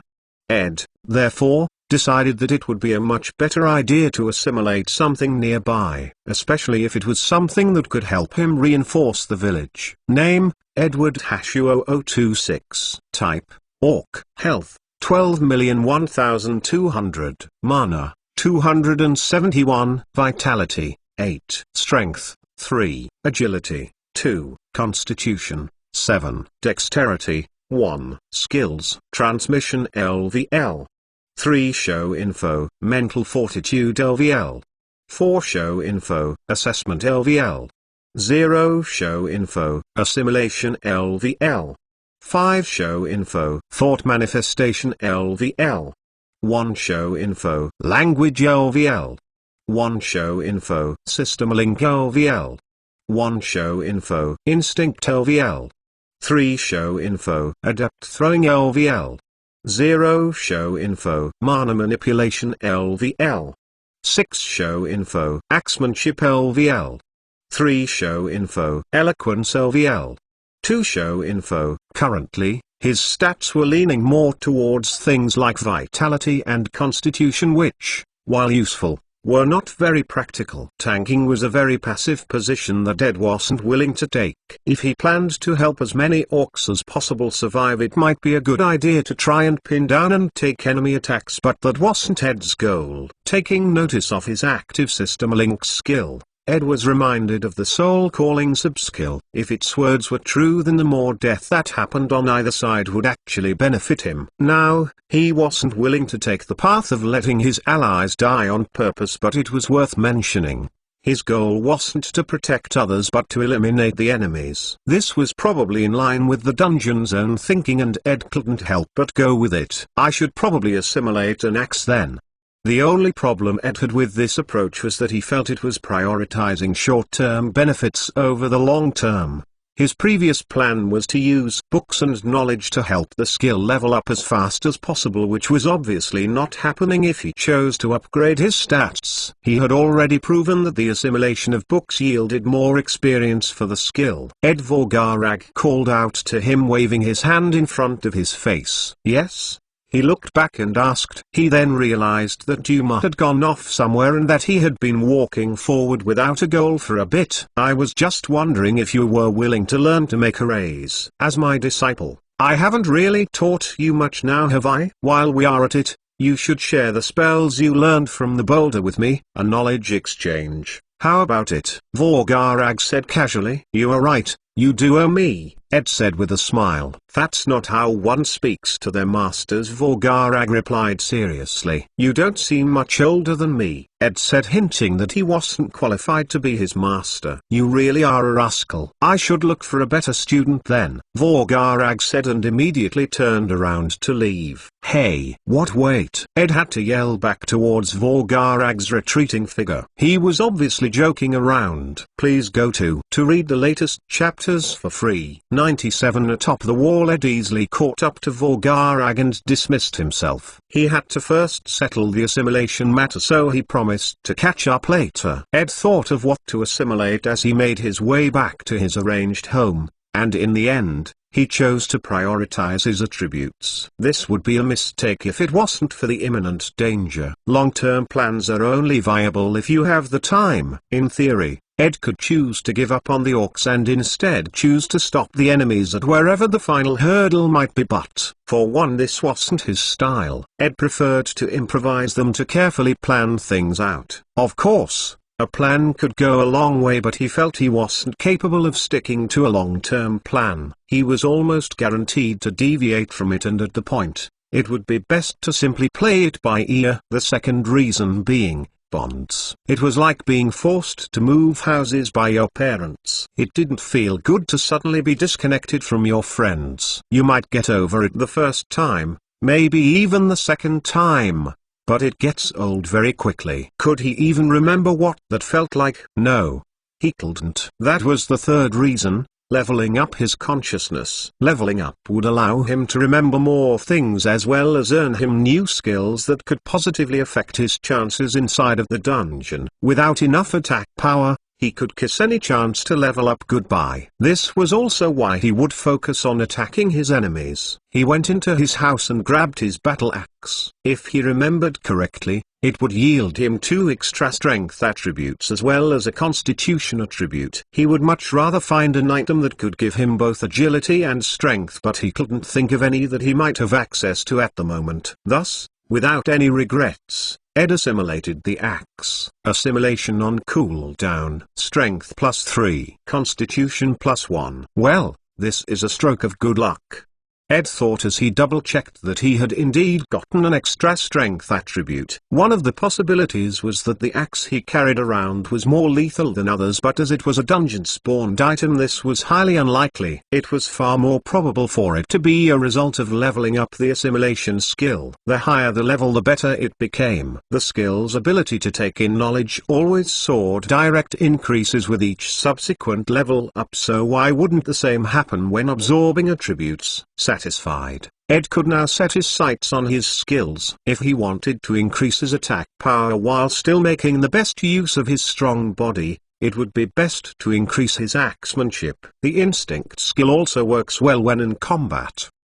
The only problem was that instinct leveled up almost exclusively in combat. He couldn't remember any instance where it hadn't. That settles it then. He'll learn about arrays from Vorgarag and then ask to spar with him.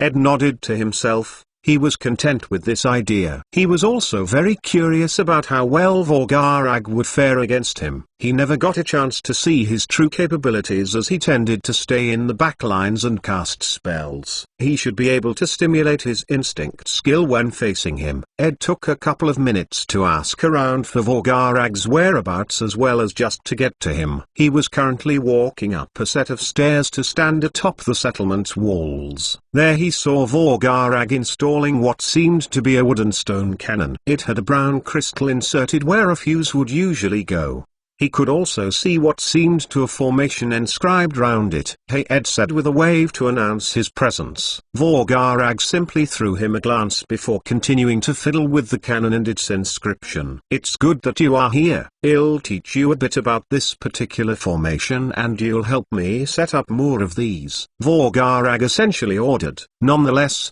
as Ed had agreed to learn from him on this topic, he could only acquiesce. A couple of minutes of gathering the required cannon materials and some idle conversation later, Ed was ready to try to form one on his own. "All right, for now, you should just copy what I wrote on the other cannon to the best of your ability," Vorgarag said after handing Ed a brush. Ed nodded and began to scribe the formation on his own. Vorgarag explained what exactly Ed was writing down as he did it, which made it a bit hard to follow. Nonetheless, Ed managed to easily grasp it. There was a layer responsible for taking mana from the crystal and conducting it, as well as a layer for forming a ball version of any particular element. After that, it was a mechanism using wind or fire to blast out the elemental projectile. It was a very small and simple array. After that, Ed and Vorgarag continued to install cannons for a couple of hours. Ed taught Vorgarag the chants for steam and meteor rain. As Vorgarag lacked the wind affinity, it was all Ed could teach him. They went over the fundamentals of the spells as well and how they might be able to use it in combat. A couple of hours later,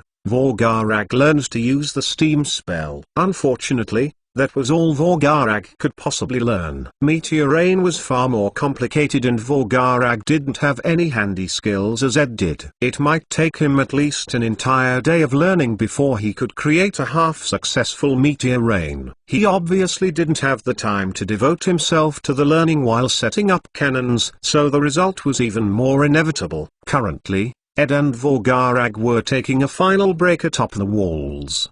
The sun had already set by this point, so there wasn't much to look at other than the thick green canopy which expanded for a fair distance. "We've managed to set up all but a couple. We can finally get some rest after that," Vorgarag said while gazing at the starry night sky. Ed hadn't really taken the time to appreciate it until now. For some reason, he felt the stars were a rare sight. Nonetheless, they were merely apparitions. This was the inside of a dungeon after all. It couldn't possibly hold an entire universe inside of it, right? He shook the thought away. It didn't really matter if that was true or not. "I want to have a spar with you," Ed told Vorgarag. He already felt as though he wasted his time setting up cannons. He couldn't delay the spar for too long. Tomorrow was the latest he was willing to delay it. Vorgarag continued to gaze off into the stars while thinking about Ed's proposition. It didn't take him long to formulate an answer. "I don't see why not." It was his usual response. Vorgarag still said it with a smile. He hadn't tasted true combat in a while. He had been afraid of dying. It wasn't that he was a coward. A coward wasn't capable of successfully leading a tribe. At most they could maintain the status quo. He was instead afraid of the consequences that dying brought. His first disciple Uram had been tragically killed in combat. In the next year or so no other orc showed the potential to become a shaman. If he couldn't settle that problem, then the shamanates of the Angakok tribe wouldn't simply deteriorate. They would vanish altogether. This was a future he could not afford to see pass. Without a competent leader, it wasn't the spells that would risk extinction, but the tribe. Consequently, Vorgarag became increasingly distant from battle. He mainly played the role of support. Some of the orcs in the tribe criticized him for it, while others simply believed that he was giving others the chance to show off. Great. When should we spar? Ed asked jovially. He didn't want to delay it, but that didn't mean he wanted to rush it either. How about now? Vorgarag said nonchalantly. It took Ed a second to realize he had indeed heard correctly. Now, here? Fighting atop the settlement walls didn't seem like a bright idea, or near the settlement in general. Any serious fight using spells could lead to bad outcomes for the surroundings. We just need to jump down from here, Vorgarag said with a grin. Ed couldn't help but take a glimpse down the tall walls. Before that, we need to finish the cannon setups. Tomorrow we'll be busy instructing the orcs on how to use them, so now works best. He then followed up with a sentence that poured a bit of cold water on Ed's enthusiasm. Well, let's get to it then, Ed responded. He wasn't a battle junkie, but since Vorgarag already agreed, it was best to finish the job quickly. Please go to read the latest chapters for free. 98 Spar with Vorgarag. Vorgarag and Ed swiftly finished setting up the rest of the cannon. They were currently in front of the settlement gates, standing on opposite sides to initiate their spar. They had asked the guards if there were any clearings, but the settlement was too deep into the forest.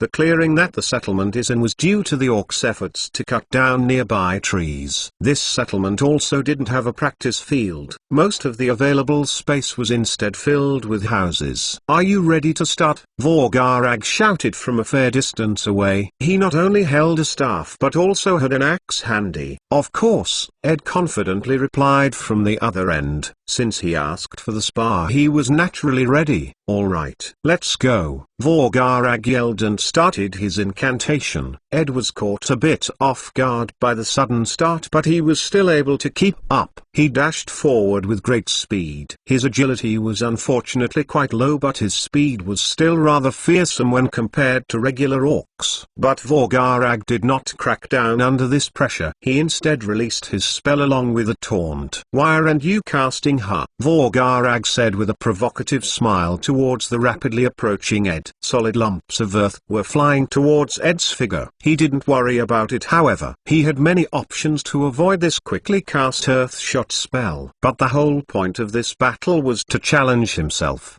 By the skin of his teeth, Ed managed to squeeze in between the barrage of earth. Vorgarag was unfazed by this sight, as he had expected this move to fail in the first place. Nevertheless, he still praised Ed in his heart. Such a nimble action was rarely seen in orcs. I'm afraid I might scare you away, Ed retorted a bit late. He would prefer to try and concentrate to activate his instinct skill, but as it was a friendly spar, it was a good idea to keep an amicable atmosphere. His dodge had lowered his momentum, but he had already closed most of the distance. Ed brandished a new axe he picked up and prepared to take a swing at Vorgarag. Vorgarag was naturally aware of this and thus visibly frowned. He had to resort to other means.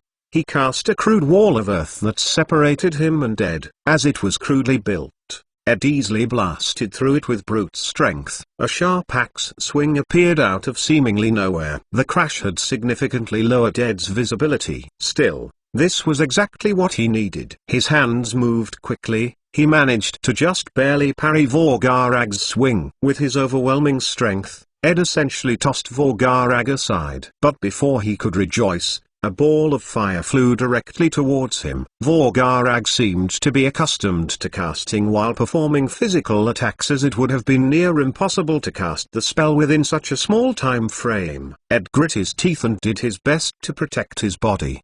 He could try to block the fireball using another spell, but this spar was supposed to be a test for himself. He also wanted to know how far his constitution and vitality had come. With a boom, Ed was pushed back by the small explosion. "You've been dealt damage, 7 horsepower." Ed smiled once he heard the message. Although he did his best to lower the affected areas, that was still a direct hit from a fireball. He had taken more damage with his own fireball before, and it wasn't even aiming at him. He only lost 7 horsepower this time, even when considering this. Not only that, but Ed's body barely had any burn marks. Any charred skin was also quickly shed and replaced by new skin thanks to his high vitality. As long as he was facing only one opponent at a similar level to his own, he would have no problem emerging victorious. This wasn't the time to rejoice, however. Within that short moment of distraction, Ed felt something wrap around his legs. He instinctively knew this was the entangle spell. He mustered some strength and easily broke the overgrown grass. The spell almost felt completely pointless. That was until Ed felt the ground underneath his feet loosen and fall. Given how many of these things he had created, he knew this was a pitfall. Vorgarag must have cast the entangle spell to keep him there for another moment as he manipulated the earth. Damn it. Ed felt himself panic slightly. It was a good lesson. He couldn't lose himself in the middle of the battle as a result of an inflated ego. Luckily, he subconsciously grabbed the edge of the hole before he could plummet and become an easy target. The pitfall was only slightly wider than his own body, as Vorgarag didn't have the time to create anything more elaborate further facilitating the maneuver. He easily lifted his body, but before he could rejoice, he caught sight of a glimmering red object in Vorgarag's hand.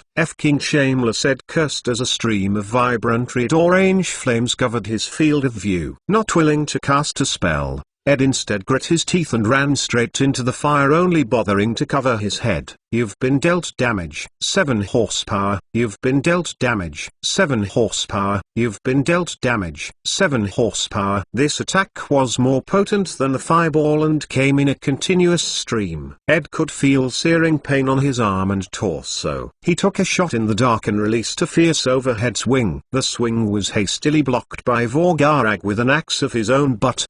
He was also cleanly hit by a kick to his stomach. Instinct has leveled up. Ed didn't even bother to process the message before taking another swing at the pained Vorgarag. A powerful left hook made Vorgarag fall to the ground. Ed was even going to take another jab at him, but, "Hey, stop. You win." "Freaking monster," Vorgarag yelled. He muttered the latter words, however. Ed stopped as soon as he heard this. With a grin, he offered Vorgarag, who was on the ground, a hand. "Need help?" Ed said towards the gloomy Vorgarag, who reluctantly took his hand. "You are too damn brutal," Vorgarag said as he touched his swollen face. "I'll tone it down for you if there's a next time then," Ed said, still smiling. He was obviously rubbing it in. "Forget it. There's no next time." Vorgarag turned away after picking up his staff, which he had inadvertently dropped. "That's too bad. Thanks for the spar," Ed said sincerely towards the retreating Vorgarag. "Yeah, whatever." Vorgarag motioned with one of his hands. The other was too busy stroking his aching face. It was a new morning in Arbortown. The breeze was especially chilly as winter started to spread its wings. Samuel was currently going down his stairs while rubbing his weary eyes. He had heard a knock so early in the morning before the sun had even risen. He sluggishly opened the door and caught sight of many people, to be precise, many adventurers. But judging by their gear, they were mostly class adventurers. You could even say almost exclusively class. There were 3 people in front of him: Drake, Clarice, and Christian. "Ahem, good morning," Christian said to Samuel, who had been inspecting the large group of people. "Good morning, all," Samuel said as he awkwardly waved to the large crowd. This was a way to signal his confusion to Chrysadan and the others. "We are going to set out to the dungeon." Asked me to tag along as well. "You should have seen the way he begged me," Christian said with his usual charming smile. Samuel's first thoughts were, "No way. Why are there so many class adventurers then?" Samuel said in a somewhat high voice. He managed to hold himself back though. Class adventurers were as good as cannon fodder when facing bosses. They had no idea what might lie on the next floor, but Samuel was not optimistic. "Ah. Yeah, unfortunately, This is beyond our control anymore." Christian shrugged helplessly while shaking his head in disapproval. "How come?" Samuel ignored his tiredness and asked in a serious tone. "The kingdom stepped in. We don't know why, but they offered a quest to the class adventurers with an incredibly handsome reward attached. This was all sent as an urgent message." Christian explained. There were special magic tools that could transmit voices over long distances. The only problem was that the quality of those messages was often poor and the amount of mana consumed could reach astronomical sums. Thus, these types of urgent messages were seldom used. "I don't understand." "Why are you guys here then?" Samuel asked while taking another glance at the large group. He could count at least 50 more people essentially blocking the entirety of his front yard. His house was a good minute away from the town and not towards the dungeon. "I was asked by Kel to help supervise this for the kingdom. We came by to ask that you join us," Christian said in response. Samuel stayed silent for a while before asking another question. "What does Miller think about this?" While the two weren't friends, Samuel still understood that Miller had an upstanding personality. He wouldn't send people to their deaths for the sake of it. He has no say in this. Nonetheless, he showed no objection. Christian promptly answered. Samuel could only relent. It was much earlier than he was prepared for, but he looked back into his home. His wife was at the top of the stairs observing and his son was likely still asleep.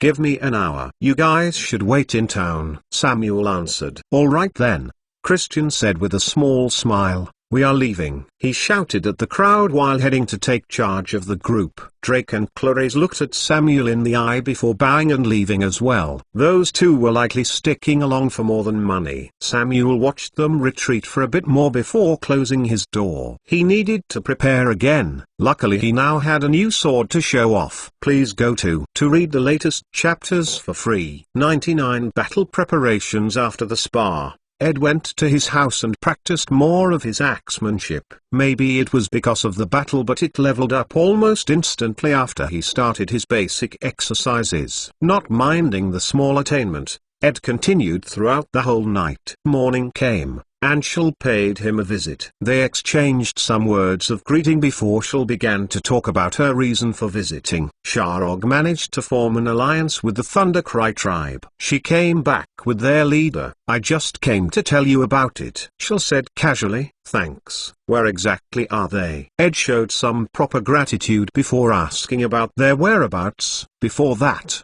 have you eaten anything?" "I'll tell you over breakfast," Shul said sincerely. It was almost a routine for her to ask Ed for meals at this point. Seeing no reason to decline her, Ed agreed. "Sure," he said. He grabbed his axe and left with Shul to get something to eat. They talked for a bit before Shul told him where to meet up with Sharog and presumably the others. "I wish I could do more, but I am not that smart," Shul told Ed somewhat bitterly. Ed felt that this was a needless worry. The muscular Shul was clearly made for battle. There was no reason for her to feel envious or just disappointed. "Don't worry, every person has their own qualities, and you are a great warrior." Ed comforted her. "All right, I'll see you later then," Ed said while waving a short goodbye. Shul reciprocated the action and Ed was on his way to the foretold destination. As he had nothing else to do apart from breakfast, he wasted no time getting there. Ed knocked on a door to a shabby wooden cabin. It wasn't Jumar.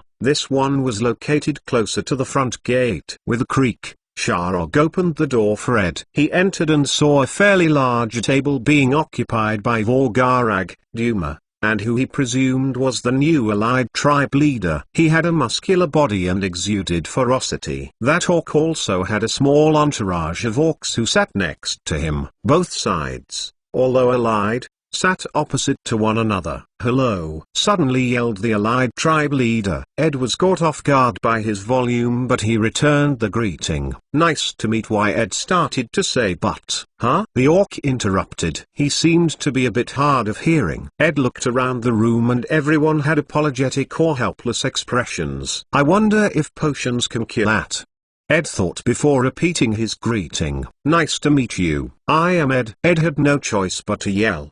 The orc, finally understanding his words, introduced himself in return. "I am Dugash, Thunder cries Chief. The pleasure is mine, Ed, Dagash shouted. Ed wanted to retort that Yellen gave off the opposite impression but kept it in and found himself off seat. Sharog, who had been observing from the side, also did the same. Duma, unexpectedly, was the one to take charge over the meeting, with him as the mediator.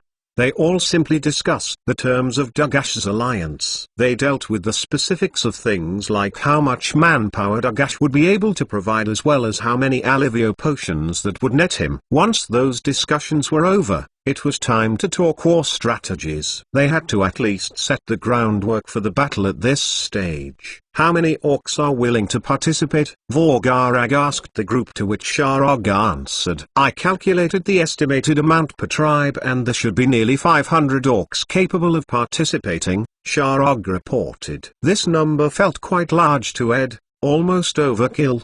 He also found it to be a bit surprising, but considering the numbers of each tribe it was likely a fairly accurate estimate. Dagash's injured orcs were probably also calculated now that they would be providing them healing potions. Of course, just because they are participating it doesn't mean that they are all capable warriors. That number would probably only be half. Vorgarag decided to add, we can just have the less capable individuals man the cannons. Ed also pitched in. They ironed out some other fine details and Dagash was finally dismissed. He would be called forth and treated as reinforcements in case of an enemy attack. There was no other option unless Ed was summoned beforehand, in which case he would be able to call for them in advance. Ed thought the possibility of this was not zero, but it would imply the enemies had retreated or simply chilled in the undead floor long enough for the dungeon to resummon him, which was dubious to say the least. As far as gathering more allies, this matter was postponed. After hearing the estimated participants, Ed felt that the number was sufficient. The boss, assuming the adventurers didn't retreat, would have weakened the enemies enough for them to handle this without issue. It was also a matter of not being able to support such a large number of people. The boar farm under Vorgarag and Duma effort had barely even started out. It was therefore already impossible to feed 500 soldiers. If they could support more orcs, Ed wouldn't hesitate, but the idea was simply unrealistic at the moment. Luckily Dagash was bought over with potions rather than food, although they would have to share some once the battle actually occurred. Had it not been the case, the terms would have been much less generous and their manpower when facing the upcoming threat reduced. Everyone else dismissed themselves. Sharog and Vorgarag left to set some arrays which Ed was free to help out with if interested. He politely declined when offered though. While the knowledge was useful, everything had its time and Ed would not benefit from learning those arrays at the moment. It could help him set traps in places like the crypt of the dungeon, but there were no resources to do this within that part of the dungeon. Getting the resources there from his current floor would require that the dungeon doesn't supervise him, which was not possible under the current circumstances. Thus he instead chose to hone himself further. He was aiming for maximum lethality. The adventurers all met up an hour later at the same location as last time. It had plenty of space and was close to the dungeon, so it was ideal. Although right now it could be said to be cramped. This was mainly because of the 100 or so odd adventurers that were currently attentively waiting here. They were all waiting for Samuel to finally get there. Speaking of, there he was. He was wearing a different, more crude-looking armor, but he for some reason exuded more confidence. His serious look might have added to that. Samuel didn't even have time to procure himself a new set of armor, so he wore a backup. Its style was much more basic and mainstream, but he wasn't one to care about looks that much. As long as the armor did its job and wasn't utterly ridiculous, he wouldn't house any complaints. He eyed the large crowd of adventurers which had doubled in size during the last hour and approached a group of 4 individuals separated from the rest of the crowd. They were quietly conversing amongst themselves, it seemed. I am here, Samuel said to announce his presence. The group stopped their conversation and turned to face him. They were Drake, Clarice, Christian, and Miller. Good morning, Mr. Oakley, said Miller in greeting. Clarice sent him a small wave in greeting and Drake simply looked on as he had before.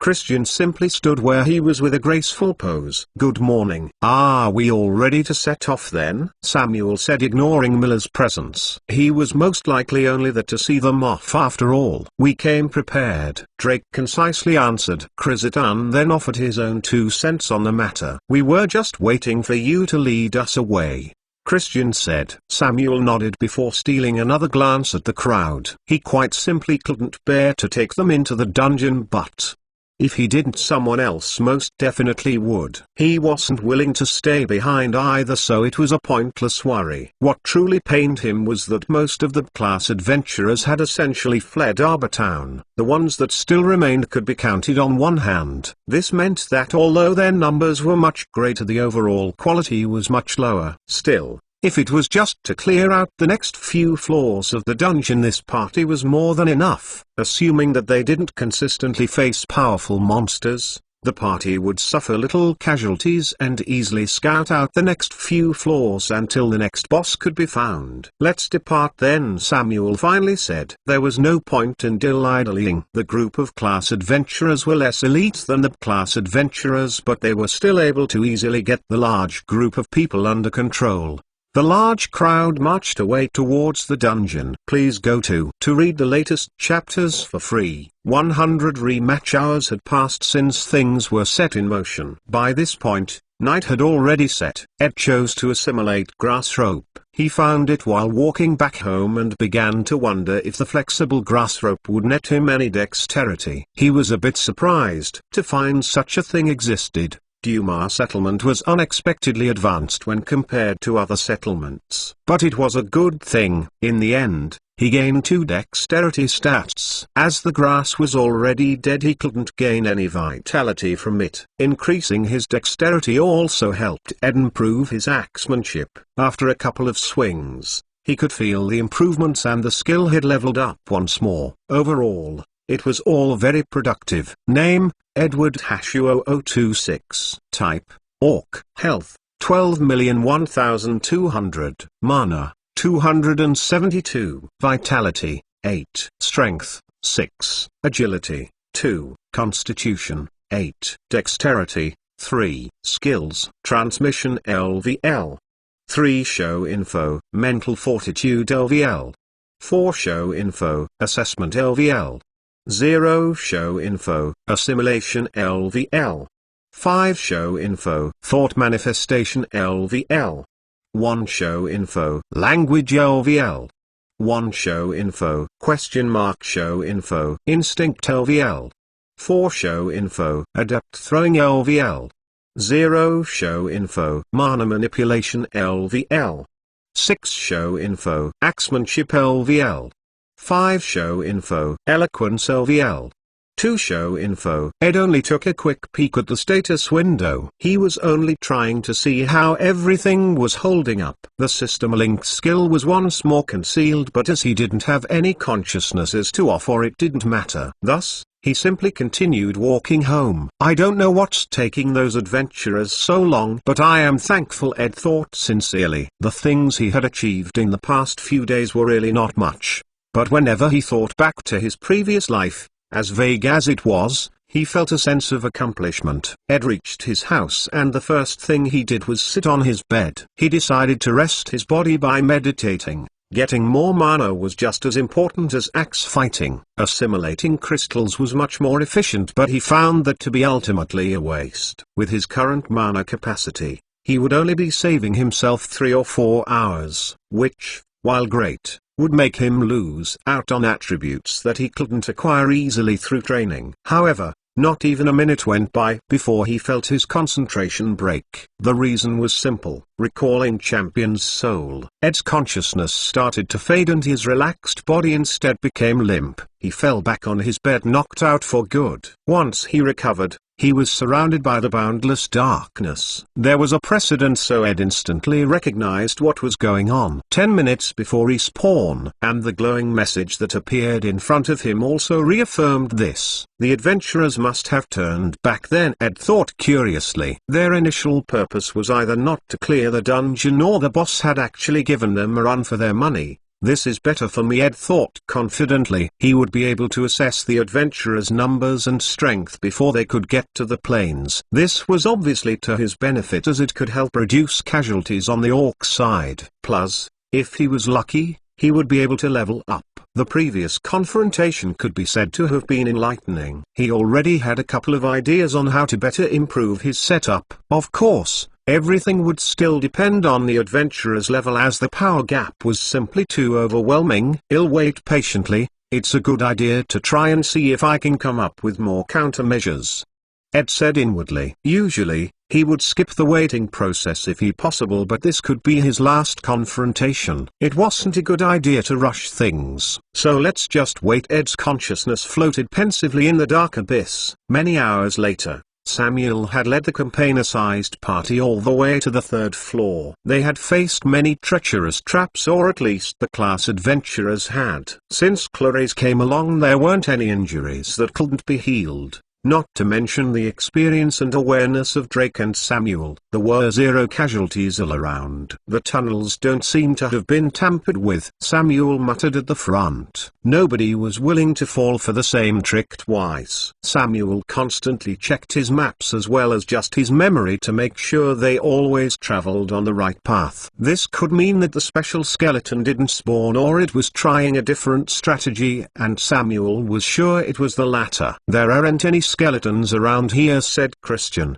one of the few class adventurers and party supervisor. That's normal. We might have to face that strong cannon fodder near the boss room again, Drake explained in a weird manner. Don't underestimate it, Samuel warned. Since the abnormal skeleton learned from its previous experience, it was bound to hit them much harder this time. As such, he didn't dare to lower his guard. The party was exiting a hallway when they were forced to a halt by a shout. Pitfall! Yelled a group of Class Earth mages almost in tandem. They were overall not as good as having a class mage, but the small group was evidently still pulling through. Reinforce it then, Samuel said in return. The mages nodded and the ground was secured. It seemed that the skeleton didn't give up on the pitfalls, Samuel thought before giving the order to advance. But as soon as they passed over the area, the floor trembled slightly. Samuel instantly looked up and saw what seemed to be falling earthen stakes. He immediately jumped into action. In one swift move,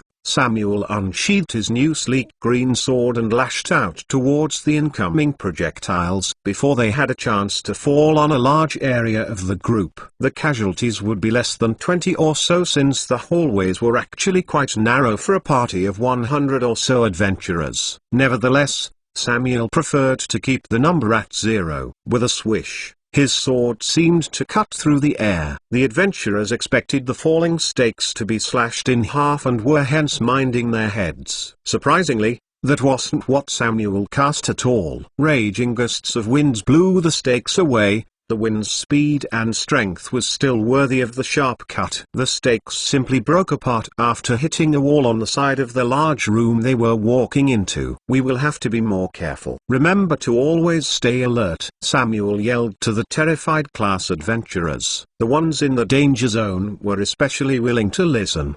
Being at the front didn't seem like such a good thing all of a sudden. They were envying those at the back who were being guarded by the class adventurers. They faced multiple similar traps as they continued moving forward. Based just on memory and the map, Samuel knew that they would soon reach the boss gate. Stop! Samuel yelled. All of the adventurers were now inside of a very large room. It could accommodate all of them even if a bit crowded. The real problem was something else though. We are surrounded. Anyone who knows skills capable of blocking off passageways do so right now. Samuel shouted the reason for their stop as well as the first order that came to mind. They were currently surrounded by weak skeletons, so his reaction could be said to be excessive. But the large rectangular room had as many as 10 entrances. Some of the adventurers heeded the message, like the small group of earthen mages he assembled who blocked off the front entrances. Samuel, what's going on? Christian asked warily with a hold on his sword. There should be a threat coming from one of the many hallways. If we seal them up, the threat will have to break the sealed-off corridors to enter, alerting us of its prison. Samuel was quickly explaining his thought process, but the sound of an explosion took his attention. Things were messy. Class adventurers were fairly well disciplined, but class adventurers could be summed up as mostly being filled with talented beginners or failures. They weren't trained by the Freedom Union. They were either affiliated with it or just freelance adventurers. Most had probably not undergone any sort of proper training. Keeping such a bunch under control was already troublesome. Doing so for such a large group could be said to be an insurmountable task. That is to say, friendly fire was likely to happen. He needed to try and take hold of the bunch somehow. He unsheathed his sword and prepared to do a move he hadn't done in a good bit. The main reason was that his previous sword could only afford to do it a couple of times in a row before showing signs of damage. With this new one, however, such a thing shouldn't happen. He also decided to take inspiration from Augustus. While his preparation wouldn't be as exaggerated, it would definitely be attractive. He had already unsheathed his sword and raised it into the air. All of a sudden, the wind in the surroundings started to converge towards him. His green sword started to glow furiously as more and more wind coated its blade. It wasn't a bad glow. It was the opposite. The sword yearned for more. Samuel instantly became the center of attention. Some of the class adventurers who were stuck in the middle and therefore lost had the luxury to look towards his direction. "Block those entrances," he yelled, pointing with his sword at a couple of leftover openings. Samuel then grimaced. He needed to release the wind he converged onto his sword, but for some reason, there was no target. Did he get pranked? He could see waves of skeletons rushing in through the opened entrances, so where was the smart one? Please go to read the latest chapters for free.